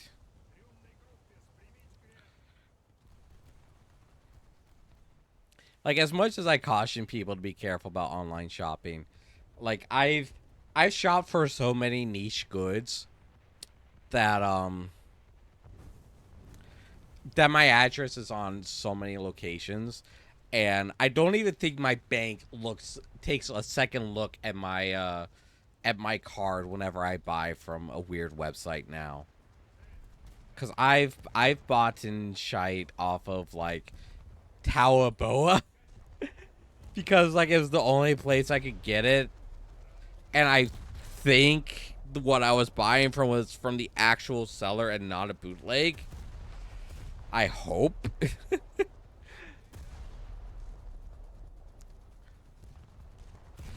Like I'm trying not to overshare, even though I think I am at the point of drunk. Like I bought a lot of weird stuff as a single bird, and my bank hasn't given a shit about anything I've bought in like 5 years. I run cheat games, use Esterland's really good. I haven't heard of that one. I stumbled upon like G2A, but I haven't bought anything there from a long time. Because I know I heard about shady practices, and well, really, it doesn't really bother me too much. I'm very picky about like the games I buy there. I buy from it now. Was I went to early 2000, lost really copy anime, freaking loved it. But eventually got in trouble over it. Had to pull everything. Yeah, like it's. Oh, were we on fire? Were we on fire? Some butt muscle stitch. Yeah, probably. Some busybody said like, "You're selling bootleg. That's illegal." It's like, yeah, but I can't get it otherwise. Hell, even like nowadays, like in 2024, the best way to watch anime is bootleg sites. Because like Crunchyroll like fucks with the subtitles and the localization. So like the best way to watch anime even is through bootleggers. And it's gotten to the point where I don't remember which manga author or anime producer it was actually told people to pirate his anime so they wouldn't get the crappy subtitles and localization. Like, that's how bad it is right now. That's how I was able to watch Sailor Moon Eternal. Yeah, that's cool. Like, that's cool. And that's something I should probably watch for research for my upcoming project. Though I'll probably start Modoko Magica for that. But yeah, like there's some things you can only get as bootleg now. So it's like, it's this gray area. Or it's like, I don't actively support bootleggers. I don't condone it. But I do understand that is the only way to get stuff sometimes. Yeah, creators be like, please steal my content. Yeah, there's a... Yeah, like that's, and I'm not making that up. I do remember reading about that sometime. Control sometimes do get annoying when it's not an English dub, but I don't mind. Well, the problem is that Crunchyroll's been caught like numerous times where their localizers would deliberately botch the localization. And trying to think of another example, because the first one that comes to mind is an anime about somebody being reincarnated as their like crush's dog. But that's like not one I really want to bring up in the argument. Not that it's bad. I mean, I don't know. I've never seen it. But just because of the content. it's difficult to bring up in conversation. Heck, man, playing Western movies you can nearly only get by bootleg. Yeah, a lot of modern movies you can only get by bootleg. And give it like another 5 years, I would say. A lot the classic Disney movies are only going to be available by bootleg or physical copy. Because either they're going to charge, so even like classic movies, they either charge an arm and a leg for them, or they deliberately make it not available for stores for the win for DVDs. Yeah, physical media for the win. I fully support physical media. Yeah, reinstart K. I got Isekai reincarnated as an Ignis verb. Oh no. Oh, that sounds miserable.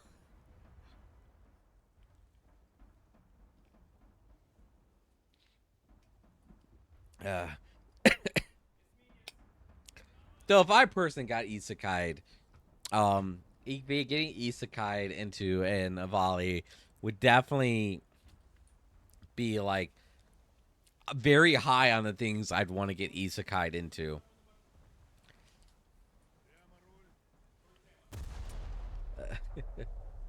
Okay, the alcohol is really hitting me now. I may have been like inebriated before, but now I'm starting to feel lightheaded.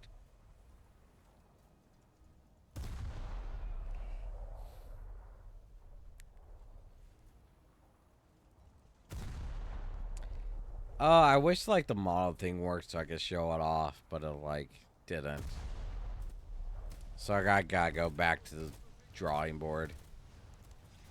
Isekai usually gotta get good at fighting. That's true.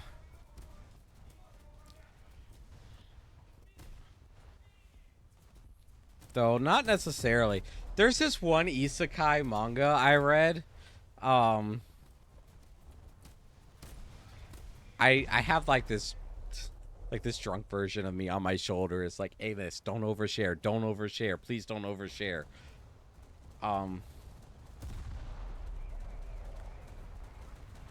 Like there was no fighting in it really.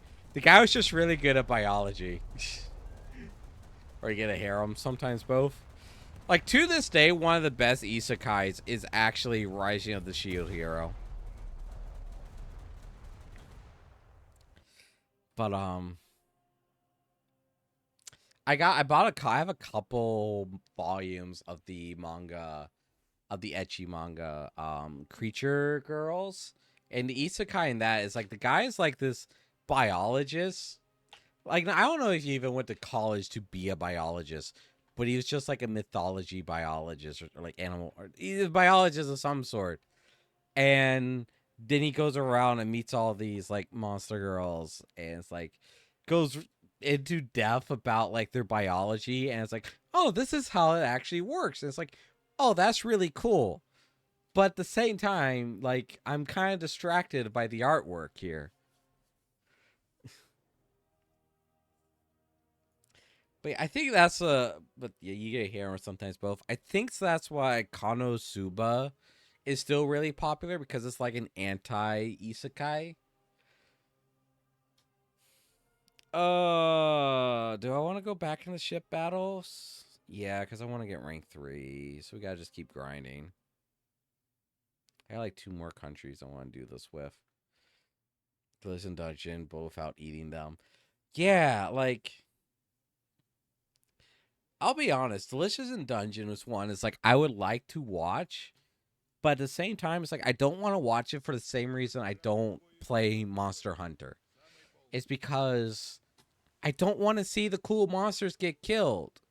It's like, so I would love to play Monster Hunter. Like that gameplay is right up my alley. But it's like I don't want to hurt the monsters. I don't want to fight them.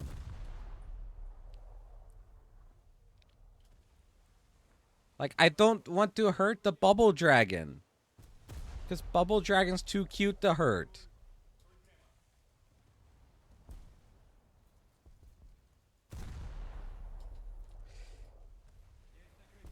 Because, like, the first clip I actually saw of, like, Delicious in Dungeon was the one character getting turned into a bird monster. It's like, huh. She actually looks better. The monster you're calling critters that are out of their habitat and wrecking habit. Yeah, I guess. But some of them, I guess, like, aren't. I don't know. Like, I'm definitely. I don't know. Like, I have Monster Hunter World, and I've been tempted to go back and try it to see if I enjoy it. But that's kind of, like... Like, I do have Monster Hunter World, and I enjoyed it. And if I go back and play it, I would enjoy it even more, now that I'm a Souls game fan. But, like, the reason I never got into Witcher 3, like, I never picked up the game, is because I'm so tired of games where you hunt monsters. Like, those are a dime a dozen. Give me a game where I can fight alongside the monsters. And that is one reason... Yeah, it's set on fire. That is one reason I like Pal World so much. But the monster trying to kill you, you have to kill them. But a lot of times in Monster Hunter, they're not, like, actively trying to kill you, though. Like, you stumble into their nest. Like, you are the invader there, not the monster. I just accidentally lost a torpedo. Whoops. But yeah, Mitsusune is very pretty. Yeah, Bubble Dragon's probably my favorite dragon, or Bubble Dragon's probably my favorite creature from Monster Hunter.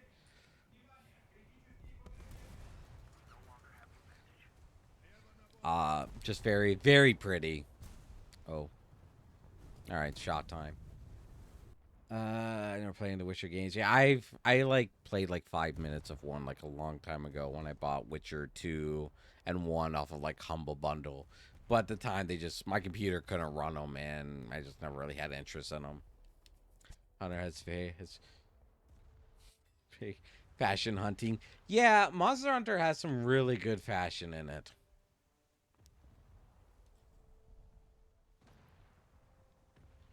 And and if I could like if I could like mod the game to where I was like a monster hunting monsters, or like a furry hunting monsters, I'd probably enjoy it more, honestly. Now, I'm going to go ahead and go into another mini tangent here about, like, I don't need characters in games to be furries to enjoy the games. But I do very much appreciate non-human characters. If there is a non-human character in a game, I will 100% go for him first. Like, tangent. Yeah. Let me catch up on chat, and I can actually like continue that thought. Oh man, the one message in chat there. There's one Hex type dino. This shit won't bother you until you attack it. Yeah, like there's a lot of monsters in Monster Hunter that are extremely chill until you get there. Love per tangents. All right. So this tangent is, why does every game have to focus on human playable characters? I get why, because ultimately that's always like the majority of the fan base is people making like base human characters. But to me, that's like so utterly boring. Like behind the camera, I am a human here. I live every day as a stupid, ugly, pasty human. Why would I want to play one in a video game? Let me play something different. Let me play something fun. And I don't mean pointy ear human elves or short human dwarves. I mean, like, let me play as a monster race. Let me play as the Dragonborn or the Tiefling. By the way, Baldur's Gate 3, you are absolute cowards for not giving female Dragonborn breast. You are absolute cowards about it. Man up. Man up. Ah, you're so fleshy and stinky. Yeah, like let not that a volley aren't like stinky. We smell like ammonia. For real. This is kind of boring when everything is a human variant. Yeah. And I'm not like very picky about it because like Skyrim, like the Khajiit and the Argonians are basically the human models but with different shape heads and different skin textures. Like I ain't picky. Like lizard milk. Okay. So I am going to sound like a 200-pound like Coomer for a second, which I am. Uh, I'm 200 pounds at any rate. Um, Dragonborn is neat booba, man up people. Yeah, it's like you are absolute cowards. Like I don't remember the developers of Baldur's Gate 3, but you are absolute cowards for not giving me the option on my Dragonborn.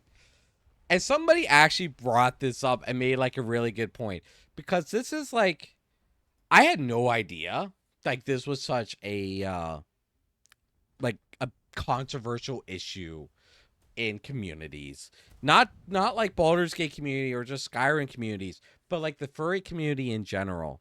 Like, I had no idea that like booba on non-mammal creatures was so controversial. Like what the frick? I'm playing Divinity, second game. Right for Dragonborn. Dragon Peep option that was not present at first. Yeah. That when I played original Sin 2, my character was the dragon or lizard. Like that's always what I gravitate to. I've never not played Skyrim as either a custom race or Argonian. Like that is always my Final Fantasy 14 characters. I started as a Makote, switched to an Aura in Stormblood, and now I'm a Hofgar. I'm a femme Hofguard. My character is female Hofguard now. Because damn it, the female Hofguards look really good in Final Fantasy 14. So I always pick those races. Female dragons on DeviantArt, but they don't serve in games. It makes sense.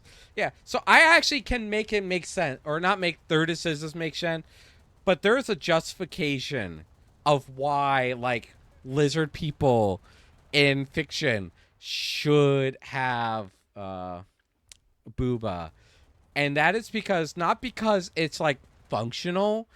It's like they don't store milk. It is just a tool to attract mates, much like like feather patterns and all these like animals, non-mammal animals do to females do to attract mates. It's like that is the purpose they serve on Argonians. Like that is the purpose they serve on Dragonborn. It's not practical. It's not like quote unquote practical. It's there for that specific purpose. And it's like, boom, that is all the justification you need. Anyone who sells right, your argument is now nullified because that there is a perfectly legitimate argument for them. And so we're from you see female Galka. Galka, that's a name I'm familiar with, but at the same time not.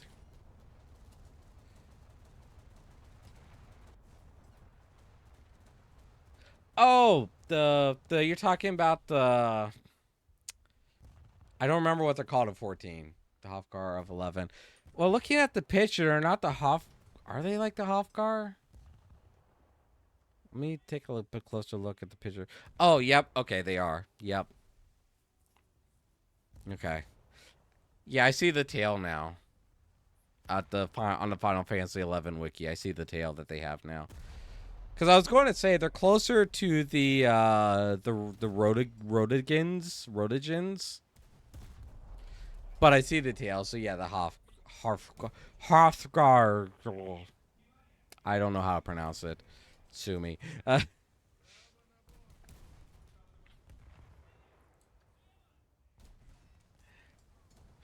it's funny because I think Makote. Wait, no, I said one. Wrong one. Which is funny because I think Makote are actually the most played race on Final Fantasy 14. Like between all the different races, I actually do believe it is the Makote that take first place.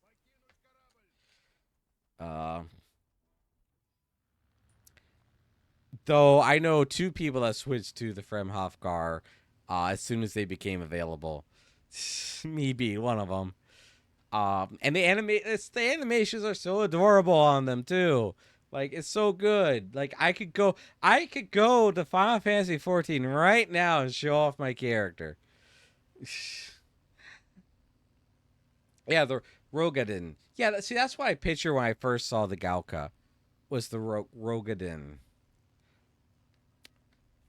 Because they were the original like giant people race, quote unquote.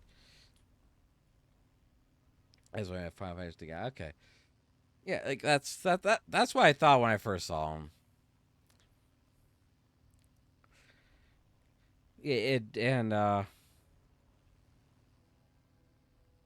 I completely lost my train of thought. Like now I actually do want to go to Final Fantasy 14 and show it off. Maybe that's because I'm just probably should be playing something that doesn't take a lot of concentration. Come back here, bird. Oh, we actually got the ship. Cool. Come back here. I still got guns even if I don't have bombs.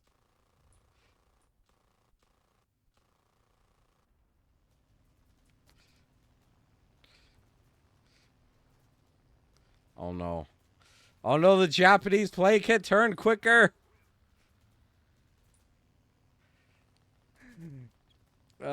We can put Boo on anything but not female dragons alerts. Yeah, like it's so silly.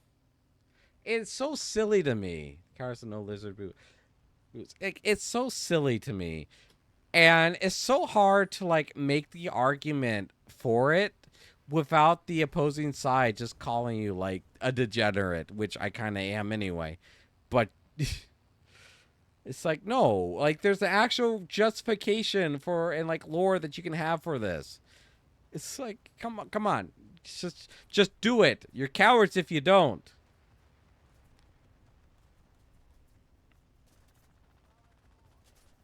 It's like what? Your justification for like the demon lady in Boulder Gate 3 is because what? Is like a temptress? Like, okay, why can't we do that for the Dragonborn? Why can't we do that for like the Kobold? Or even like, oh my gosh, I had no idea.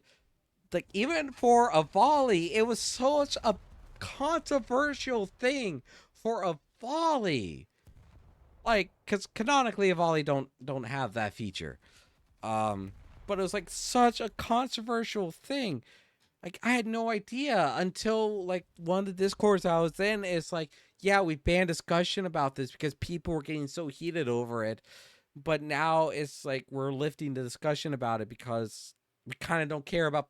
We got fed up with people complaining about it, so we're just going to let people discuss it. You're free to add this to your avatar, like. Oh, it's so hot. It's a hottie and thick in Baldur's Gate 3. That of all the like base characters I see in Baldur's Gate 3, Karlach, without knowing her personality, yeah, because like so many of the other characters like aren't that interesting to me. In Baldur's Gate 3, though I haven't played it all the way through yet. And I've kind of been waiting for a proper mod so I can give my Dragonborn the proper assets they need. Modding is peak. Modding is the savior of video games. Fight me. So all collections here. I need to take another shot for my we were set on fire. Funny things people get twisted about. Goes to the voice actors though in Boulders. Yeah, I haven't played a whole lot of Baldur's Gate 3, but the voice acting did seem pretty good.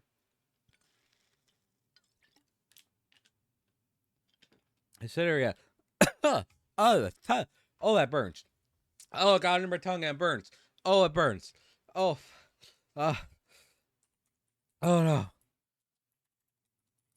Okay, I'm good. I'm good. Ooh. Bird can't drink like ale or like regular beer, but it's perfectly fine with 100 proof vodka and moonshine. Whew. It was, in fact, not good. Hang on, let me just drink my Southern Elixir here. Actually, my tongue is kind of going numb. Wait a minute. Right.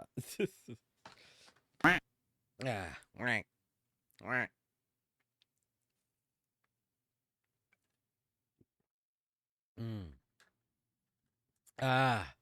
Also, I think I tried to look it up myself, but I don't remember because it's been a long time.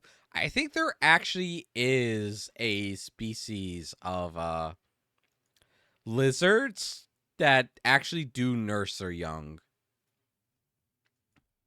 Same with birds too, actually.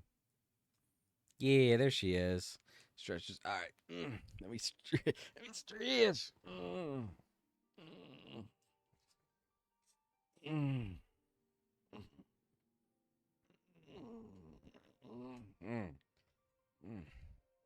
I feel. Oh, I feel worse actually. Yeah, I think I might deserve that item. Oh no, I was throwing at the minion, not me. Okay. I think that might have. I think that might have actually made my state worse. I don't know, these drinking streams are actually really fun because it's like I could talk about like shit that my normal brain would be like, is this appropriate for my brand? Is this appropriate for me? And I can be like, fuck it. It's like I can always use the excuse that I was drunk. Like, stress the booze into the rest of your body. Basically, what happened. As actually, ooh, a structure was finished. It's this one right here, which means we might need to go collect some wood. Like, like I was saying earlier about like oversharing. Like the game I was going to like recommend Big Evil. Collect wood. Like there's this final Five Nights at Freddy's clone game called like In Heat, and it is like so high quality and like actually fun. And it had a non Five Nights Freddy gameplay mode to it. Also has like a kind of an interesting story to it, like like Five Nights at Freddy's. To wait a minute, I need to see how much wood do I actually need. It's actually like really fun. And for $15, it was like really good quality. I need to renovate it. I need a lot of materials, actually. Oh my gosh, I need a lot of materials. 15 marble, 15 coal, iron ore, and iron log. I got just enough spectrine here. Oy boy. All right, let's go. What's it called again? It's called In Heat. It's an Eroge, though it does have a quote-unquote safe for work mode. You can download the demo and buy the game from Steam now. It just got released like last month on Steam. You can also find it on itch.io. But it's like even the Five Nights at Freddy's game mode is like actually kind of fun. And the jump scares, well, let's just say I didn't mind them. No, I'm not going to watch this VOD. I'm going to wake up tomorrow and pretend that this VOD doesn't exist. Where am I going? I don't need to go in there. Actually, I do need to go in there, but I'll go in there last. I need wood. Hang on. Come on, Ignis. Come on, Ignis. Get your brain together. Enough. Alright, that's another little interesting, something I find interesting. I've heard interesting gameplay on it. Yeah, like I actually bought it. It was like this perfect storm for me, cause like I found out about in Heat the same time I found out about the Rabbit Hole Vocaloid song and music video, and it just fit. Like everything fell and like the stars align, and it was like, all right, let's go, let's try it, and it's like, wow, this is actually a lot of fun, and like kind of difficult. Uh, Apple TV. Years ago, and collect pics of the internet, I was slightly dismayed. Artists made super quiet looking stuff.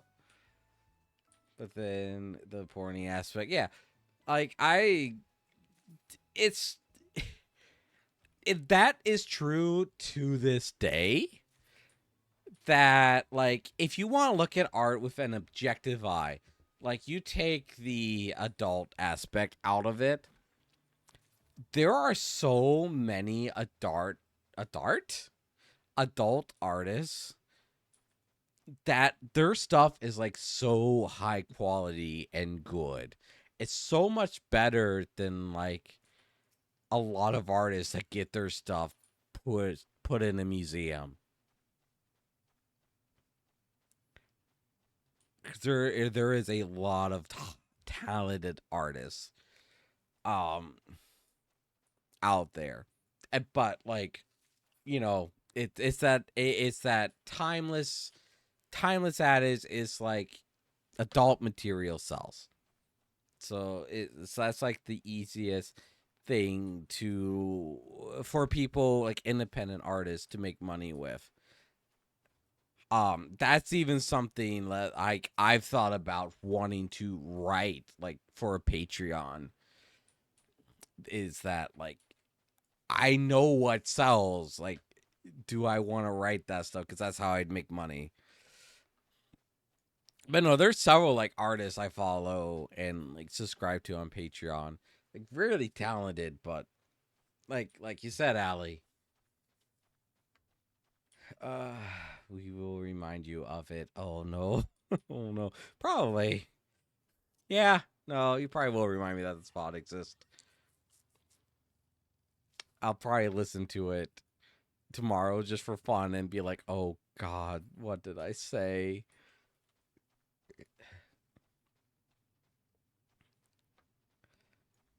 But there's a lot of like hentai stuff.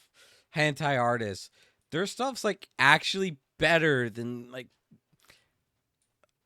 our other artists I see like get stuff like art. So like some of the towns I live relatively close by are known for like their artistic stuff, and like some of it I look at, like a lot of artists, like independent artists I look at their stuff and it's just like, this is lifeless, this is soulless. Like very few contemporary artists I look at their art and go, I can actually feel like I'm there in that painting. Like I can feel the cold of the snow. I can hear the horse walking down the snow-covered path. Most people, it's like, yep, that's a fish. That's a fish. That are some shapes. That is a person doing something. What are they doing? Well, I know what they're doing, buddy. Yep, that's a picture of it. And there's like no emotion or soul to it. Would you write spice up while partaking of spicy water? I have. Like, admittedly, be able to face it the next day. I have. I have written spicy stuff because it's actually kind of good writing practice to write some of that stuff. And in my own experience writing it, it has taught me I need to learn a lot more about writing physical actions and how characters do things and expressing their feelings. Of Hentai Art and Deviant Art, and it's actually good art. Yeah. Like Ignis, don't overshare, Ignis. Too late. Like actual war going on in my brain between like oversharing and like and share like Don't overshare, but overshare. You're drunk. You can use it as an excuse. Like, that's an actual war going on in my mind right now. Do we have enough wood? I don't remember if we got enough wood. Oh, we actually do have enough wood. All right, we need to get the marble. Yeah, like there's another artist I follow. They don't have a Patreon, but I would it's way too late to not overshare. Yeah, at this point it's like sucking cost fallacy to like it's like I've already exposed myself. But like I said, at least I acknowledge that's one thing about people, and I'm going to try not to name other like streamers and internet personalities because I don't want to do that and get myself in trouble. But, you know, like, just admit it. Like, don't try to hide it. Don't try to make excuses. Just freaking admit it and go on with your life. Like, that's the best thing to do. Otherwise, you're just going to make things worse for yourself. Very arrogant. Yeah. All right, think about it. It's just over here. Yeah. So there's one artist I do follow, not on DeviantArt, because I don't say have a whatever my DeviantArt account was, I don't remember what it was. I could not log into it if I wanted to. I haven't been on DeviantArt in years. However, I do have a private for Affinity account. And there is an artist on there that I follow. And it's like, damn, that is some like high quality art. There's one in particular that like I keep thinking about. I don't know if anyone here is familiar with Melania from Elden Ring. And it was like their Dragonosi as Melania. And I was like, wow, that is actually like one of my favorite artworks of theirs that they have ever done. And it's just like good. It's and some other like Japanese artists I followed too is like just the art itself is like very high quality and very well detailed. Meanwhile, you have quote unquote professional artists getting their art in museums, and what do? Oh, here's $100,000 fucking banana duct tape onto a wall. And that's somehow art? No. It's like, no. And then the same idiot duct taping that banana is going to sit there and say, like, oh, look at me. Look how much better I am than the hentai artist. And it's like, no, motherfucker. Your art is inferior because your art means literally nothing. At least the adult artists are bringing out an emotion of some sort in the viewer, which is the whole fucking point of art. And you can't even do that. Yeah, but please try to justify on why you deserve the high moral ground for your shitty like 2-color artwork that a 2-year-old should do better with. Like don't get, oh my gosh. I saw one stupid news story about an artist selling like a $1 million painting. Maybe it was 100,000. Maybe it wasn't 1 million. It was like, oh, this piece of art. It was 2 colors. It was 2 squares, and the squares weren't even straight. The lines were absolutely awful. It's like, how is this fucking money laundering shite?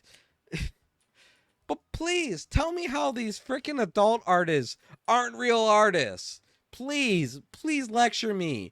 Please, take your banana and lecture me about how these artists aren't real artists.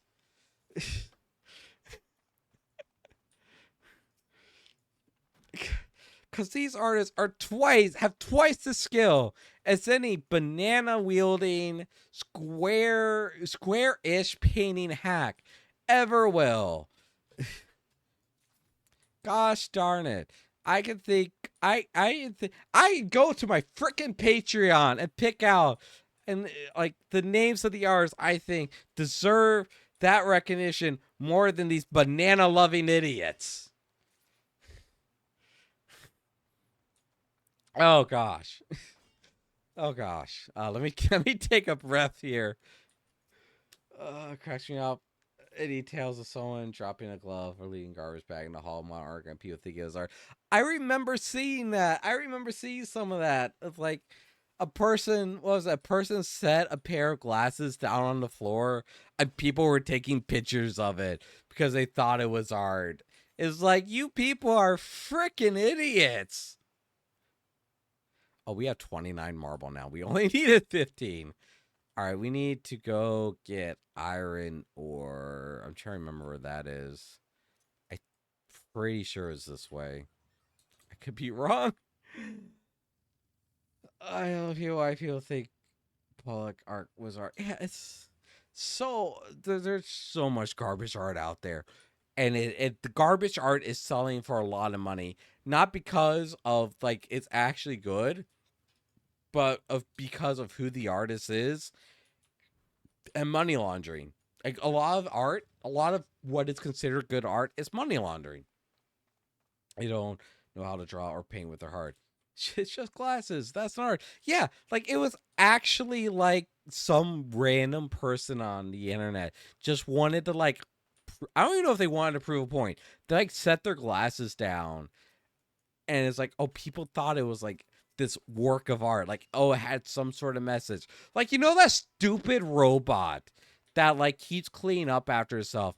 It's so many people think it has like a deep meaning to it. Like, no, it is literally programmed to do that. There is no meaning to it. The only meaning is that whoever programmed this robot was a freaking moron. Can love the artist, though, that got big bucks to do art and gave the museum blank canvas. I remember that.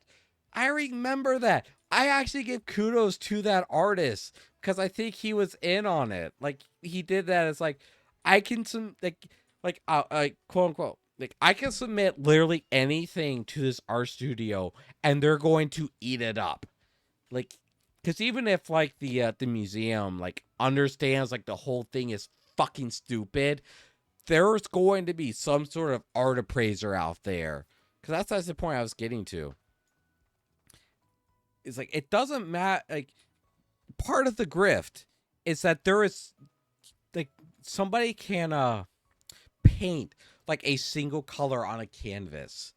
And then they get with a art appraiser that they know or they have connections with that will appraise it at like $100,000, and then they can sell it at that price as some sort of charity auction.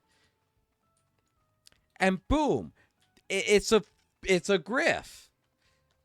And because you have idiots out there who won't say, it's like, wow, this is obviously a grift. We shouldn't appreciate this art. They will sit there and go, well, a professional said that this was art, so it must be art. I must just be too stupid to understand its meaning. Guess what? You were half right.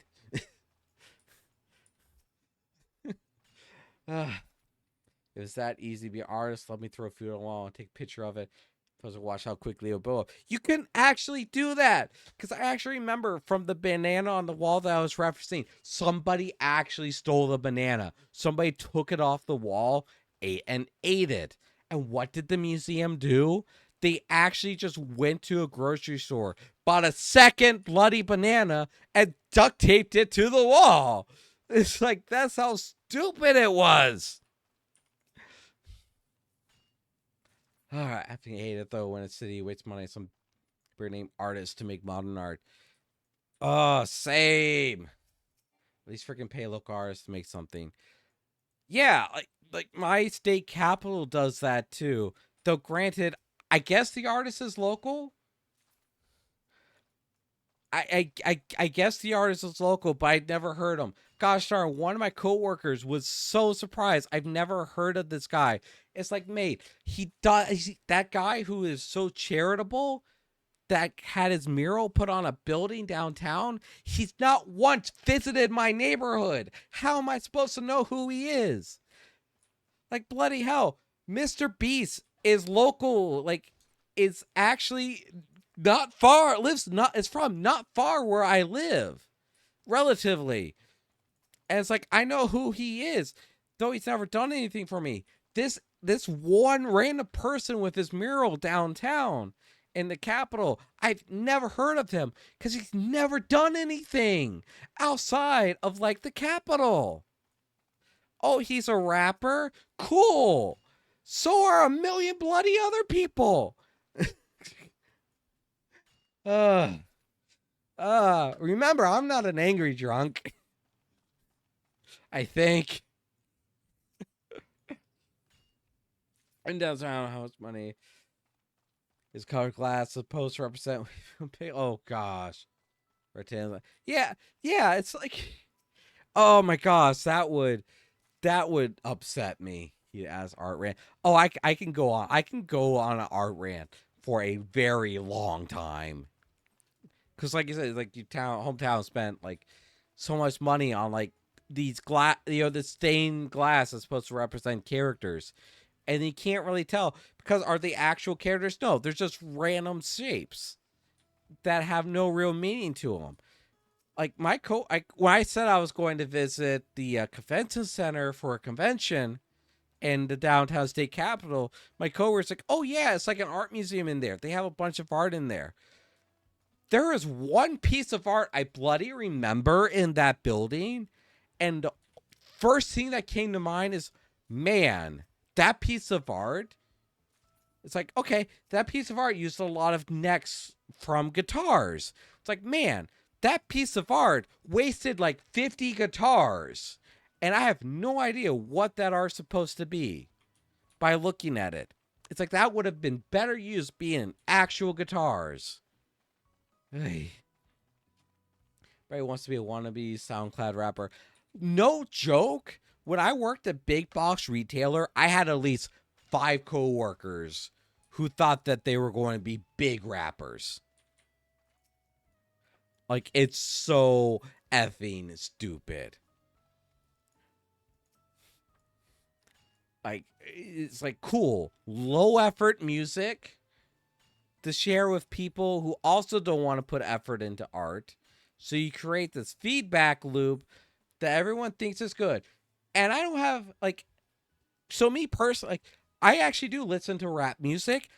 The only rapper I ever listened to is Maury Calliope. That is the only rapper I have ever actually liked. I really do recommend her music. Not all her music is rap, but like some of her music has actually really inspired me. And I do not say that lightly. I think being inspired by things like individual songs or movies is kind of stupid. So if I say is like someone inspired me or a song like encouraged me, you can take that to the bank. That means something. So I highly recommend listening to Maury Calliope's Brain Rot and Off With Their Heads. Off With Their Heads was a song that actually broke Twitter in a good way. Music is our form of art, and that's being ruined too.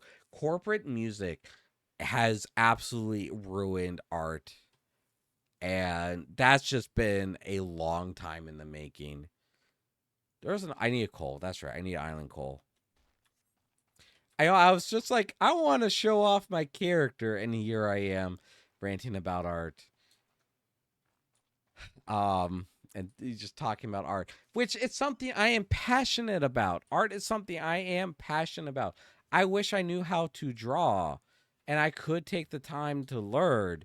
But writing, I think, is more of my passion than visual art, because I'm not very good at visual art. But I love writing so much. And you don't have to take my word from it. Fellow streamer Dollblend has requested that the stories I write for like his D&D campaign to remain private. But you can ask him how my writings are, and he will say that they are good. Whereas for art, yeah, music, writing, visual arts, it's all art. There is so much. There are a lot of different kinds of art out there. It isn't exclusive to just one form or another. Let's say do so. Listen, well, I miss I should sleep. Like I should have ended the stream at least like half an hour ago, but but it's difficult because I'm already like not done with the rant. Most of these stories are to me, yeah, and it is. Art, like I could argue that art is just whatever you make, whatever you create is art. Or I say whatever you create that is non-essential to survival is art. Because if it's not essential to like the survival of humanity or a person, it's not art, it's necessity. Though you can take necessity and make it into art, which a lot of people did back in 19, 18, 1700s and before. You can see a lot of like art was put into practical elements. Like even just architecture. Before we got into the brutalist architecture that has dominated the late 1900s and the 2000s, it's like there was art to it. Because art is supposed, like the purpose of art is to elicit an emotion. And if art doesn't do that, it fails its job. In my opinion. And it's just there's so much like anything you create. Like yeah, I would say anything you create to elicit an emotion, either from yourself or a third party, that is art. And that is the purpose of art, to elicit an emotion. If your art fails to elicit to an emotion, that is when I would say it is bad art. Because that is the primary purpose of art. Like regardless of what that emotion is, whether it's to provoke sadness or happiness, to provoke thoughtfulness or reflection upon the viewer, like that is the purpose of art. And you could argue, well, that banana on the wall was to elicit emotion from the viewer. I would counteract that argument with, then the viewer is dumb, because you shouldn't have to sit there and think about what the art piece is about. That art piece should be pretty clear about what emotion is trying to make you feel. If you have to have a third party, quote unquote, professional tell you what that art piece is about, you failed your job. Because your job as an artist is not to appeal to a professional critic. It is to appeal to the masses. Because it is not the professional critic that is consuming your art. It is the uneducated masses. Whew. Art Deco, architecture. Yeah, like even like there's even like some modern art, like architecture, that is really cool and good. But this brutalist crap is so fucking stupid. Like it actively depresses me. And like my parents even fell for it too. It's like we gotta paint everything white and gray just in case we need to sell it. It's like that is so, and I've actually told them, it's like that is so depressing. White and gray. Like depressed, like seeing that constantly is depressing. I gotta catch my breath again. I pretty much, so yeah, I don't really see that as, it's hard for me to see that as like a hot take, because to me that's just like the norm. That's how it's always been. Emotional, supposed to feel from like a tape to a damn wall. Exactly. What is that message supposed to be? Like you shouldn't have to sit there and tell me what that emotion is supposed to be. And it's not, I know the banana on the wall is like easy territory, but there's so many other cases too of it. Like a lot of like abstract art. Like, oh, that's a whole nother tangent too. Like of abstract art. like a lot of abstract art is there specifically. I don't want to say specifically. A lot of people use abstract art form as an excuse to be lazy. Like, because even abstract art, like, who was it? Van Gogh. Like, his art was abstract. He was the father of abstract art, but you could still tell what he was going for with his artwork. Did I get enough coal? Oh, I got more than enough of everything. Whoops. It's almost the cheapest thing to do. Fly room up. Nowadays, it is. Nowadays, it is actually just cheap. It's very cheap and affordable to go to a store and buy a reproduction painting to liven a room up. And there's nothing wrong with that, in my opinion. It's like that is the easiest and cheapest way to liven a room up, and that to me is a good thing. Like, I have not a whole lot of art in this room or in my house, because in my house I spend a lot of time looking at a single wall, and that wall is behind my computer monitors. But I do have a wall scroll there. I have, well, I say wall scroll. I use it as a wall scroll, but it's actually the, like, I think it's now discontinued, like, Dakimakura of Juno from My Furry Protogen. Like, I have that hanging up right now behind my wall, and I have a calendar from shit, I forgot the name of the company. Which is sad because I had like a long discussion with them. Like, I actually stood there at their booth at Anime 2024 and like had a conversation with them. Shit. Like, I don't have a lot decorating my house, but like I do have stuff. The lone banana expresses means fear of isolation, fear of letting people see yourself vulnerable and inner self, and that's probably what it is. It's but I never would have thought about that. It's like I could sit here and think about, it's like, okay, a banana, it's just sitting there on the wall. It's like, is it about how people will view you like in your ripened state? They'll see you as like, you're ripe, you're at your prime, and then as you grow older and you become bruised and aged, people will no longer look at you the same. Like, their opinions of you will degrade. Is that what it was about? Why couldn't you have put that into a bloody painting then? It's like, yeah, true. I never would have thought of that. Like that's not bad.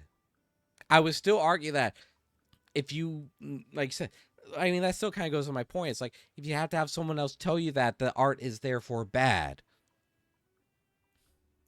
Like, even I'm going to go adult art. There is a lot of adult art, hentai art, that has achieved this meaning better than contemporary artists. I still remember one piece of furry hentai art that I've seen that had so much more emotion and meaning to it than like a lot of contemporary art, modern contemporary art that I've seen. I want an emphasis on modern, like recent art. But it was like a fan art based off of like cyberpunk. And it was this their OC, like after they had gone cybercycle, and it's like they're sitting in the rain. Yeah, the character's naked, but they're like sitting in the rain, and their mind is like trying to process what was happening. And it's like, wow, that is a very powerful piece of art. Can I share that with anyone? No, because they're all going to just assume like, oh, they're going to look at it, it's like, oh, it's just pornography. It's like, it doesn't matter. That's not real art. But there was so much there. There was so much emotion in that character. It's like, wow, that's really fucking powerful. But so many people describe, oh, it's just furry porn. So therefore it has no meaning. I was just like, very few pieces of artwork actually made me think. And some of these artworks, like these adult artworks, have made me think. There's another one I've seen of an Avali, like this little cute, this like adorable artwork of like after the deed was done, as Zavali sleeping with like their human boyfriend, and it was so adorable and wholesome. And it's like, wow, I wish modern contemporary artists would do shit like this. I never stay in the state at the other than picking it to buy. Wait, what? I would never stand in state, Baba. Though, other than picking to buy a stare at. More time was here.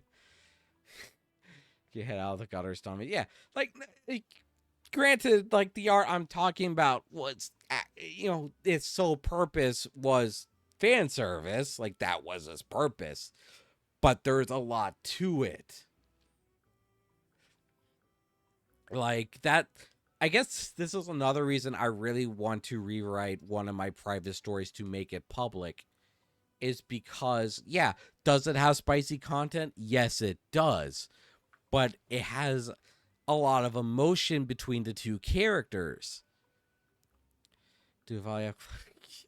Canonically, yes. Canonically, Ali, yes.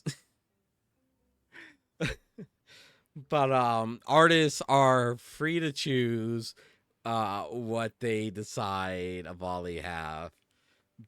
But canonically, yes. If you go to the Avali wiki, yes, that is what it says. But I have seen both.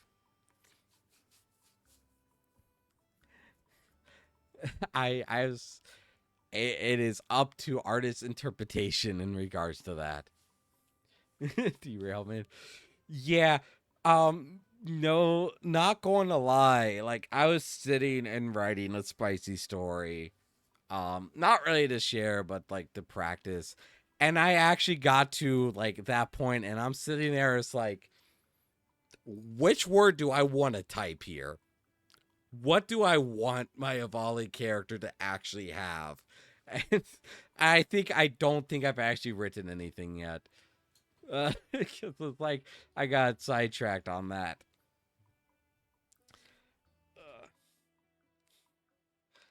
Because little like, oh gosh, I had my mic. Like I at some point I gotta stop ranting about this, and I gotta go to bed at some point. Because at that point, like,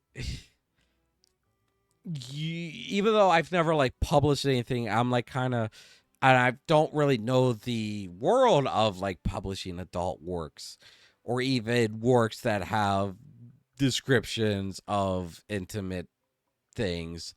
At that point, you kind of gotta look at it's like, do I want to appeal to like, even like regarding furries, like, do I want to appeal to the common furry, or maybe, new furries, or do I want to be very specific about it and be canonical and risk like chasing people away, because that would creep people out. Even me, who's been part of the furry fandom for 20 years? No. 18, 16 years, is like some of that stuff makes me like when you get like really technical about it and you want to be really canonical to the species, like some of that stuff makes me uncomfortable.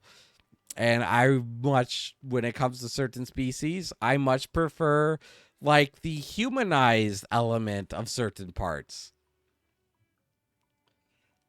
There's only like 2 species I've ever felt that staying canonical was ever attractive, and even then, it really depended. It was like really depended on the circumstance. And you know what? This whole time, I never got to the rant that I wanted to get to about like AI art. I really wanted to mention like the part of the reason I support AI art. Oh, like I actually kind of think I do need to hydrate. Actually, thank you.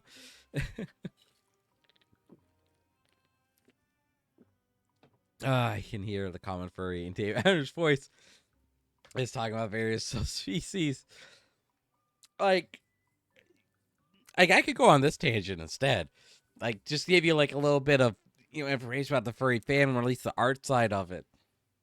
When I say common furry, I kind of mean like you take a humanoid body and you add fur to it. Like, the most common anthropomorphic character you will see is that you take a human body shape, you add a tail to it, and you add fur. A lot of times, like, I've seen this go both ways depending on the artist. Sometimes you will also, depending on the animal that the furry is representative of, you will see the animal characteristics in the face too. But for a lot of furries, that's kind of where it ends, and that's where the attractiveness ends. They're the second like most common furry, and you can actually argue that this is like the common furry, is instead of plantigrade legs like humans have, like most common example would be Argonians and Khajiit from Skyrim. Specifically from Skyrim and Oblivion and Elder Scrolls Online. And I'll get to why in a second. The second common would be the plantigrade legs, which are the beast legs of the Argonians, Khajiit, and Morrowind, where instead of straight up, they kind of have this, like, they bend a bit at the knee. AI is good, just needs work on the hands and feet. Yeah, like, I personally use AI artwork in my Dungeons and Dragons, and I support AI artwork, like, in use of like small and low budget projects where you can't hire an artist and pay them thousands of dollars for a few pieces of art. I don't think I have any AI art in my Discord, though my home screen on Twitch is AI art. I really need to update that though, because the models have come a long way since I made that picture. Part of the reason I like went out of my way to buy I think I have a 4070 Ti NVIDIA graphics card, was so I could use it to generate AI art and AI chatbots. But now I pay for Chubb. But what's it? Furry. Let me go back to the furry conversation. Yeah. So you have like the digigrade and the plantigrade legs, where the difference is, plantigrade is human, where the legs are straight up and down, and the feet can be either, like 3-toed, depending on the species, or 5-toed, like human. Same thing with like the hands. Some species it's like a volley. Me personally, I don't have the cord plugged in to show you my hands. Oh, no, hang on, I can do it actually. Just give me a second. Like a volley only have 3 fingers, as you can see here. 2 fingers and a thumb. A lot of artists will, oh gosh, create the character with 5 fingers, and that's fine. It makes it easier to cosplay, and it's just it's easy. I think it makes it easier for people. Though I appreciate characters that have less than the traditional 5 fingers. And that is like the 2 most common furries. That's kind of where like the common furry, that's where it is. And from there you can, and this goes for all species, canine, vulpine, dragonoid, avian, like they all share in that trait where it's like anthropomorphic, plantigrade, or digigrade. Digigrade is pretty hard to cosplay. Neko. Yeah, Neko too. Though, like a whole nother category, and you can argue if this is furry or not. I've seen a lot of people argue that it's not technically furry, and I actually kind of agree with it personally to an extent. Where like the Japanese Komino Mimi, think a Hollow from Spice and Wolf. What's a more recent example? I can't think of a recent example from like this year besides Hollow. Where it's just like the animal ears or like the ears and tail. Like that is Kamino Mimi. And I think that is not, to me personally, that is not technically furry, though to some people it is. That is what back in the day we called 10% furry, where it's just the ears and tail. Which to me is like, I like those characters more than just typical human characters, but they're not actually furries to me. They're just Kamino Mimi. You now have like the Monster Girls and Monster Boys, which became mainstream upon the publishing of Monster Girl Musume, which when it came out in America, like whenever it did, I remember when. Everyday Life of Monster Girls. That's another title to it. That became really part. That's still not furry to me because it is still very much like human skin and facial features. Even if like their arms, legs, and other parts of their bodies are monster or animal like, there's still a lot of human to them. Though I personally am a Monster Girl fan. Like I like the manga, like that I just said. Monster Musume. Though I stopped reading that manga because I kind of got tired of the I'm old enough. I've read manga long enough that I'm actually tired of the trope where it's side character wants to make love to protagonist, but protagonist keeps rejecting side characters. Like, I'm actually really tired of that trope. And I think that's part of the reason I stopped reading that manga is because I was tired. Because every issue of that manga had that trope. I'm not even joking. I got really tired of it.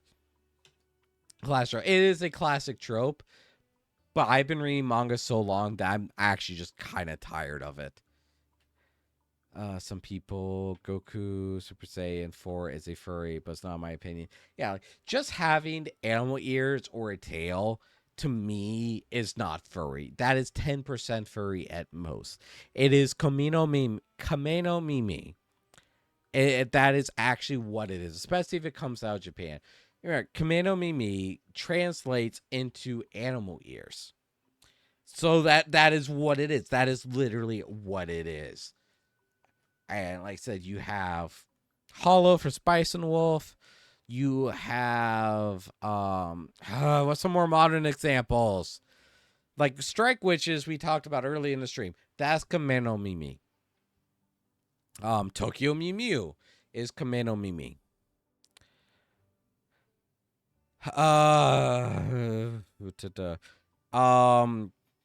Shoot, what was? It's not Kill la Kill. There's another anime that came out the same year that had a Kameno Mimi character. I don't remember what it was. I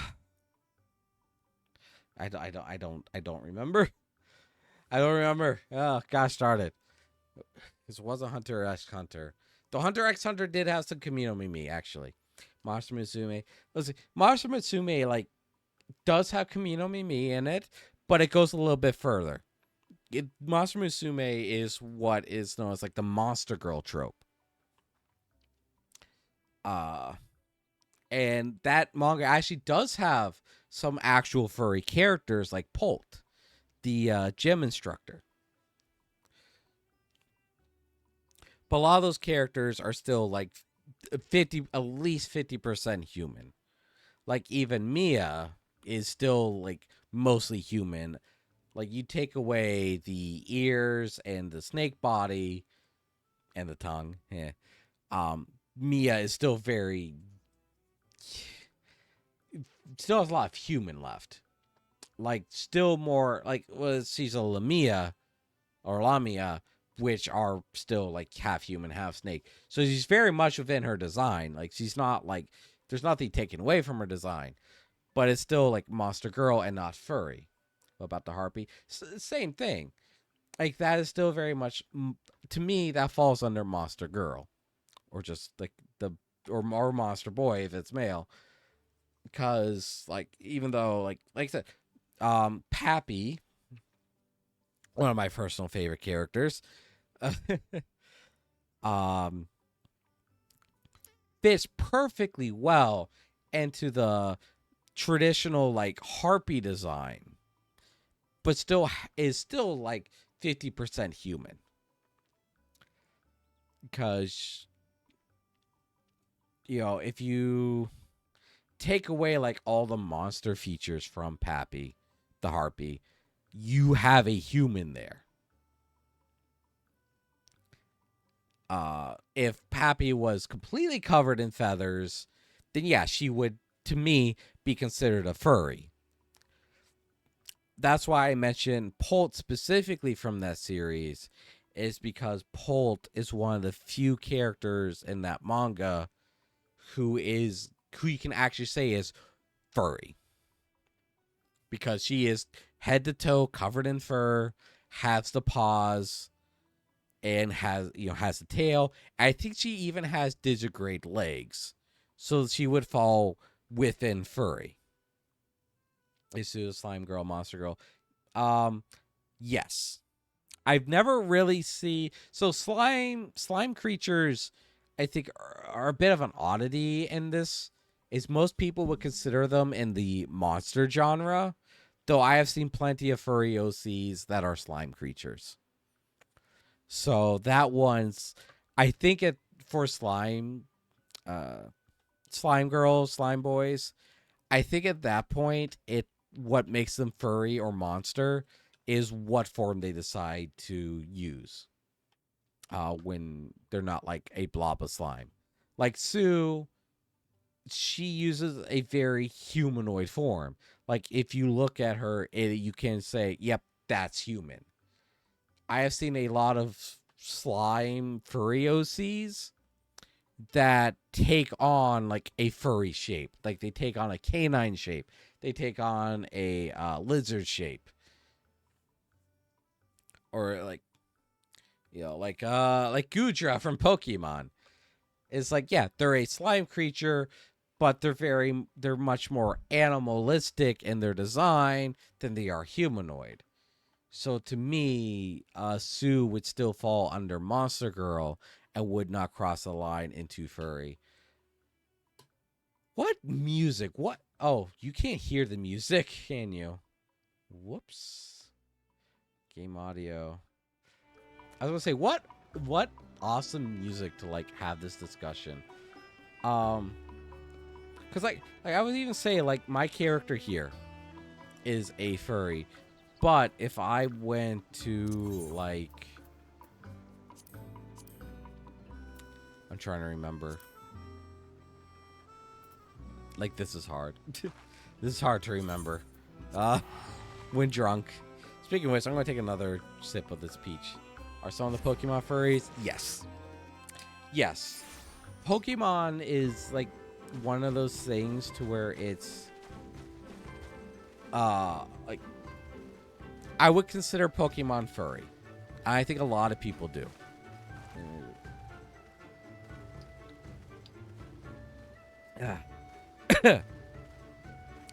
Like, I can name quite a few Pokemon. And I don't even have to go into the Vaporeon copy pasta. Though I've definitely seen some very attractive Anthro Vaporeons. Like Gardevoir. Yeah, Gardevoir is the easiest example. Or, okay, I want to say the easy example. It is the oldest example. Even though, yeah, Gardevoir, would I consider Gardevoir a furry? Yeah, I would consider Gardevoir a furry just because she is head to toe, like, non-human. Gardevoir, I say she, but they're like both. Gardevoir is weird. Because like the feminine version of Gardevoir can be like both male and female in that game. I think both forms can actually. But yeah, Gardevoir is a furry. A better example of furries in Pokemon, I would actually start with Salazzle. Salazzle is the Pokemon I think in the game that Salazzle came out. Is the moment where... Oh, I forgot about Lopunny.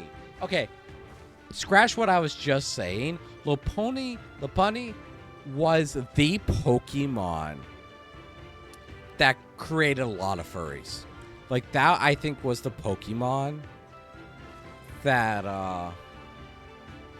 was like, that was the first like big flag that says like, yeah, the Pokemon designers, there was at least one furry on that team. 100%. And I would not surprise me if the designer of Lopunny was the same designer of Salazzle. Because if you think Lopunny was like, what would be the word? Like, sexified, Salazzle, the default Salazzle in-game art, I saw that for my first time, and I was like, damn. Like, what? How did this get cleared? Not that Salazzle was, like, busty or anything. And Salazzle is a female Pokemon, so I'm not, like, being sexist or anything here. Just the body shape and the hand pose, like, the pose that Salazzle took in the game. It's like Lopunny it's just too sexy for no reason. You say it, but Salazzle is actually much worse in my opinion. Like, Salazzle was just worse. Like, Salazzle's hand, like, in her default in-game in Sun and Moon, in her default 3D model, her hand was way too close to her crotch.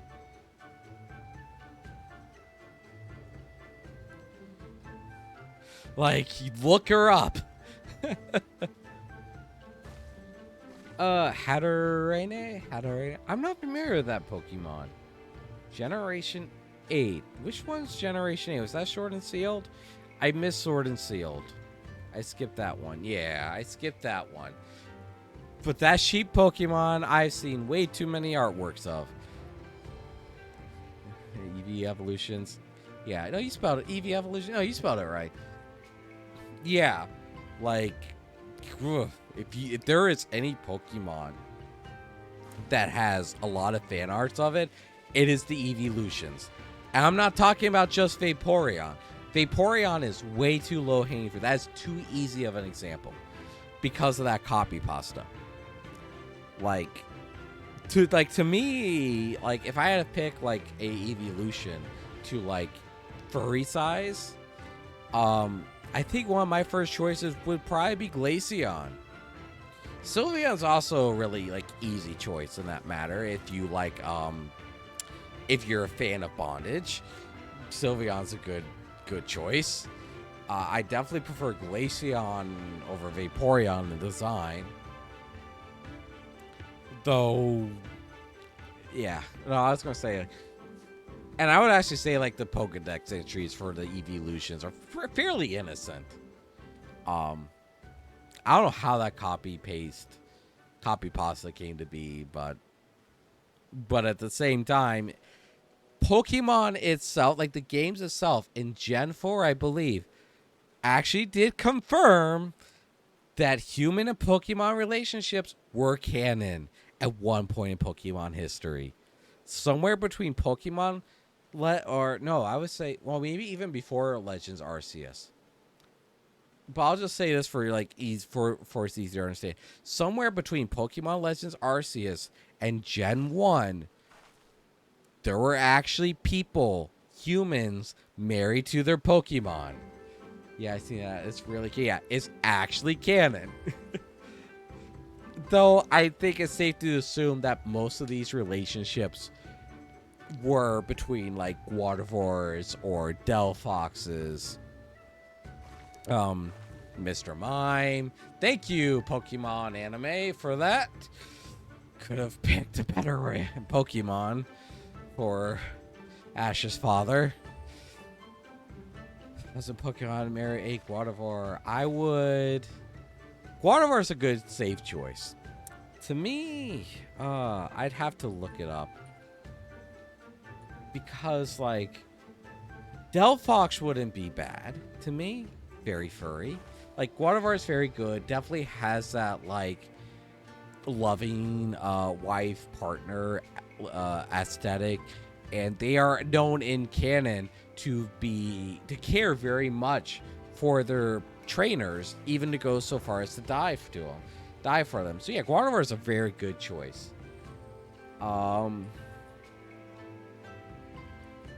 Let's see. I don't know. If it was for me, I don't know. Delphox would be a good choice. Salazzle's not a bad, not the worst choice either, but that would probably get me killed.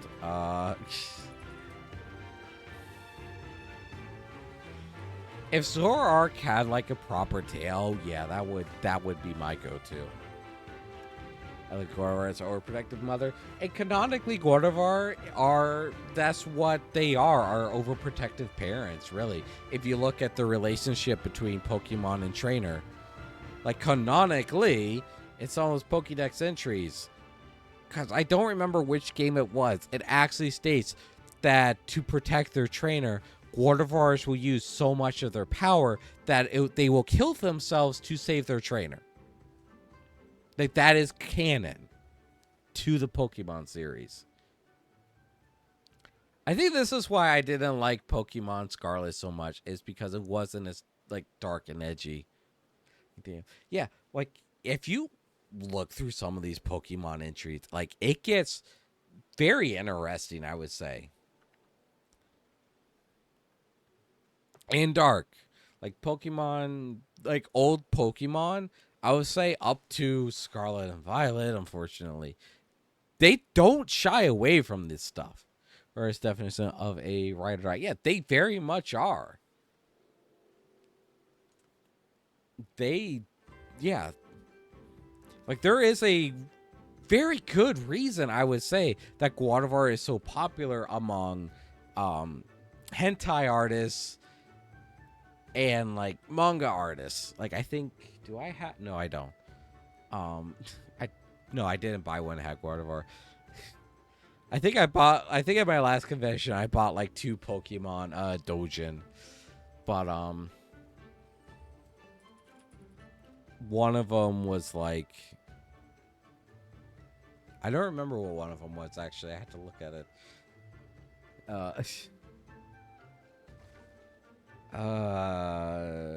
Sun and Moon, Dragon type.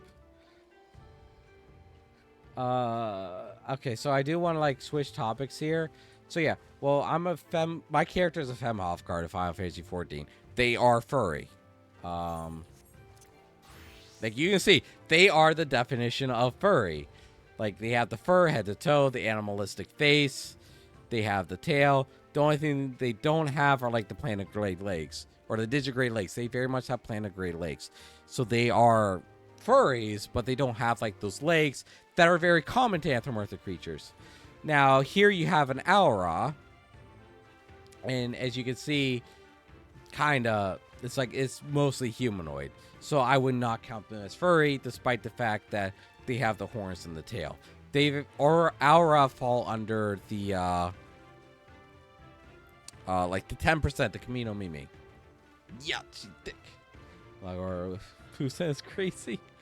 Yeah, I saw Pokemon fan art long before I ever played a Pokemon game, because I never really had a console to play them on, except for GameCube. But I was too young at that point to really be able to look for them. And Pokemon at the time just never interested. My first Pokemon game was X and Y. I'll shorten down that topic to my first Pokemon game was X and Y. So, my first Pokemon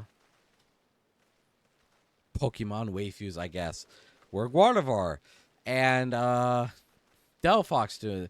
I would say Delphox, but I wasn't able to get a female Fennekin, so I wasn't able to get the Delphox waifu.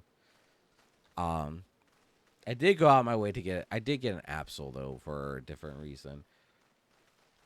I was trying to remember my Sun and Moon team, but I just don't. I know I had a Sylveon.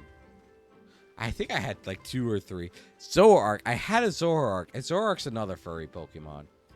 If Zoroark had a tail, she'd be like my perfect Pokemon waifu.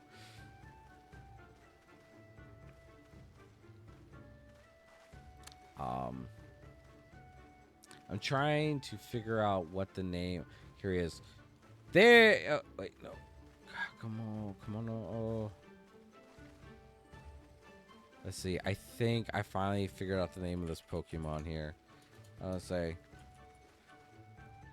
Because I was, earlier, like 20 minutes, half an hour ago, I was going to say there's another level of furries that go beyond just the anthropomorphic. And you start getting into the more feral types, the more feral tag. This is, I think, the most divisive tag in the furry fandom as far as art goes. I very much, me personally, I do not care for like 90% of feral artwork. The only exceptions I make are in case of Pokemon and fantasy creatures. When it's like a real, actual,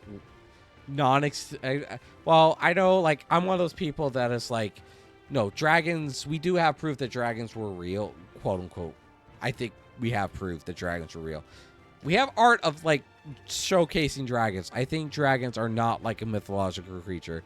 To this day, this may be childish of me, I do think dragons were a real thing. But for argument's sake, let's put dragons into mythological. The only case I don't have issues with feral artwork is when the creature is mythological or like fictional from a video game or book. There's feral furries. Feral artwork is fairly...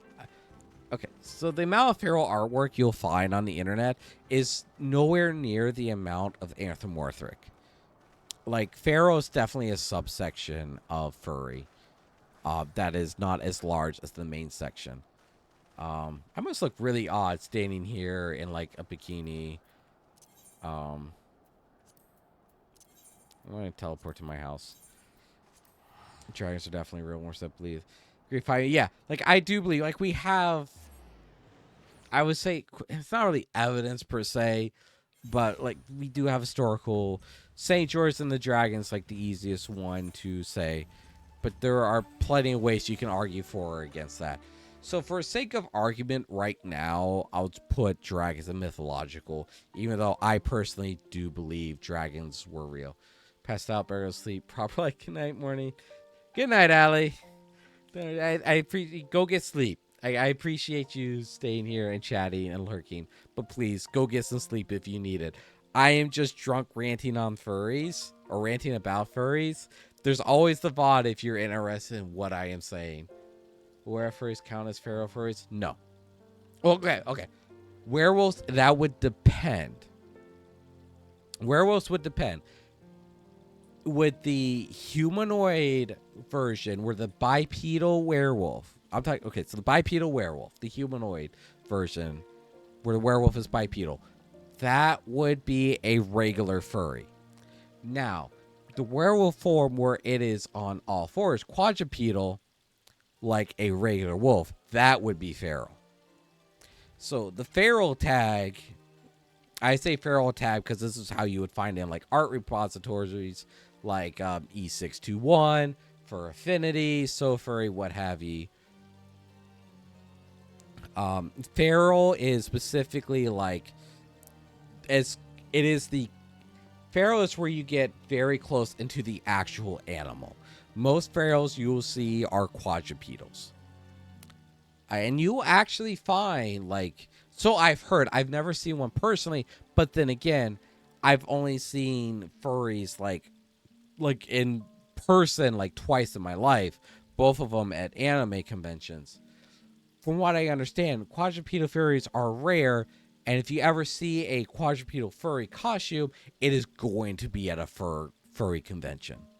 Like, you do not find them in the wild, except for specifically, I think what did people say on the internet? Not just like any furry convention. It's going to be at a major furry convention that you will find them. revert to the animal instinct. It's not when they revert to the animal instincts. I think a good example of this would be Zootopia, where you had characters like Beastars. Yeah, well, so feral is like a concept. Yes, when they revert to their animal instincts, they're going feral.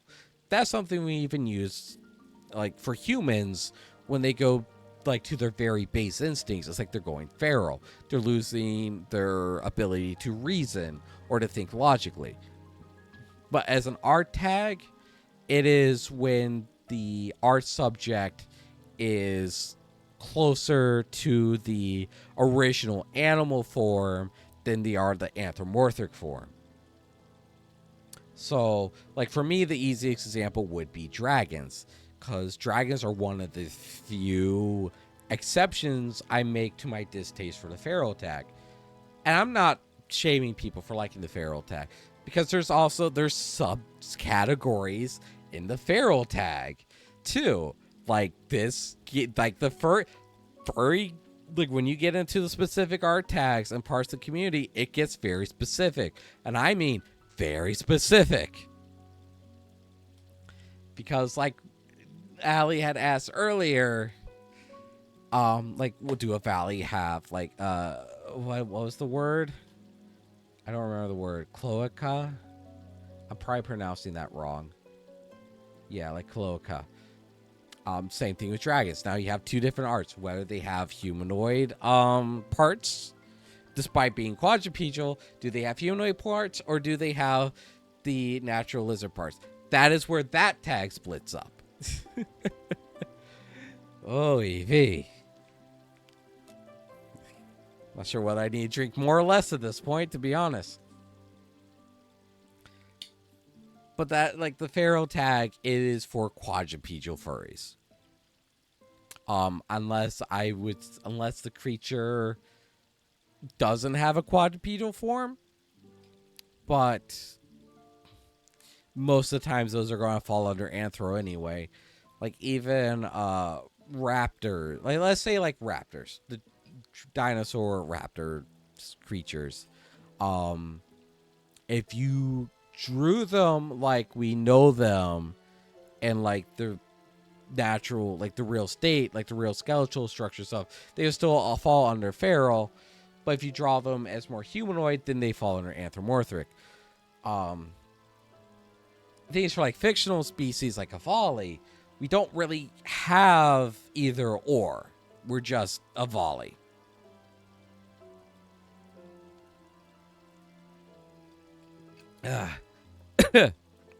Like there's no feral or anthropomorphic form to us.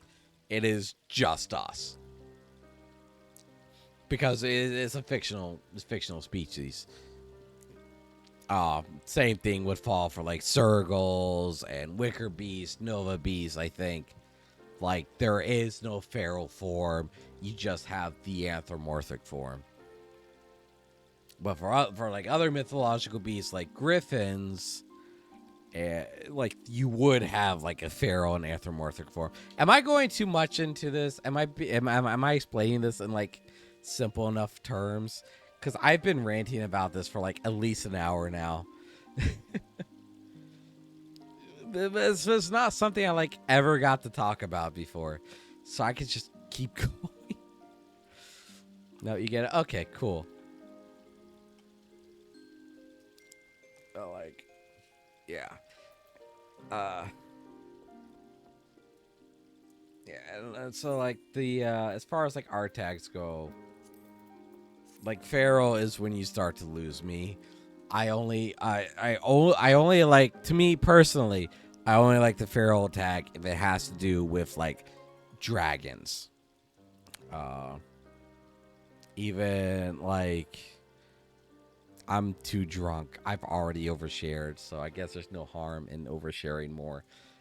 Even like me personally, like the cloaca tab, I've only appreciated on dragons and avali's. Like when it comes to like biologically accurate, that is when the feral tag really really divides, like, in terms of, like, the artwork. Because I do not, when it comes to, like, real animals or species based off of real animals, that is when I, like, nope out. It's like, nah, I'm good, mate. You have a good day. Like, it stays in art form, that's fine, but I'm out. You go do you, and only you, and we won't have any problems. Like that. And that's, I guess you could say that's kind of like the tier of furries there, at least in artwork. It's like you start out with the anthropomorphic. Or you could say you start out with the 10%, which is common in like the Japanese media. And then you go, you see a lot of VTubers like Fubuki and Mio from Hololive JP, or like Gargura from Hololive EN with her Shark Tale, and the Fuwawa and Mokoko from Hololive, Pipka Pipkin from, I think, Phase Connect, or like several of the is she Phase Connect? Yeah, V Sojo. Like several of their members are also fall under the Kame no Mimi, where it is that 10% furry. That is like the most common and like the most quote unquote socially acceptable. That's also the easiest to cosplay. Is you literally stick like a headband with some ears, and then maybe you get like a tail that can attach to your belt. That is like the easiest. I know, I've done that cosplay. Gar has a shark tail and shark teeth. You're right, she does have shark teeth. You're right, she does.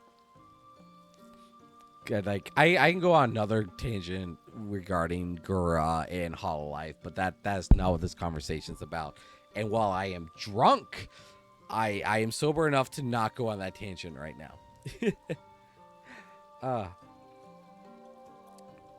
Or to like interrupt my current tangent to go on another tangent. Yeah, so like Gargura, I think, is a very common example. Gargura, I think Corone. Let's see, Corone's from JP. Gargura, Tenma from Phase Connect. There's several people from V Sojo that are Kame no Mimi. Cosplay and Neko is easy. Yeah, cosplay and Neko is very easy because, like I said, it is a head.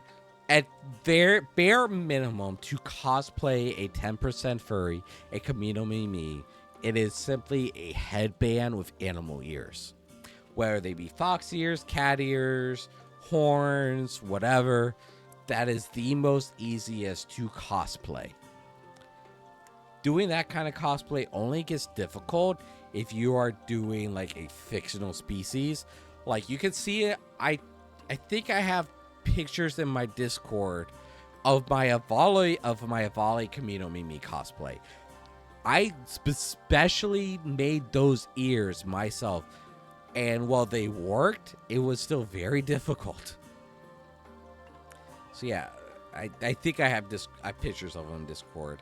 Not of me wearing them per se, but there is a picture on the internet of me wearing them. But I'm not going to tell you how to find it because it shows my face. You yourself will have to find it. Good luck, because it took me a lot of effort to find it.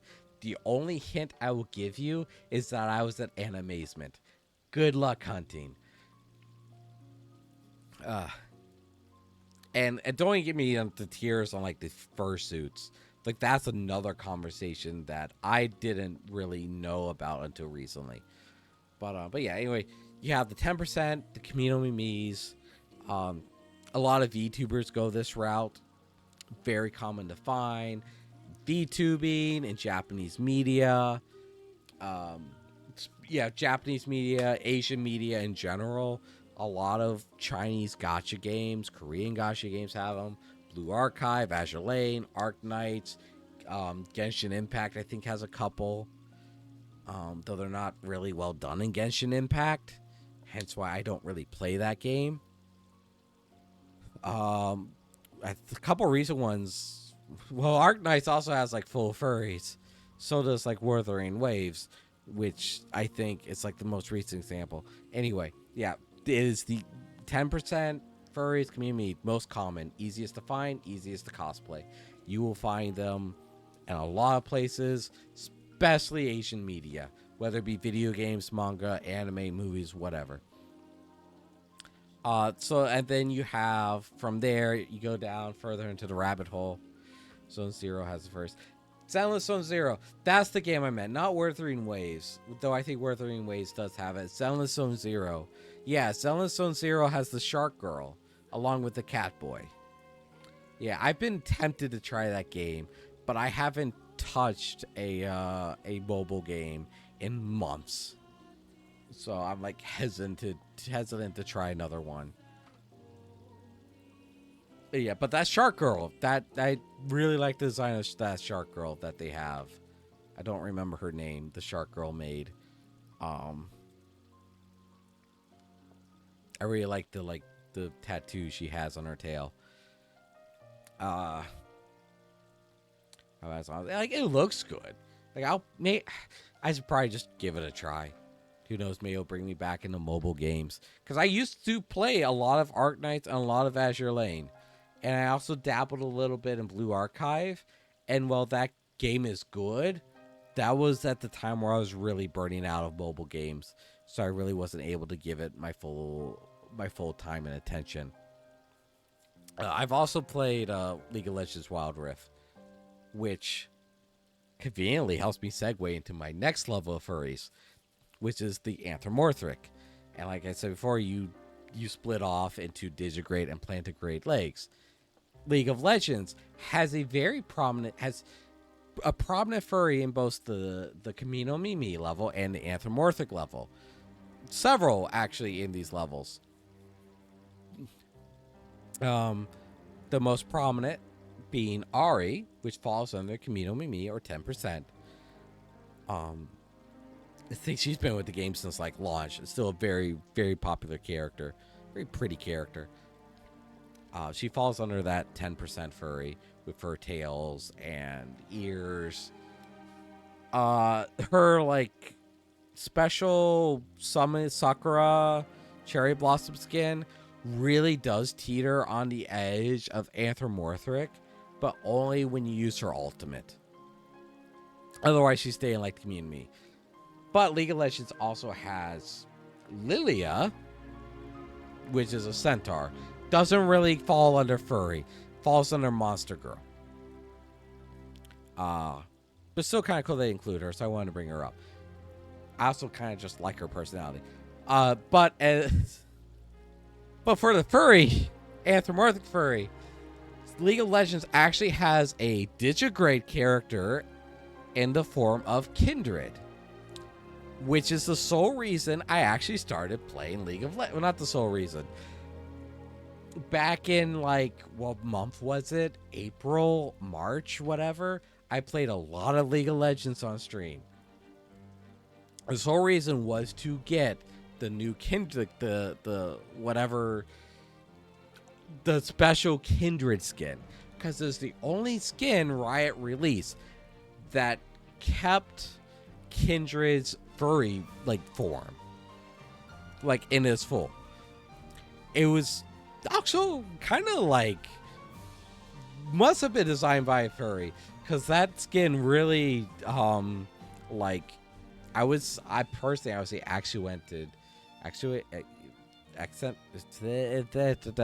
like Kindred's like for non-existent features, because they really didn't like give her too many feminine features. The cowards.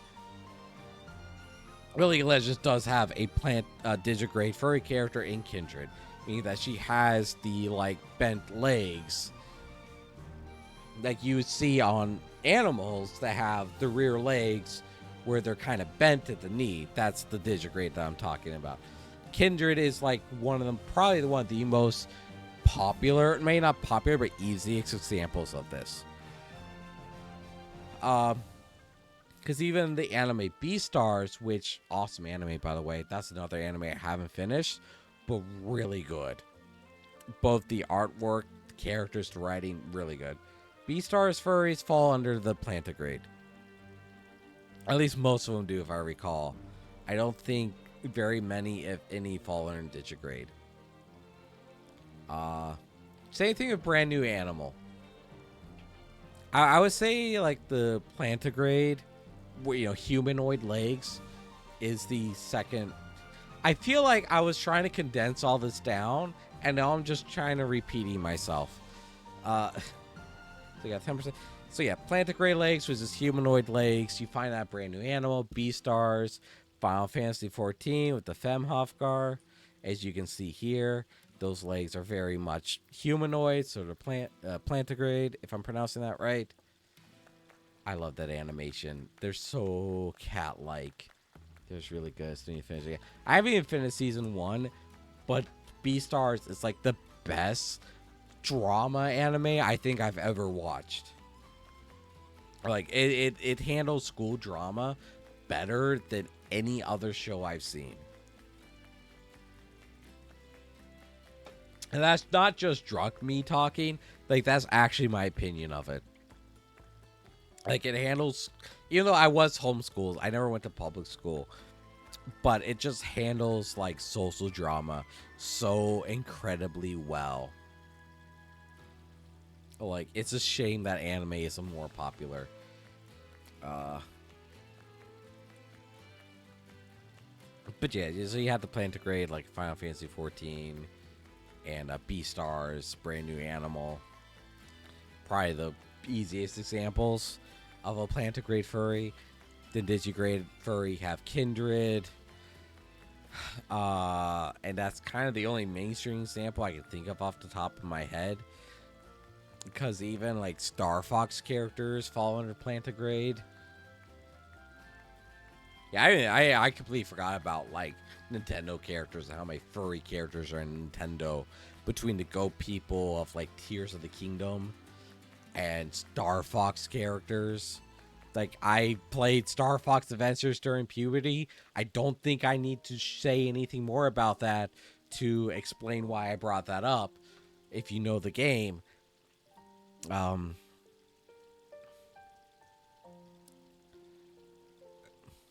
There's very few examples of plantigrade. I think the only mainstream example of Digigrade legs I can think of would be Elder Scrolls 3 Morrowind, or even Elder Scrolls 2 or 1. The original, like the older Elder Scroll games had the Digigrade legs. And I guess they sacrificed... Nope, Oblivion did have them too. That's right, Oblivion did have them too. Skyrim, I get why they abandoned the Digigrade legs and went to plantigrade, because it's just easier to make the armor for it. I get it. I don't blame Bethesda for doing that. Do I miss it? Yeah, I do miss the restrictions. I think the restrictions on the Digigrade characters were cool. But like Oblivion and Morrowind. Oblivion, I think, was the last Elder Scrolls games to show featured Digigrade legs on their furry characters, quote unquote. Christian Star Fox. Oh my god. Yeah.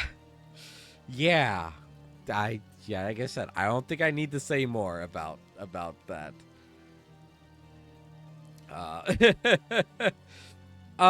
There's even like Star Fox Command. There's one specific ending that was, that's pretty good.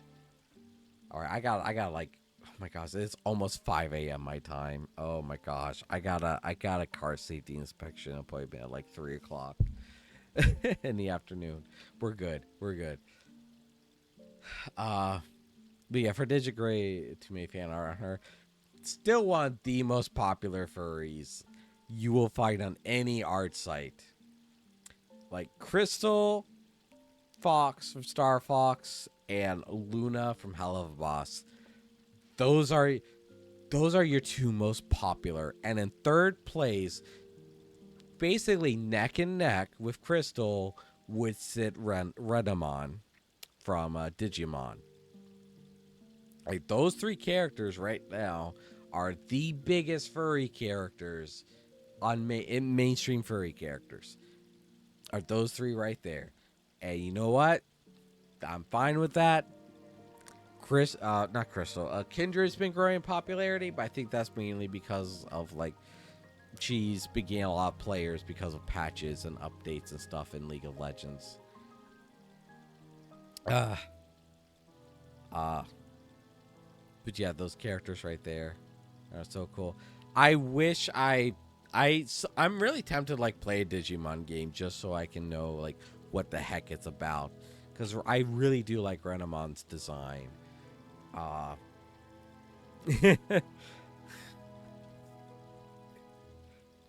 You know, Felicia from Darkstalkers. I do know that character. I never played Darkstalkers, but I know very well Felicia's character.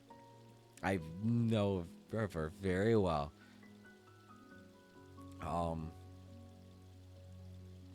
Yeah, I know of that character very well. But so yeah, so yeah, like older Elder Scroll games for Digigrade, and you got plenty of example of Plantigrade like Final Fantasy 14, Beastars and stuff. And then from the Anthropomorphic you got the Plantigrade, and then you got the Digigrade. I'm using my hands, but you can't see them. It's helping me. Is she considered a furry? Felicia from Darkstalkers, she would be considered, in my opinion, a 10%. Or Kamino Mimi. I would not consider her a full-fledged furry. Renamon is considered a furry, but Felicia from Darkstalkers, to me, is not considered a full-fledged furry. Now, again, this is open for interpretation, whether or not you consider 10% or Kamino Mimi furry or not. To me, it's like, yeah, it's easy to call them furries, but they really don't fall under the furry art tag. They very much fall under the animal ears art tag. Because most of the fur on Felicia from Darkstalkers, it's really just more of like clothing or armor. It's not really like she is an anthropomorphic animal. She's just more, she has the tails and the ears, and that's kind of it. So it's like, if you consider 10% furries, then yeah, she fall under it. But me personally, she doesn't. Like, if you lack the full body fur, like my Hofgar here, then that character really doesn't fall under furry. Just act like cat sometimes. Like, even then, like, it, to me, to be called a furry, you have to have at least like the anthropomorphic design, to me. Because there's plenty, I've seen plenty of characters and several VTubers, like, you wouldn't consider them furries, but they still kind of like you said, Big Evil, like, acts like a cat sometimes. I have seen people like VTubers or characters like act like cats or whatever the respective animal is, but they wouldn't fall under the furry tag, because at the end of the day, they're still 90% humanoid.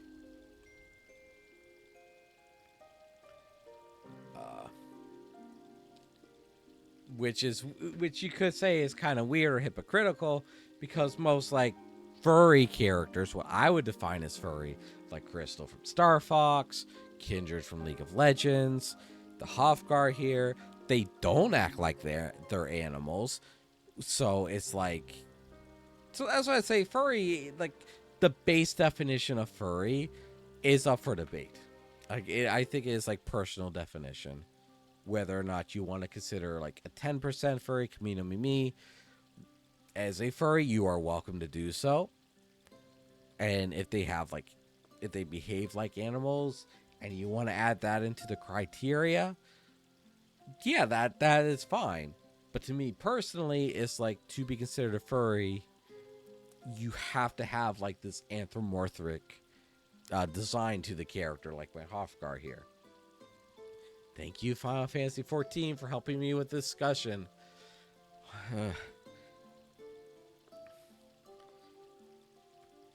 I love that animation, by the way. So yeah, so you got 10% Kamino Mimi, then you got the anthropomorphic, which then is divided between Digigrade and Plantigrade. And then from there, you have the feral. And from there, Pharaoh, which is like dragon, it just whatever like the base animal is what's considered feral. And from there, that's divided between what sort of intimate parts the character has. And I would say, even though I'm not really active in furry forums or like furry community discords or whatever, if I had to hazard a guess, I would definitely say the feral tag, at least in Art Report. Like the feral tag is the one of the biggest dividers, because I've definitely seen a real big surge of artwork where people stayed true to the original biology of the creature, of the animal. I've definitely seen a big surge in that. But I think a lot of it, I think the majority of it is still the other way on the divide, where they take a more humanoid approach to it while still keeping the original look at the animal. You see this a lot. You see this a lot in oh gosh, my headset just did something weird. My voice now sounds weird in my head. You see this a lot in Pokemon artwork. Or I think it's easiest to see in Pokemon artwork, this divide. Where people will have the quote-unquote feral version of like Ninetales or like the evolutions, and then you can see either like where the specific parts of where like, so evolutions are obviously inspired from foxes, from vulpines or canines. So when you get into specific artwork, you can definitely see a divide in artists that choose to stay true to the animal family, and the artists that stay true to the more humanoid aspects of physical attraction. Oh man, it's this hard to say. It'd probably be a lot harder for me to talk about if I was sober, so whatever. And that's kind of like the stages of furry. It's very simplified. So you got like the 10% anime furry. You got the anthropomorphic, which divides between plantigrade and digigrade. And then you got feral, which then really only divides based on if you're looking at very intimate art at the character. What about Sonic characters? Oh, they fall under furry. Like that's not a question. It's like, to me, that's not a question. That's not a question. They fall under furry. I know Sonic has like, depending on the artwork, Sonic has like bare skin, like arms and like a chest, which is kind of weird. But most Sonic characters fall under furry. Like even Sonic himself, I would say fall under furry. Makes sense, yeah. Like, that was another game that I played when I was going through puberty, was Sonic Adventure. Tikal was like another character that was like, I don't know. I don't know how to describe it, because it is like only a feeling that somebody going through puberty would understand. Like, Tikal at the time would have been like waifu material, I guess would be a good way to put it.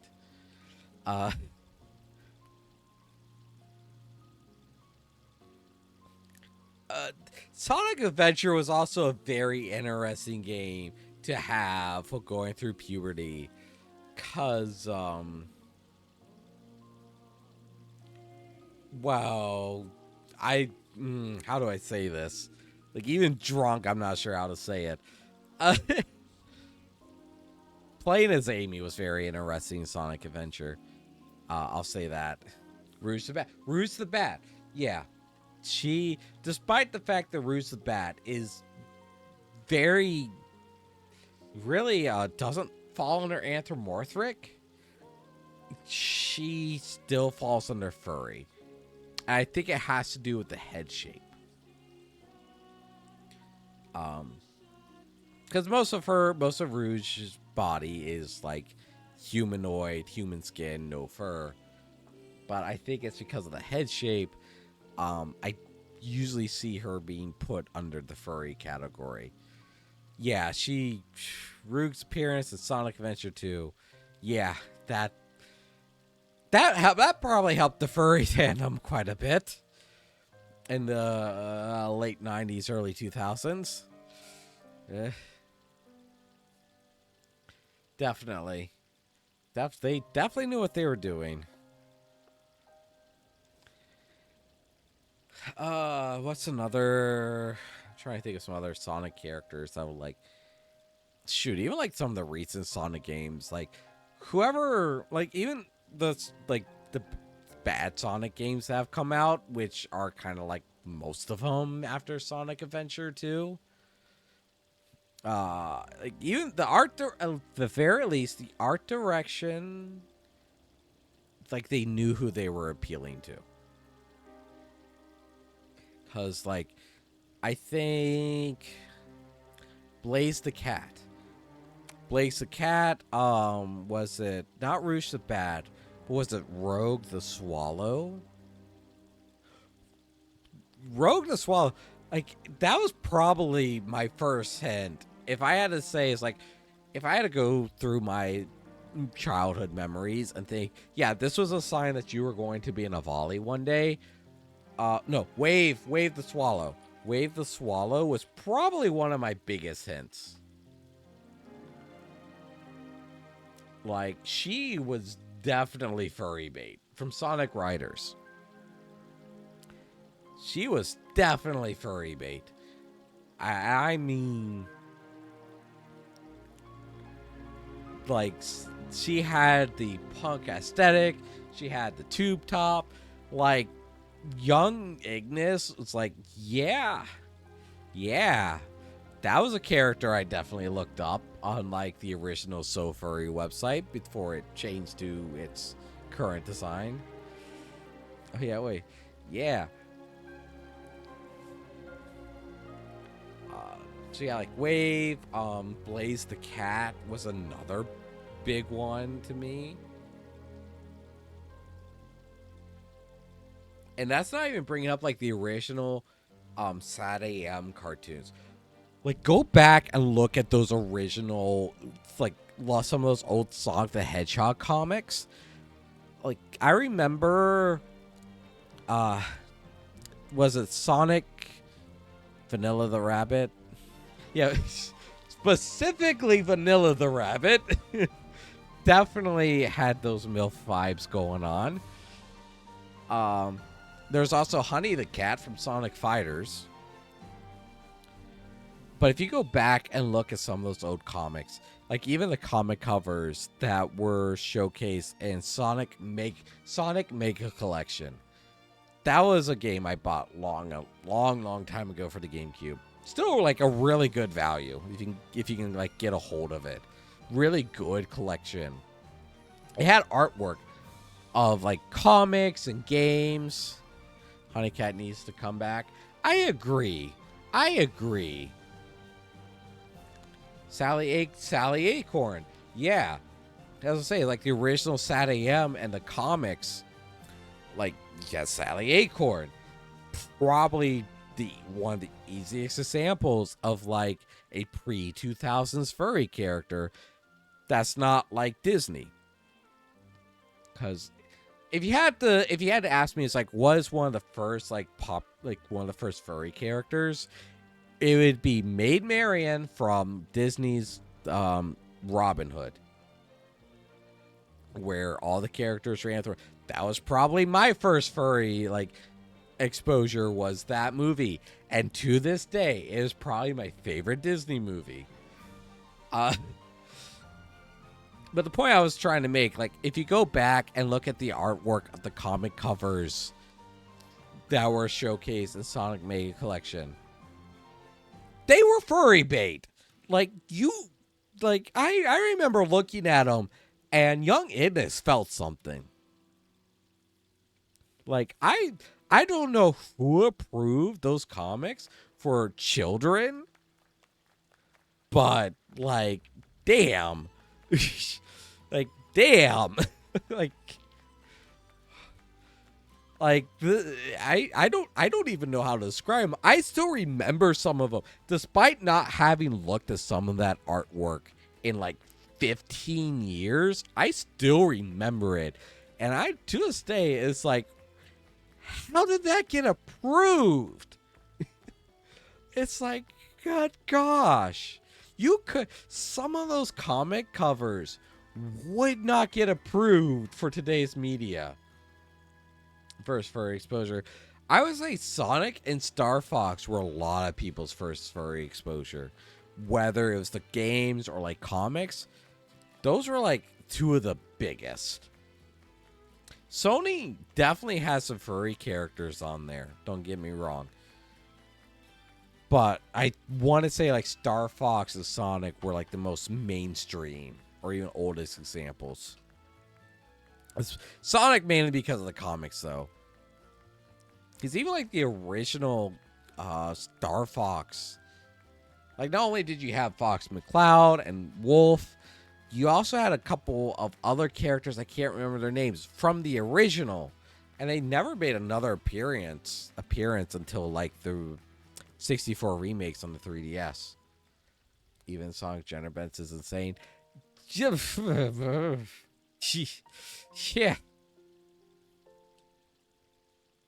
Like, I think that's another reason why I appreciate hentai artists, because they know what they're doing. They're not fumbling around in the dark. They're not being like, her the derp silly. Like, they know what they're doing, and damn, do they do good sometimes. Like, me personally, I'm not a huge fan of Rule 63. But I've seen some pretty damn good stuff. Wonder if I can find that Mega Collection comic covers.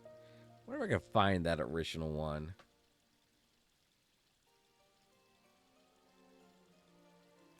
So there was one. It's like, yeah, that artist is a furry. Which I think, what was the artist's name? Was like Ken Penders. I heard was like, yeah, the guy was totally a furry. Then again, this more recent example, if there is at least one person on FromSoft's art team that is a furry, not just a furry, but like a hardcore scaly too. You cannot convince me otherwise, because in every Dark Souls game, I think in every Dark Souls game, there is at least one person who is in a relationship with a dragon. And I don't mean like, oh, they're best friends. Like, no. In Elden Ring, the latest example, there is canonically a human male married to a female ancient dragon. Like, that is canonical. I am talking about Fikes and Lanciax. Like, Lanciax had a human form. And, oh, you could say, oh, she probably looked like a regular human. No. Shadow of the Erdtree. We are given a look at what the ancient dragon's human forms look like. No. They were they were anthropomorphic dragons. They were scalies. It's like, no, there is someone on FromSoft's design team and writing team that is a scaly, 100%. Because it's not just like Fikes and Lanciax in Elden Ring. You had Sif and Guinevere from Dark Souls 1 canonically slept with each other and had a child who was Priscilla Crossbreed, the optional boss in Dark Souls 1. This is canon. I am not making this up.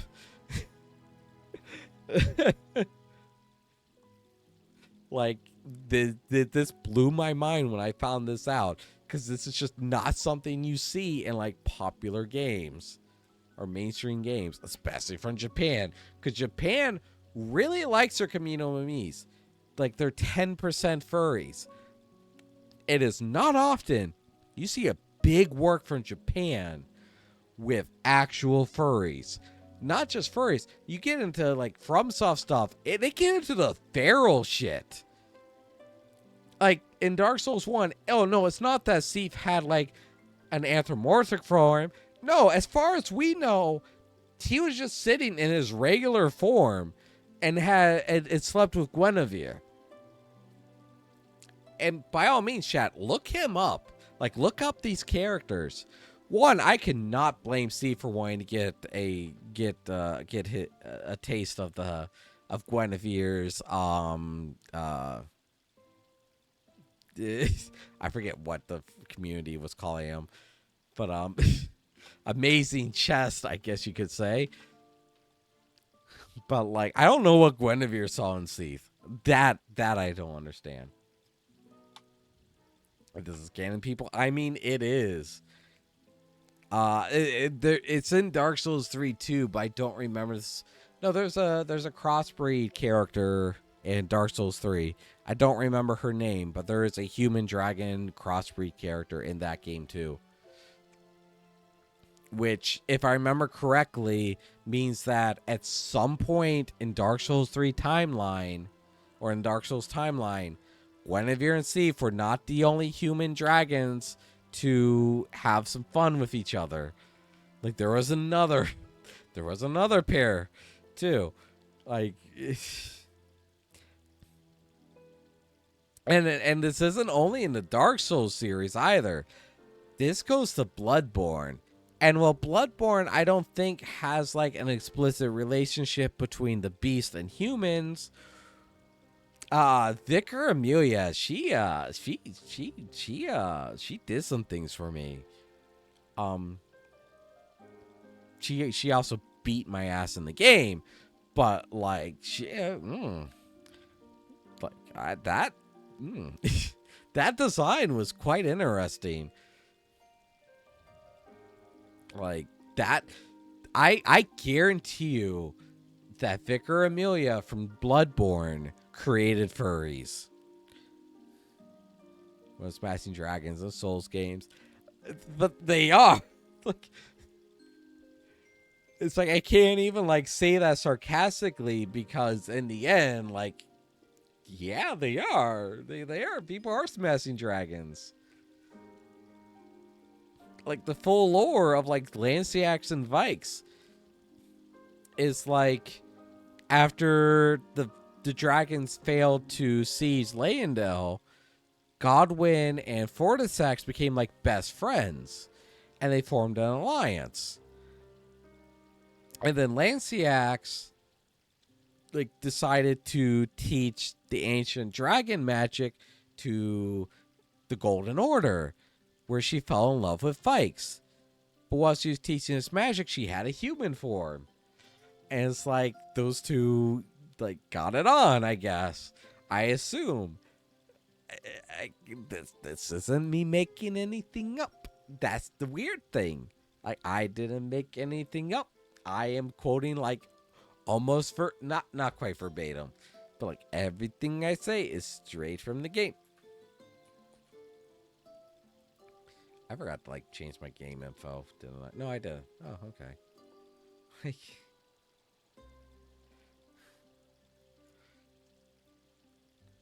I don't know what it is, but there's been a huge surge in like furry content from Japan.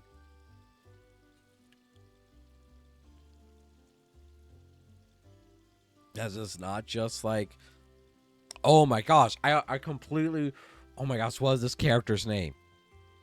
Because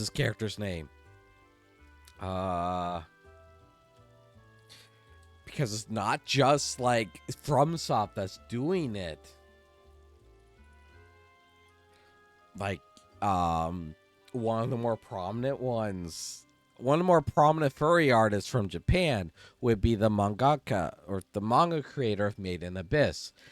Part of the reason I even found out about that manga was because one of the characters in the manga and anime, in the anime, she appears in like episode 10, I think. It's just a straight up furry. Just a straight up furry. Furries are canonical to Made in Abyss. How furries in that manga get created is fucked up. Like, I'm not going to sugarcoat it. It is messed up. Like, it is terrific. Like, that manga is very much a horror manga. But it has furries in it. It has furries in the manga. It has furries in the anime. You also had Brand New Animal, which is technically a Netflix series. I'm kind of upset that didn't get a season 2. You have Beastars too. And Beastars got like, what, 4 seasons? And it's not just like the anime, or I guess like Japan. Arknights has 2 or 3 furry characters. I know it has Ak, Mountain, and Weifu. Actually, her name, by the way, is like Weifu. She is a lion furry. Cool character, knows kung fu. Even her base art is kind of like, kind of lewd. Oh, I completely forgot about like the Dragon Lady in Arknights too. That's one of the, like, the queen of Lungmen or whatever. Zenless Zone Zero has a furry character. In the form of a cat boy, lion boy. Shoot. What's another?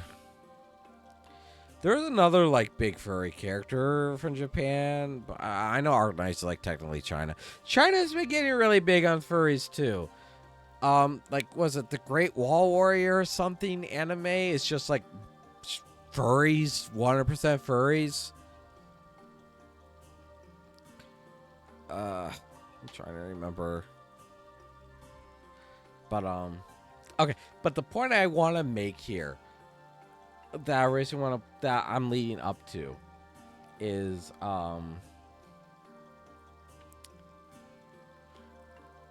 the mascot of one of the bases of the Japanese Self-Defense Force.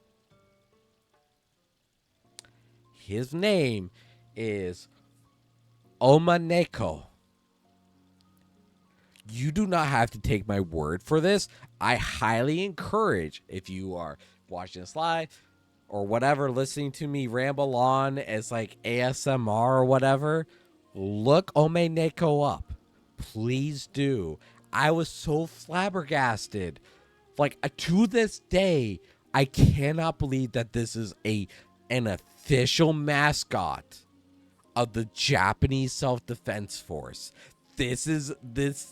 I am looking at this right now. I have seen, like, not just the official art, but like actual like cardboard cutouts of this character during like recruitment drives. I cannot wrap my head around the fact that this is real. That Omaneko is real. I think it's fucking awesome. But it is just absolutely mind-blowing that Omaneko is real. Like, there has been a huge surge of Japanese furries, and I am all here for it. So, several of the furry artists that I like follow on Patreon and Fanbox are obviously Japanese. Specifically on Fanbox on Pixiv. Like I was just a VR chat avatar. I like found this character like through a Lethal Company mod. And it's like, yeah. There is a base on the Japanese Self-Defense Force that has a full-fledged head to toe. Wait, let me see here. Is it digigrade or plantigrade? I think. Oh my! It's like, let's see. Oh my gosh, here's the official cutout. It's almost digigrade, like 100% head to fucking toe furry. The Japanese Self-Defense Force has a head to toe furry as a mascot for one of its bases. If you told me this like 5 years ago, I would have thought you were a fucking idiot. I cannot believe that this is real. Also, the character is a bloody trap too. Not really. I can't wrap my head around it. Chat, help.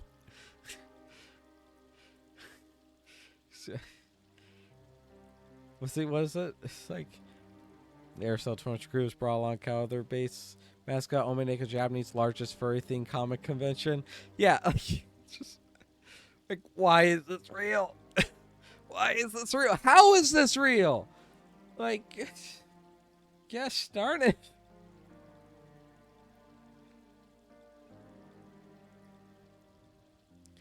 I don't know. I need to go to bed. Like now. I needed to go to bed like 12 minutes ago. Half an hour ago. An hour ago I needed to go to bed. I just got on this conversation for it's not something I like get to talk about. And like if I'm not drunk, like I will like purposely not talk about things. Like me getting into like the separation of like Pharaoh artworks probably would not happen had I not drunk like a bunch of vodka beforehand. I actually haven't drank that much. Anyway, I'm going to be surprised if I saw my Twitch channel in the morning.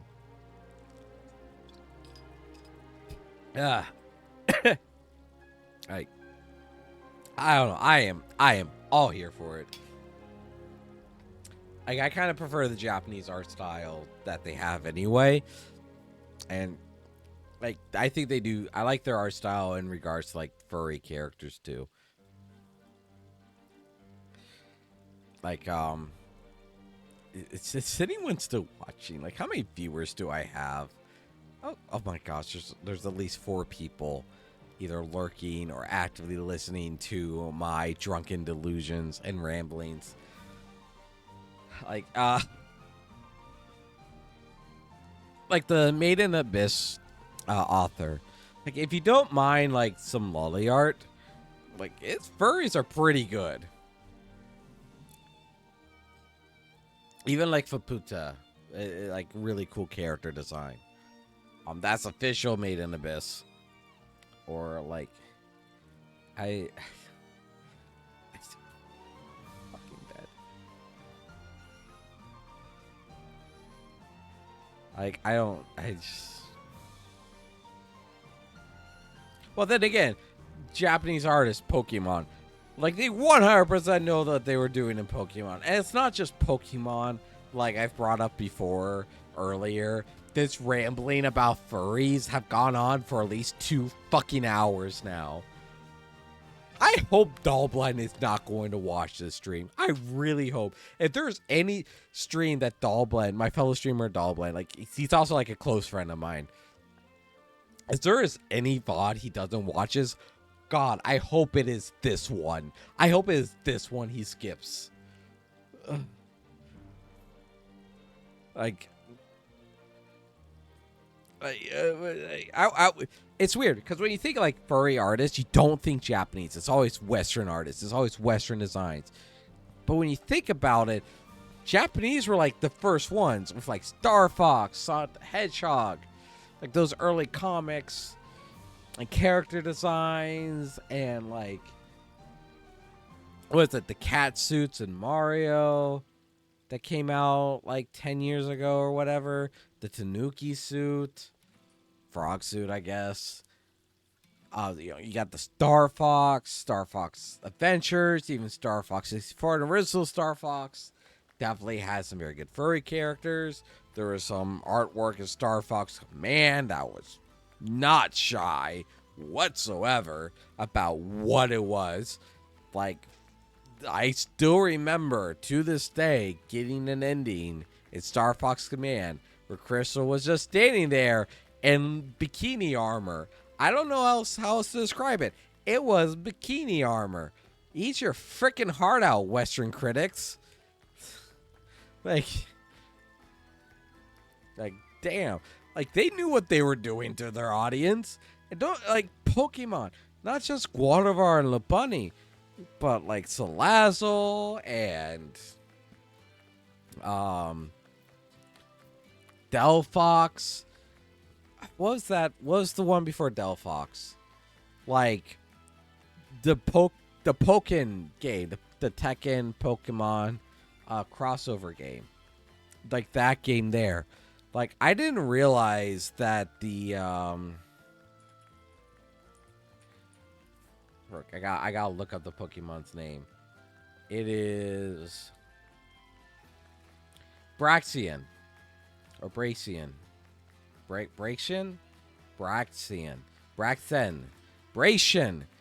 I had no idea the surge in artwork for that character was from Pokken Tournament.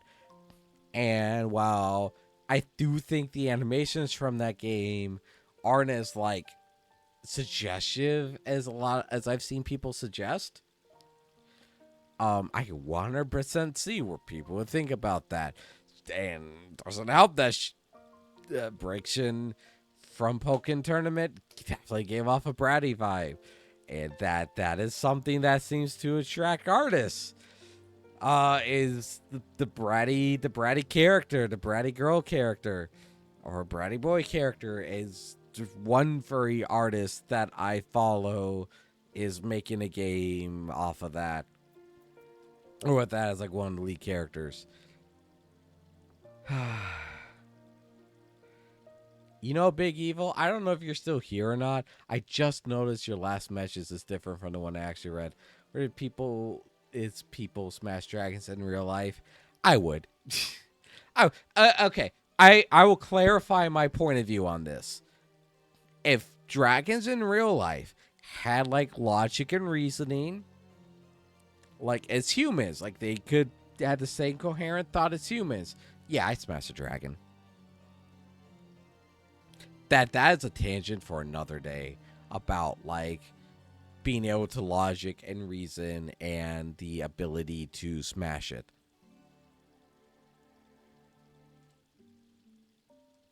Yeah, I'm sorry, Big U. I did not notice that chat message. I've been staring at it for like the last 20 minutes and I just read it.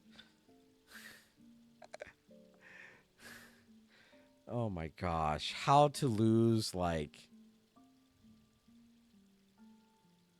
I don't know. Thankfully, it's like 5 a.m. Is it daylight outside yet? No, it's still like completely dark. That might be because of the storm. Yeah, like I don't know if I mentioned it during my feral, like, rant, my furry, like, tag separation rant. Yeah, I think that the dragon, when it comes to dragons, like, yeah, that specific tag is where I will make an exception. That specific species is where I'd make an exception for the feral tag. And that might just be because of me growing up reading, like, the Aragon books and just already, like, loving dragons and, like my brain wires are crisscrossed anyway, so.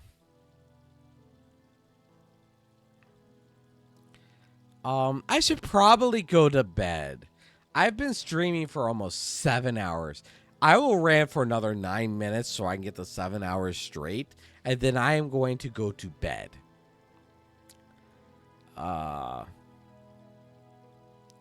I will say, what's another thing? I'll say, like, Tears of the Kingdom is a Nintendo game that has very much continued the, like, furry trend, because you have both Goat Boy and Goat Girl in that game.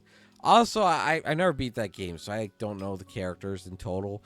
I'll say something about a dragon, but I don't know. Some of those Ritos are pretty good looking. Good Lord, I hope my boss doesn't have, like, with my luck.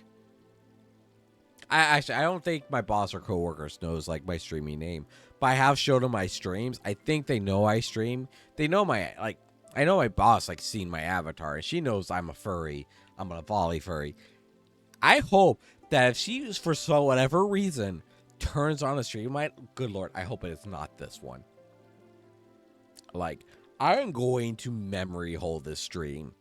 This is going to be a drunken delusion. Like, I hope no one important to me or any of my family ever stumble across this stream. Especially because I was, no. Especially because I was, at one point in the stream, I was talking about, like, do Avali have cloaca? Yes, they do. Canonically, yeah. But, like, I don't want to have that. Oh, no. No, it's fine, Ignis. It's fine. It's fine, right? Right. If I get a call, oh my gosh, no. There is no way. No. Come on. No. Calm down, Ignis. Anyone who would watch this stream is fast asleep. It's fine. It is fine. You have no need to panic. Oh my gosh. Oh, yeah. But, you know, at the same time, this is something I haven't really gotten to talk about. I don't get to talk about a whole lot. And because, like... So, I am an old school furry. I joined the furry fandom. I, quote-unquote, joined the furry fandom, like, way back when... Let's see, if I was 15, it'd be 2010. So I was like a furry since like 2008 or so. Oh, I just gave away my birth year. Fuck. Not that that's hard to figure out. So I've been a furry ever since I was like 12 years old. Even though I didn't know it then. Like... You know, going through puberty with like Star Fox Adventure and some of these Nintendo games, like I've been a furry since I was in puberty, or since I went through puberty. So I am very much an old school furry, and while I do believe that the furry fandom in of itself is not sexual in nature. It is very hard to separate that part of the fandom. I don't think it was as difficult 15 years ago, but now it is very difficult to separate the two parts, like the safe for work and the not safe for work part of the fandom. I think it is very difficult.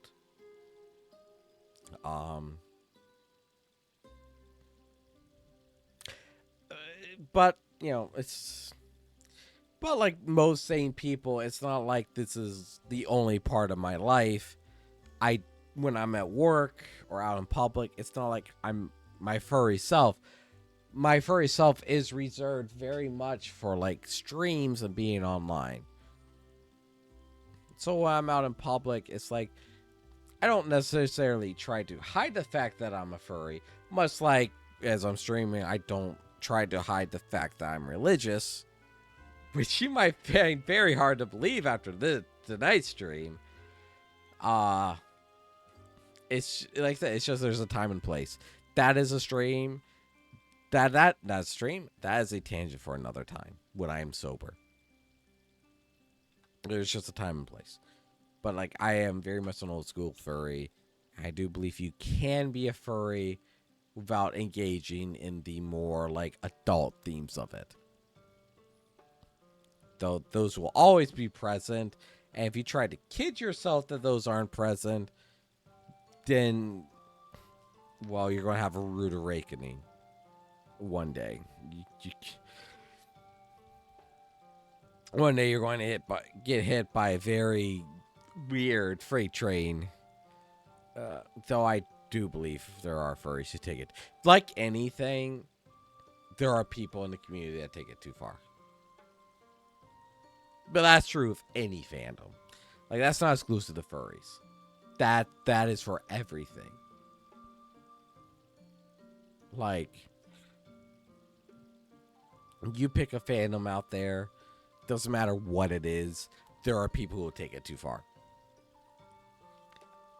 It is just, I guess, easier to notice when the fandom's already, like, really weird or non-mainstream. The furries are definitely becoming more mainstream, and I have mixed feelings about that. Like, on one hand, I enjoy the more how there's more furry characters in media, like my little Hofgar here. But at the same time, I'm like, I don't like it becoming mainstream, because being a furry was a lot cooler back in the old days, where you just kind of stuck to your communities and that was it. There was no one like, that was it. You just hung out, everyone was cool with each other, and that was it.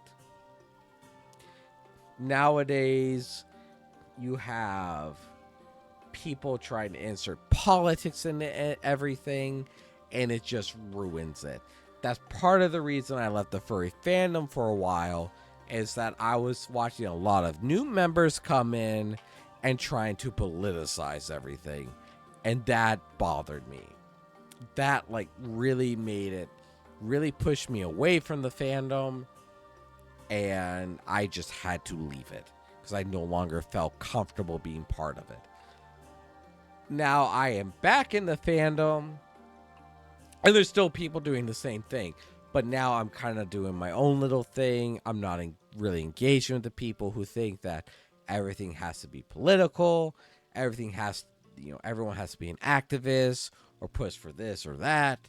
Like, I'm in my own little corner doing my own little furry thing, and I am content. In fact, I am at a point in my life where I've never been more content with what I am doing and what I am. And while I'm officially past 7 hours, heck yeah, and while being a furry is definitely very, like, important to me, it is not the only aspect of me. Like, yes, I just ranted about furries for like 4 straight fucking hours. But at the same time, I could also rant about guns that long.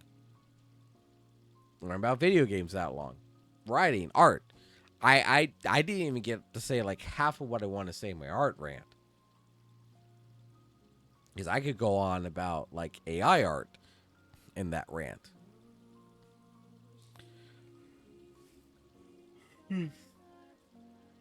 I guess this is a point I made at another stream. I never like clipped it or anything. It's like there are many facets of me that I am still me, whichever part of me I engage with. But like I can go up, I can talk guns to someone and be perfectly within my element and be 100% me. But during that conversation, I am not engaged with my furry element. And vice versa, I engage with my furry element and not talk guns at all. Or like, I'm not really a car person, but I like talk cars. Like, I don't have to engage I don't have to be like every part of me wants to be me. I can very much be different parts of me and still be myself. I don't have to be like the furry me in every single conversation. Like, that does not have to be part of every single bit of my life. Just like anything else. Me being an aspiring writer or a streamer, gun nut. You know, like that doesn't have one aspect of me doesn't have to be my whole personality. Something I think a lot of people need to learn. Not like furries need to learn this. A lot of people need to learn this. You don't have to engage every aspect of your personality to fit into a group. Like if you need your friends, your little circle of people that you engage with, if you need to engage every single part of you during every conversation, during every interaction, that is sad, and you are not going to have a lot of friends. You're not going to have a lot of people. Even people who are okay. I'll even say this. Like, even people who are okay with every aspect of your personality, if you have to engage in every aspect of your personality at once, even the people who are okay with it are going to be put off by you. Because showing that you have to be like every aspect of you at once to fit in, it's almost like I'm trying to think, like it's almost attention seeking, like an insecurity. Listen, I don't have to be a furry every day of my life. Do I enjoy it? Yeah, I enjoy being a volley up on Twitch here and in video games. Fuck yeah, I love it. But at the end of the day, I have to go out and not be a furry, and that's perfectly fine. I don't have to be every aspect of myself to be myself. And I think that is something a lot of people need to learn. It's like, yeah, it is okay to engage in your personality, but you should be aware for other people's sake, not just your own sake, but for like everyone's sake, to be able to engage, to separate yourself. I think is a very important tool to handle social conversations and just so to handle social interactions in general, is to be able to separate different parts of yourself and to figure out which one is appropriate for the setting. Like, you are still you. You are not like hiding part of yourself. You just know that if you're talking one subject to a group of people, they might not appreciate like another thing. Like I don't know any better examples. Me talking like war histories or guns. Like a lot of like during that conversation, they're definitely not going to appreciate me bringing up furry stuff. Like that's not the time and place. So you gotta just figure out what's appropriate and be you. But be you to the point to where everyone can still feel comfortable and have a good time. Like that is how you are going to be able to handle social situations in life. It's to be able to put parts of yourself to the side to allow yourself to enjoy conversations or to enjoy the company of other people. Fuck, how many tangents did I go on in the past like 5 hours? My throat hurts. I need to go to bed. It's 5:30 a.m.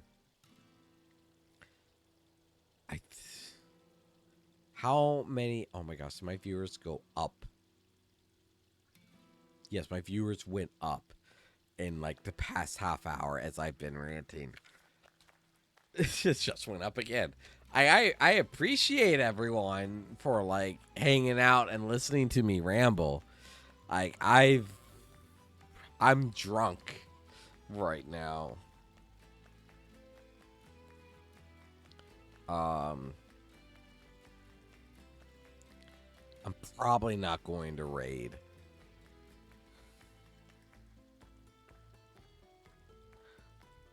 Well, I wasn't going to raid, but a fellow streamer of mine is sitting at like what? How many viewers does this guy have? Good gosh, he is doing really well. Though he should, just like me, he should probably be in bed by now. So I guess we'll actually raid out to him. I'm drunk. I need to go to bed. I got absolutely no writing done tonight. Yay. That's fine. I was writing like spicy stuff anyway. Or at least that was my plan. I gotta go to bed so I can get up and do work. I gotta do work tomorrow on my day off. It sucks, chat. It sucks. I brought it upon myself. It's fine. Shit. I don't even swear this much when I'm sober. I need to go to bed. I would love to ramble on about like furry shit for another hour, but I need to go to bed. I do plan to have another VR stream on Sunday. Not quite sure what I'm going to do. I've streamed Beat Saber like every Sunday now. But I have another game I kind of want to stream that's VR. I got a couple games I want to go back to and try. So I might do those instead. Considering how rough work's been, I might switch up VR Sunday a bit. But I'll probably still spend like 2 or 3 hours in VR chat just talking with y'all. Which I like. I really enjoy talking with y'all. One of my favorite parts of streaming is to talking to complete strangers all around the world. I love that. I absolutely love that. I think it's absolutely amazing. And the fact that I have, like no one's talking back to me right now. Twitch says I have 5 viewers right now. Whether that's 5 real viewers or there's some bots in there, like that's amazing to me. And I just cannot. Sometimes I just can't wrap my head around that. Like it is so awesome to just talk to random people.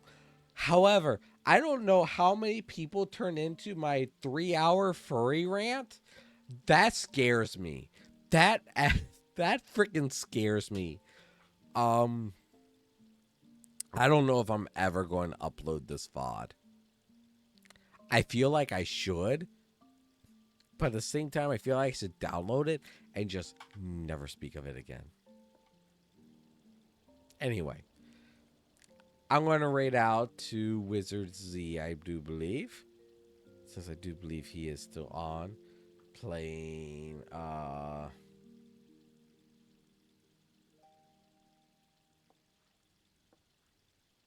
Don't Starve Together.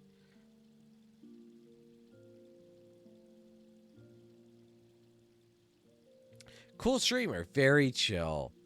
Very, very chill to watch and listen to. He's a PNG tuber with like a wizard. It's really cool. We're going to raid out to him. But I do appreciate everyone for staying here and chatting with me. And the lurkers and stuff. I really appreciate it. I had a really good time tonight. I'm going to forget everything in like 6 hours from now when I sober up. But I just want to let you know that I really appreciate it. So, I'm going to exit out this game because I'm probably just going to get up and collapse in bed. Like, wash my face and then collapse in... Oh, I got to put my sweet tea back in the fridge. I'm going to put my tea back in the fridge. I'm going to go wash my face. And I'm going to collapse on my bed, which is like 2 feet away from me. If I can make it that far. If I can make it through all 3 of those steps. Because I have a feeling I'm going to collapse at least once during one of those steps. Anyway, I do appreciate all the lurks and the chatting. I really, really do appreciate it all. I don't know how to express my gratitude. I really don't.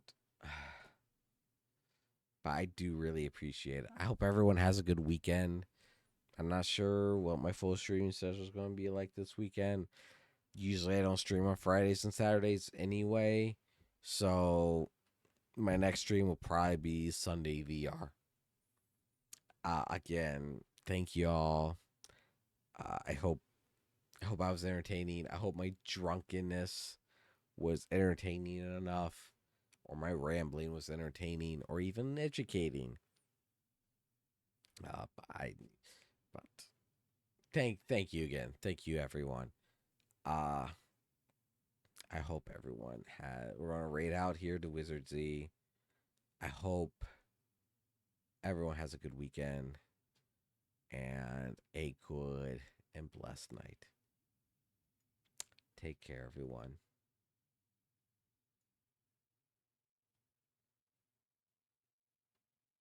Where's the freaking endings? I got it. I got it.